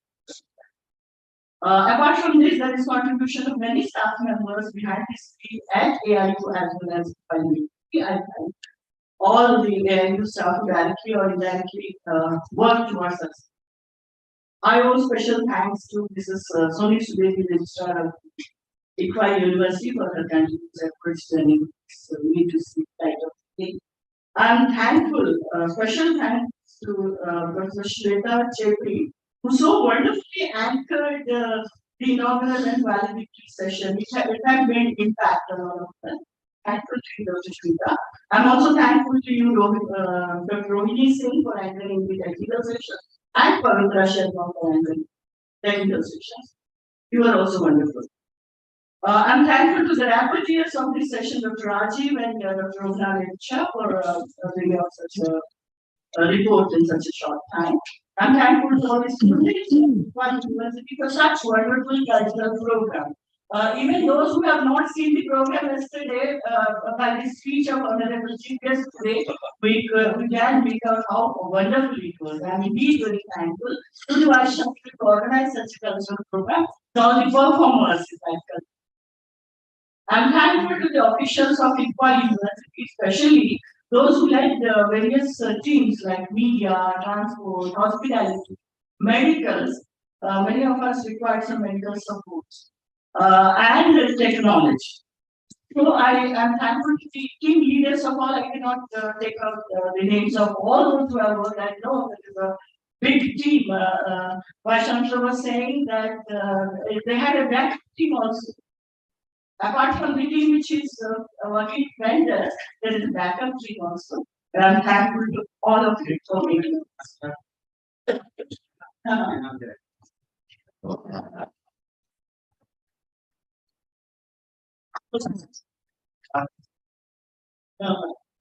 5 lakhs to the participant. 5 lakhs.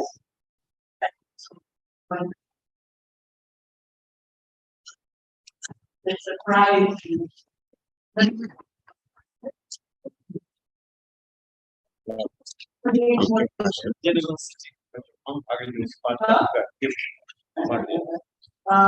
I was saying, we are thankful to Mayfair Hotel and all the beautiful stay here. It is like we cherish this stay here. It's very pleasurable and memorable from here. I once again want to state that I'm most grateful to one and all who are involved in making this meet a success. I'm sorry if I had left out the names or things or and I thank you. Thank you.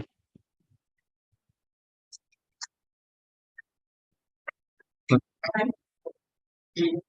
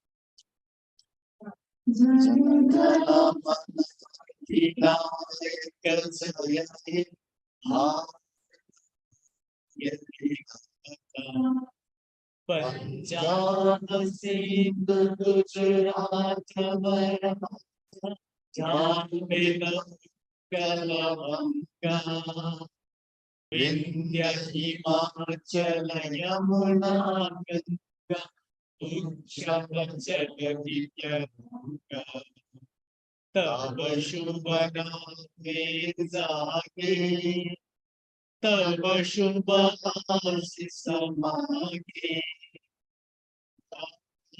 Tava Jaya Mata Janagana Gajayani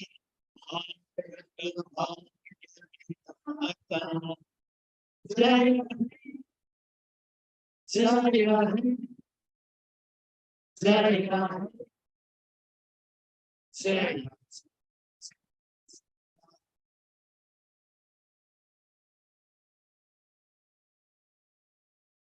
you. Now I request all the vice chancellors to please come on the dais for a group photographic session with the governor, with the honorable governor.